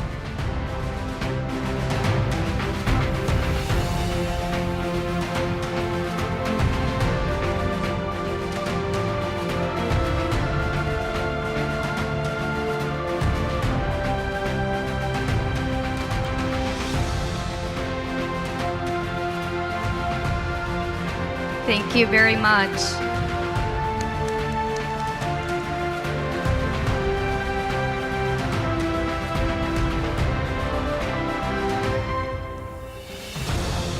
Next, I invite Mr. Chang Sup-han, head of the United Nations Project Office on Governance, to present the Ministry of Environment Award on behalf of the Minister of Environment. Please welcome Team Project Veritas to the stage.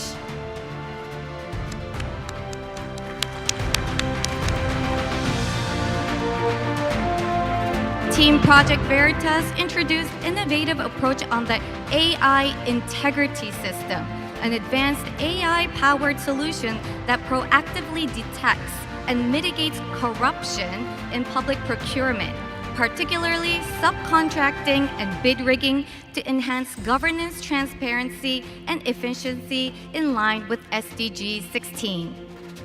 The award reads Award Certificate, presented to Min-seo Kim, Ka-in Kim, and Kaeun Nam of Team Project Veritas. You have achieved excellent results at the 9th Youth Forum on SDG implementation, sponsored by the Ministry of Environment and organized by the United Nations Project Office on Governance of United Nations Department of Economic and Social Affairs and the Ministry of the Interior and Safety and Incheon Metropolitan City of Republic of Korea. 13 August 2025. Kim Sung-hwan, Minister of Environment. Congratulations to Team Project Veritas.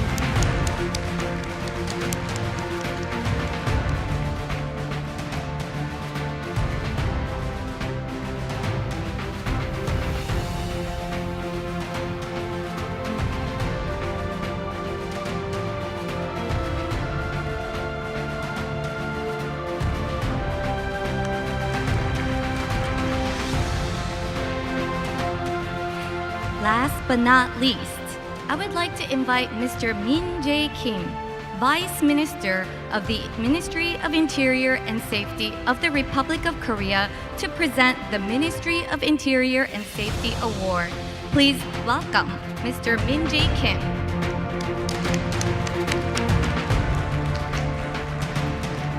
Please also welcome the winning team SD Girls to the stage.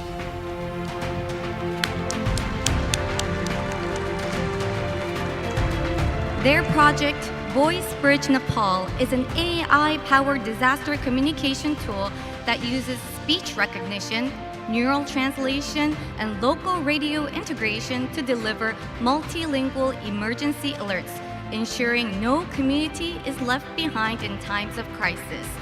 The award reads, presented to Hwa-rim Yu, Sebyeol Park, and Yoon Jo Hong of Team SD Girls. Award Certificate.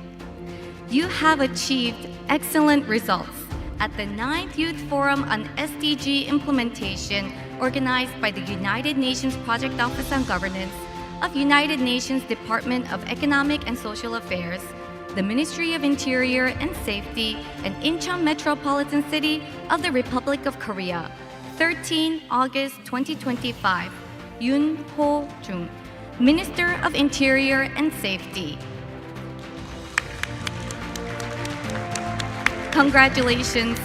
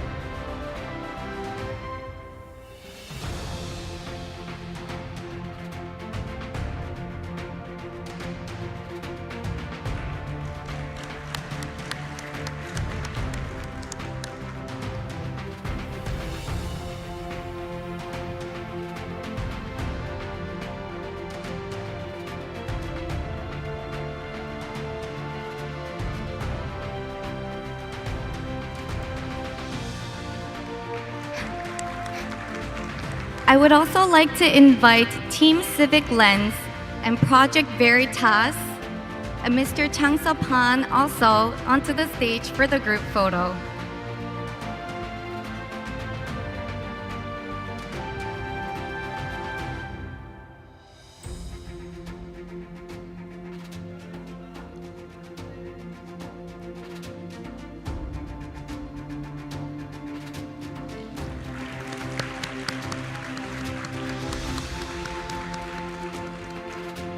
Congratulations.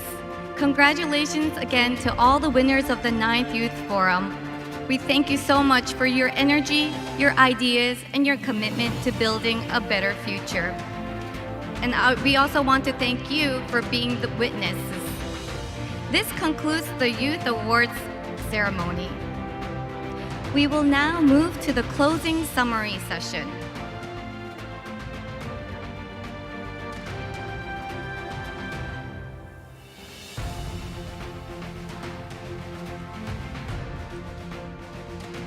I would like to invite Ms. Anuradha Joshi to the stage.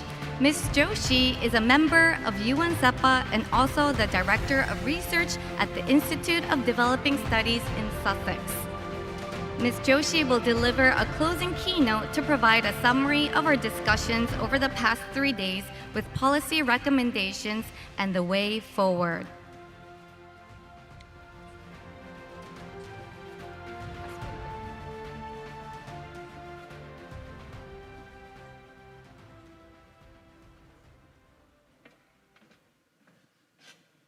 Thank you.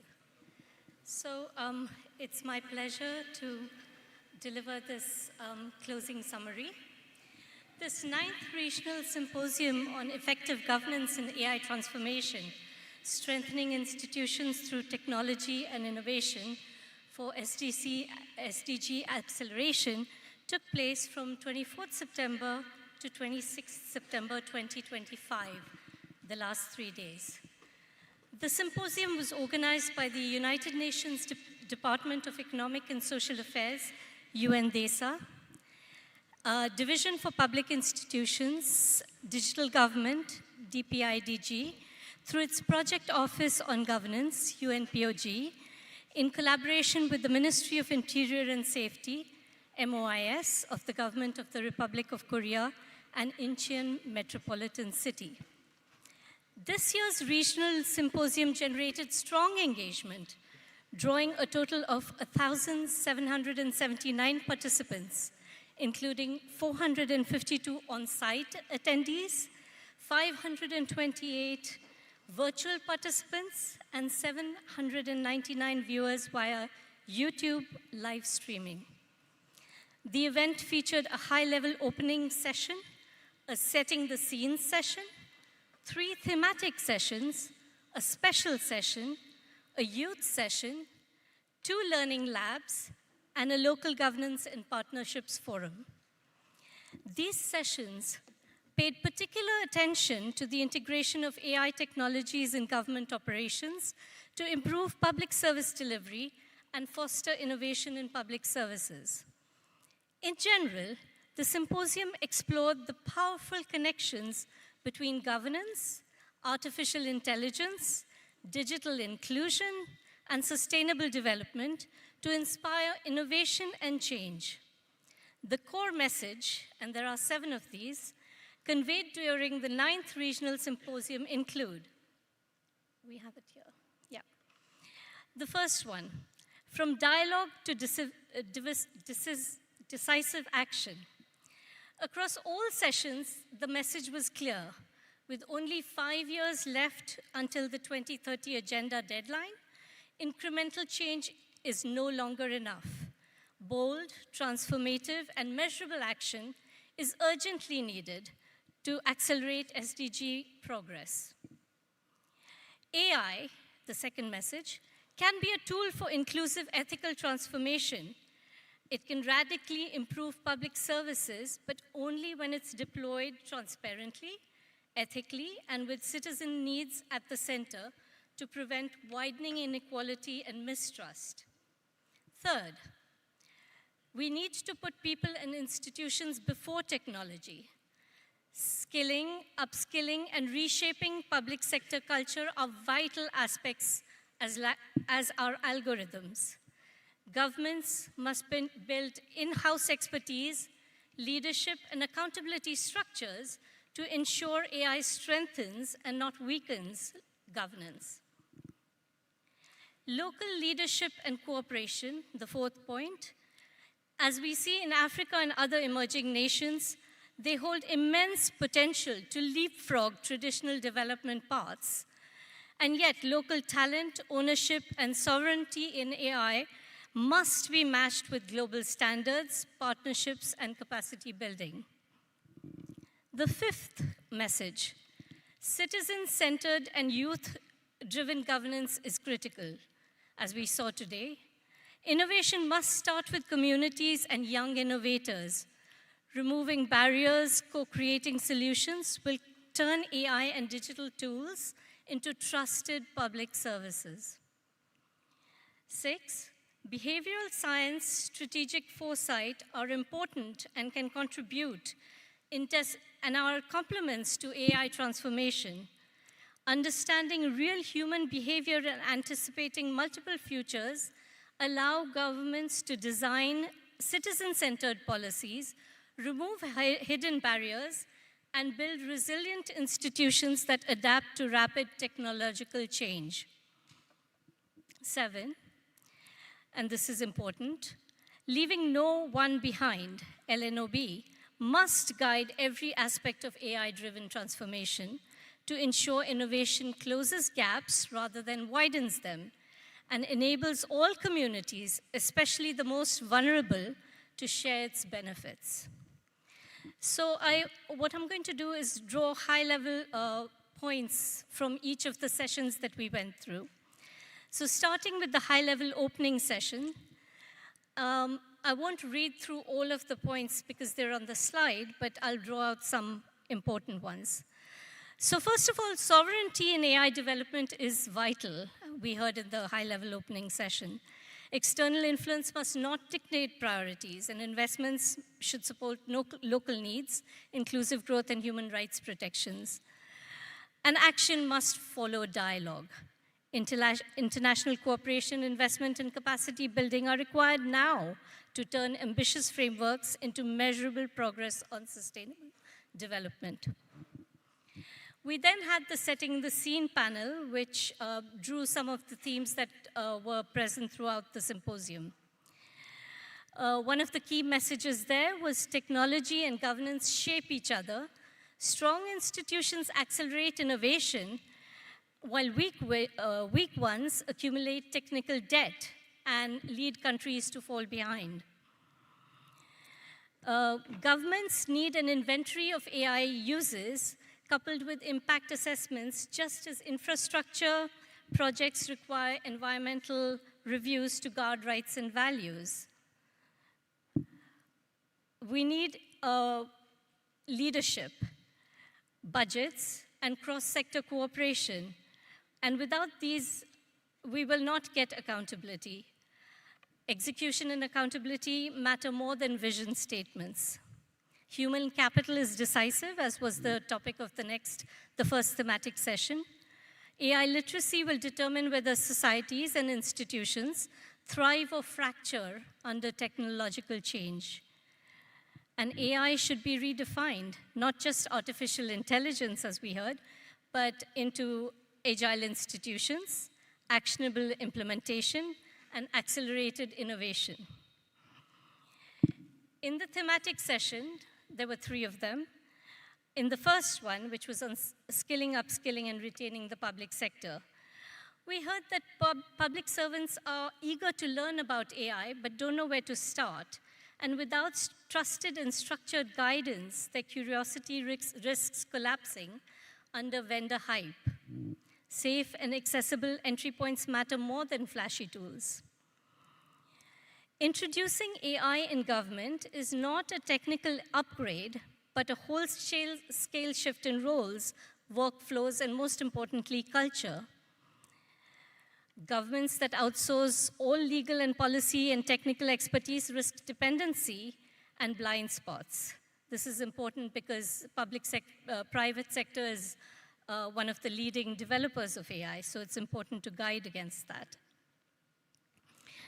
And AI success will not be measured by the number of chatbots, but by whether institutions can govern AI responsibly over time. This was the topic of the second thematic session as well, on building ethical and accountable AI systems. AI is embedded in governance, shaping decisions on benefits, jobs, and information flows, offering opportunities, but also serious risks to privacy, cybersecurity, and public trust. Despite laws, and there are many in over 130 countries, weak enforcement leaves data protection gaps across the AI lifecycle, exposing societies to misuse, cyber attacks, and misinformation. We heard that regulatory sandboxes can let regulators and companies test AI safely, revealing risks, safeguards, and legal interpretations before full-scale deployment.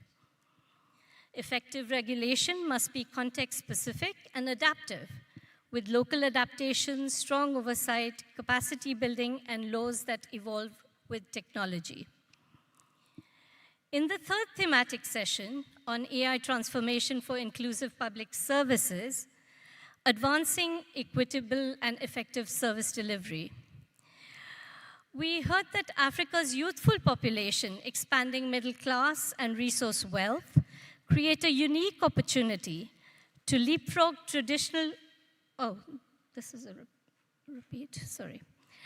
leapfrog traditional development stages through AI if applied thoughtfully and locally. AI delivers tangible benefits across sectors when adapted to local infrastructure and community needs, improving livelihoods and extended public service reach. Digital inclusion underpins equitable AI transformation. Access must be paired with capabilities, literacy, and supportive policies to prevent vulnerable groups from being left behind. We need holistic, adaptive governance and ethical frameworks, human rights safeguards, transparency, and participatory oversight, which is essential to ensure AI empowers rather than harms societies. So we had these 3 thematic sessions, and we also had the Local Governance and Partnership Forum, which produced useful insights and messages. Inclusive growth begins where communities lead, when people define their own priorities and act as co-creators rather than beneficiaries. Development builds ownership, accountability, and long-term resilience. Governance must shift from control to collaboration. Institutions that treat citizens as partners through participation, transparency, and data-informed decisions build trust and legitimacy faster than those relying just on compliance. citizen engagement is non-negotiable. Women, youth, and marginalized groups must be central to decision-making to ensure SDC localization is genuinely participatory rather than top-down. We then also had messages from the special session, which was an interesting one on the use of and relevance of behavioral science and AI nexus for better public policies. Progress in digital governance begins with listening to real behavior rather than relying on assumptions. Observing how people actually use services exposes hidden barriers that surveys can often miss. Outdated forms, confusing instructions, and clunky interfaces erode trust, which is central. Removing any such sludge restores dignity, saves resources, and builds credibility faster than any PR campaign. Adoption of AI is a behavioral problem, as we heard, not just a technological issue. Without designing with psychology in mind and listening to user needs, tools risk sitting unused or undermining confidence in public services. And this trust cannot be demanded, it has to be earned. Institutions must prove reliability and transparency daily, delivering citizen-centered tools and openly acknowledging failures as well as successes. We just came just after lunch from the youth session, which was very exciting and energetic, on empowering young innovators to transform public services. We see that young people are already leading the AI policy and practice and deserve recognition and support from all generations. Building truly inclusive AI policies require a diverse range of voices in decision-making, and we see that tokenism is simply not enough. We heard that youth empowerment needs structured funding for youth-led initiatives, making it a priority for countries and organizations. The exciting developments from the Youth Awards, they need to be picked up and implemented by different countries. Young people are not just beneficiaries, but creative agents who design and drive change, ensuring digital innovation stays rooted in humanity and responsibility. Besides these thematic and partnership forums and the youth session, we also had two very interesting interactive learning labs. In the first learning lab, which was a deep dive on generative to agentic AI in the public sector, we heard that generative AI is only one slice of a larger ecosystem. Traditional algorithms, machine learning, deep learning, and generative models each have different strengths. Using generative AI where prediction or classification suffices will waste resources and add to complexity. Generative AI becomes also truly powerful when connected to your own data. Retrieval augmented generation lets models draw on your policies, contracts, or archives, so their answers are grounded in relevant context rather than general public information. Agentic AI quite clearly is the next step. Moving from summarizing to acting, these systems retrieve documents, correct errors, initiate workflows autonomously, shifting AI from the passive assistant to an active co-creator capable of handling tasks end to end. In the second learning lab, which was on anticipating change using strategic foresight and anticipatory governance, the main messages were that policymakers who wait to react will be left behind. Shaping outcomes today determines societal resilience for tomorrow.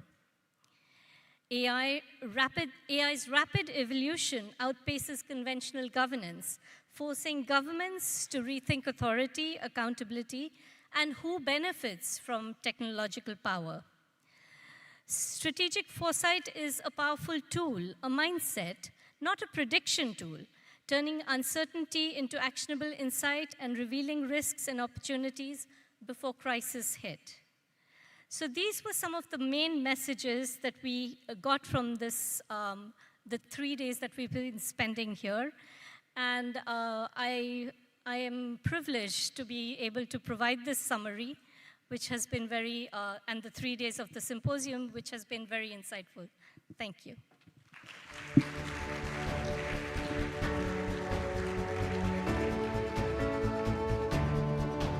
Thank you very much, Ms. Anuradha Joshi, for delivering this comprehensive summary with key points from respective sessions very well captured. The closing summary will be posted on our website for your further digestion. Now, let us proceed to the closing ceremony. Distinguished participants, ladies and gentlemen, please allow me to welcome Mr. Min-jae Kim, Vice Minister of the Ministry of the Interior and Safety, Republic of Korea, to deliver his closing remarks. My colleague, Ms. Jung-soo Park, will be providing consecutive interpretation.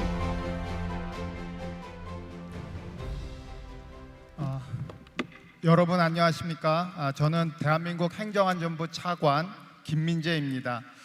지난 사흘간의 여정이 이제 마무리되고 있습니다.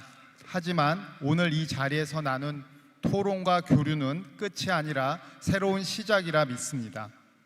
Good afternoon, ladies and gentlemen. I am Kim Min-jae, Vice Minister of the Ministry of Interior and Safety of the Republic of Korea. As our journey over the past 3 days approaches its conclusion, I am convinced that the discussions and exchanges we have engaged here mark not an end, but rather the start of a promising new chapter. 저는 지난 23년 9월 심포지엄 때도 폐사를 했었습니다. 다시 이 자리에 와서 감회가 새롭습니다. 이번 심포지엄은 단순한 회의가 아니라 기술과 혁신을 통해 우리가 함께 만들어갈 내일을 그려본 자리였습니다.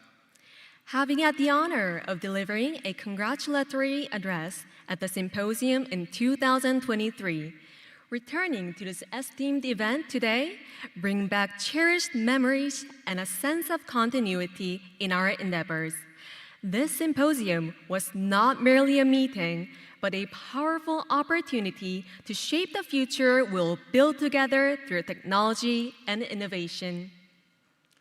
윤리적이고 포용적인 AI 거버넌스, 공무원 역량 강화와 청년 세대의 적극적인 참여, 그리고 지역 거버넌스를 통한 지속 가능한 발전 전략, 이 모든 주제는 우리 모두의 지혜와 열정이 모일 때 비로소 달성이 가능할 것입니다. The key themes at the forefront, including AI governance, building ethical and inclusive AI systems, skilling, upskilling, and retaining public sector talent to leverage AI for the SDGs, empowering young innovators to transform public services, localizing SDGs through effective governance strategies, can only be accomplished by uniting our collective wisdom and passion.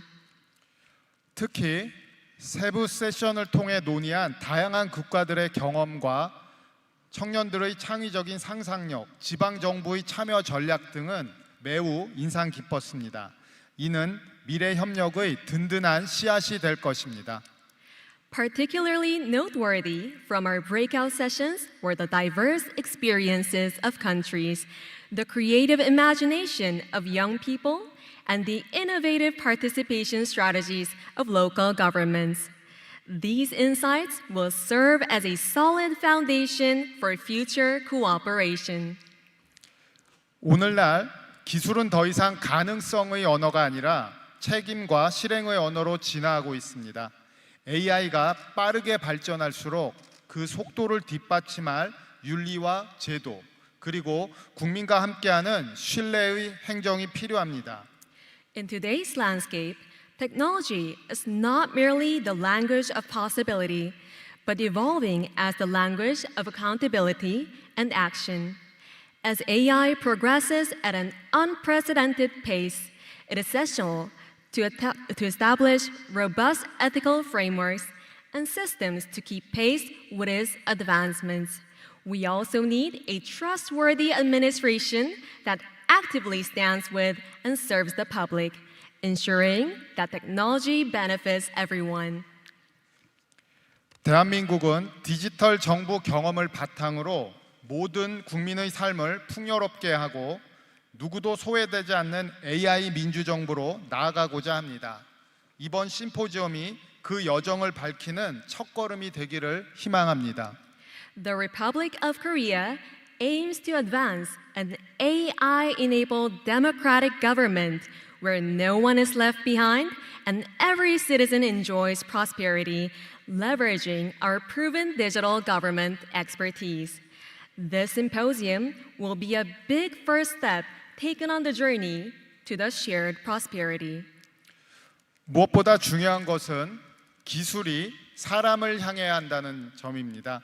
AI와 혁신은 단순히 효율을 높이는 수단이 아니라 사회적 불평등을 줄이고 더 많은 이들에게 기회를 열어주는 도구이자 희망이 되어야 합니다.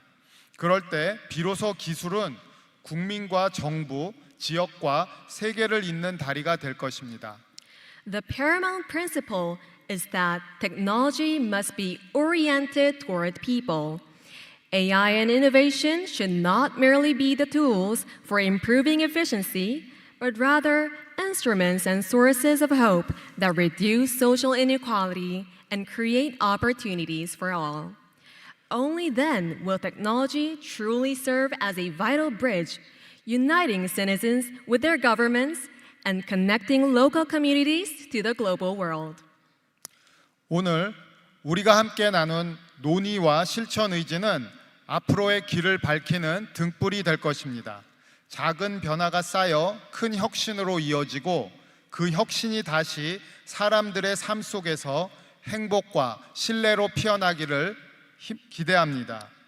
The discussions we have engaged in and our collective resolve to take action will serve as a beacon, lighting the path forward. I hope that small changes will accumulate into great innovation and that this innovation will, in turn, blossom into happiness and trust in people's lives. 함께 웃고 함께 걱정하며 함께 상상했던 이 시간들이 우리 각자의 도시와 마을, 정부와 공동체에서 더 나은 선택으로 이어지기를 희망합니다. These shared moments, laughing together, worrying together, and imagining together will, I believe, lead to better choices in each of our cities and towns, in our governments and communities, guiding us to a brighter future. 끝으로 이번 행사를 빛내주신 UN 경제사회처 리지나 사무차장님, 인천광역시 유정복 시장님, UN 국제통신연합 빌렐 자모시 부국장님, 그리고 UN 거버넌스 센터 한창섭 원장님을 비롯한 모든 관계자 여러분께 깊이 감사드립니다. 또한 청년 포럼 수상자 여러분 정말 축하드립니다. 여러분의 오늘이 내일의 기준이 될 것입니다. Finally, I would like to express my heartfelt gratitude to all those who have graced this event. UN Undersecretary General for Economic and Social Affairs Lee Jin-hwa, Incheon Metropolitan City Mayor Yu Jong-bok, Incheon UN International Telecommunication Union Bilal Jamusi, UN Project Office on Governance Head Han Chang-seop, and all other officials and participants. I also wish to congratulate the winners of the Youth Forum. Your remarkable achievements today will undoubtedly serve as an inspiration and a benchmark for future endeavors. 다음번 이 자리에서 다시 만날 때 우리가 나눈 약속이 작은 변화가 되어 세계 곳곳에서 자라고 있기를 기대합니다. 여러분의 여정에 존경과 응원의 마음을 전하며 모두의 건강과 행복을 기원합니다. 감사합니다. As we look forward to our next gathering, I hope that the commitments we forged here will take root as small changes flourishing in communities around the world. With heartfelt respect and encouragement on your journey, I extend my best wishes for your health and happiness. Thank you.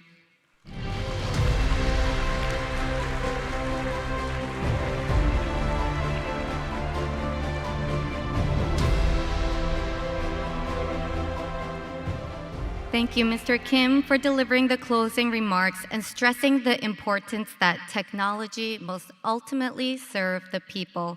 I'd also like to thank my colleague for the interpretation. Now, please allow me to welcome Mr. Chang-Sa Pan. He's the head of UMPOG, DPIDG, UN DESA to deliver the closing remarks.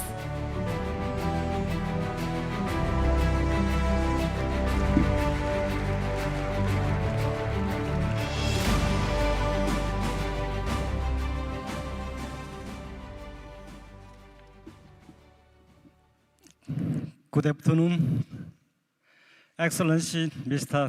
Min Jae-kim, Vice Minister of the Minister of the Interior and Safety of the Republic of Korea, distinguished participants, esteemed colleagues and friends. Over the past 3 days, we gathered with a shared conviction. The future of governance must not be left to chance. As this symposium concludes, we live not only with knowledge, but with a profound sense of responsibility. The 2025 SDG Progress Report presents a sobering reality. Only 35% of our SDG targets are on track. Nearly half are progressing too slowly. And 1 in 10 people still lives in extreme poverty. Time is not on our side. Yet, there is hope. We got the answer at this symposium. First, achieving the SDGs now demands a redesign of governance itself, where AI is not an add-on, but the intelligence layer guiding public action. Second, without public oversight, AI will consolidate influence in private hands, rewriting rules of equity and access. Third, AI will only accelerate progress if citizens see fairness in its codes, clarity in its outcomes, and humility in its governance. Fourth, future-ready institutions learn faster than technology evolves. Fifth, empowered communities are the true engines of transformation. Finally, young people are already leading AI policy and practice and must be recognized as equal partners, not future participants. We've been reminded that AI is not a miracle, but a tool, one that, like a fire, can either warm our homes or burn them down. Its impact depends entirely on how we choose to govern it. And before we can govern AI wisely, we must first build our capacity and upskill ourselves to use it responsibly. The UN Secretary General's Governing AI for Humanity report offers a clear roadmap. A global scientific panel, inclusive policy dialogues, capacity building networks, and a global fund. These are not distant ideals. They are actionable plans, but no report can compel us to act. That responsibility lies with us. Today, none of of the world's top 100 high-performance computing clusters are located in developing countries. This stark reality illustrates the growing AI divide, where some nations surge ahead while others are left behind. The next 5 years will be decisive. By 2030, we must build systems that serve everyone, not just the wealthy or the connected, but all people. This means keeping public servants with the skills needed for the AI era and developing ethical systems that protect privacy and prevent bias. The youth who spoke here reminded us that the future belongs to them, but the choices we make today will shape the world they inherit. Will we leave them a landscape divided by digital walls, or will we build bridges of opportunity? The answer is clear. We must act with urgency, unity, and purpose. As you return home, you carry more than memories. You carry commitments. Your parliaments, ministries, and communities are waiting. Begin with one step, a single policy, a new partnership, or mentoring one person. Small actions can spark great movements. The 2030 agenda is still within reach, but only if we move beyond admiring problems and start solving them. The future begins now, with us, with you. I hope this symposium has provided fresh insights from the experiences and expertise of different countries and helped raise the awareness and understanding of effective governance and AI transformation. Thank you all once again for your invaluable commitments, contributions. Safe travels, and we look forward to continuing this vital work together. Finally, I would like to express my appreciation to my colleagues and the organizing team who have had great dedication in preparing for the symposium. I wish you good health and happiness. Thank you.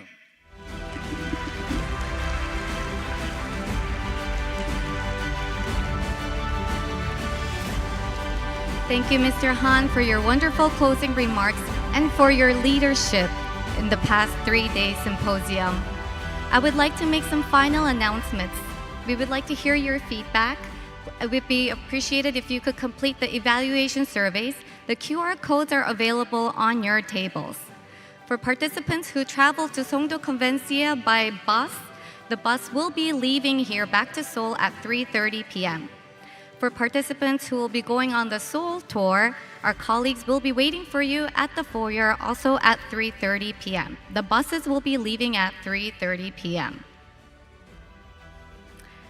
Distinguished participants, ladies and gentlemen, we will now watch a video highlighting the 3-day symposium as prepared by AF.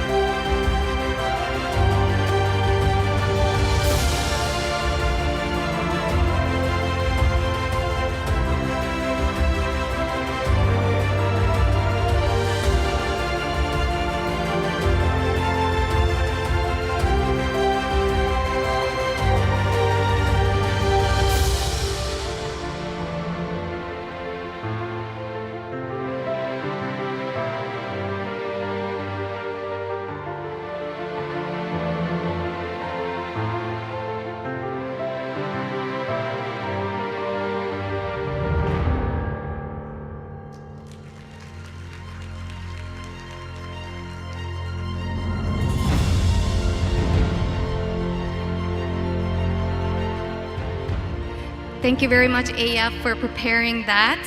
What a great ending, great motivation, great spirit. Ladies and gentlemen, this brings the 9th Regional Symposium to an official close. It's been an honor to share this space with you all, leaders, innovators, and champions from all across the world. Thank you, and I wish you safe travels.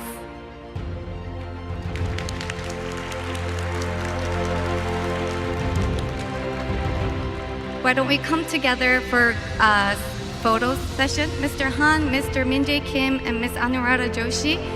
Let's first take a group photo.